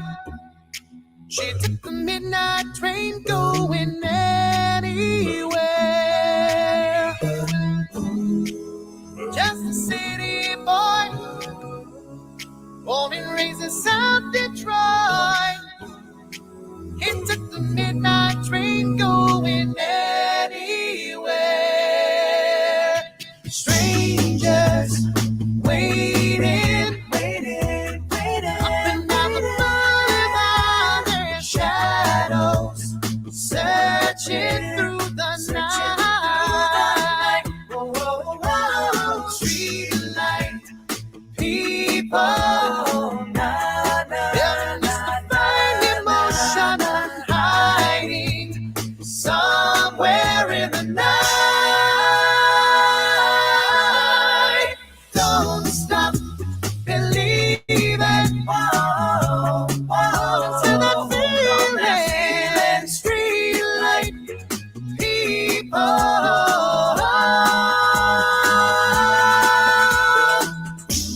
A singer in a smoky room, the smell of wine and cheap perfume. For a smile they can share the night. It goes on and on and on and on. Whoa. Strangers waiting, waiting, waiting. Up and down the boulevard, their shadows searching through the night. Whoa, whoa, whoa. Street light, people, living this blind emotion hiding somewhere in the night. Don't stop believing. Whoa, hold on to that feeling. Yeah, street light, people. Don't stop believing. Hold on to that feeling. Don't stop believing. Hold on to your heart. Hold on to your heart. Oh, Sherry, I love to your heart. Hold on. So never go to you with broken hearts. So never go dance the way you do. Hold on to that feeling. Please let me leave.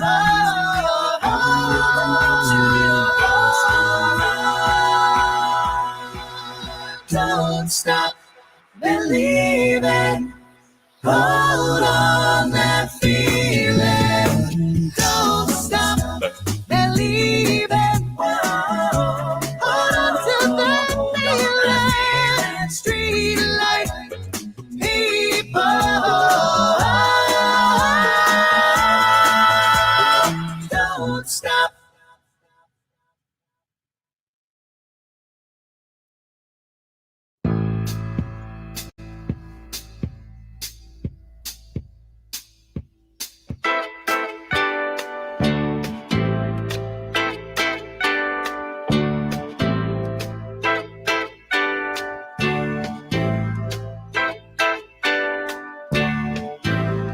Diamond girl, sugar shine.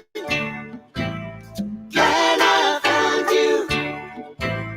Glad you're mine. Oh, my love, like a precious stone, part of earth,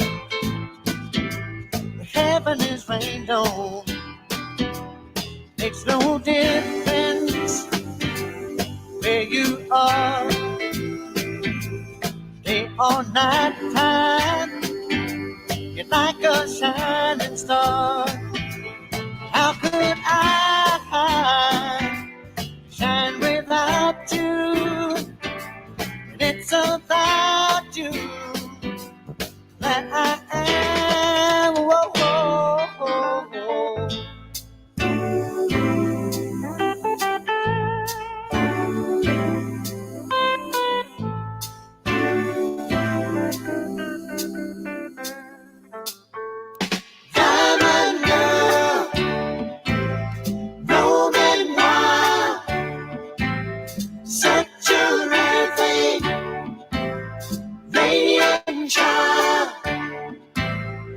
can never find another one like you. Part of me is deep down inside you. Can't you feel the whole world is turning? We are real and we are burning. Hey, I'm a girl. Now that I found you,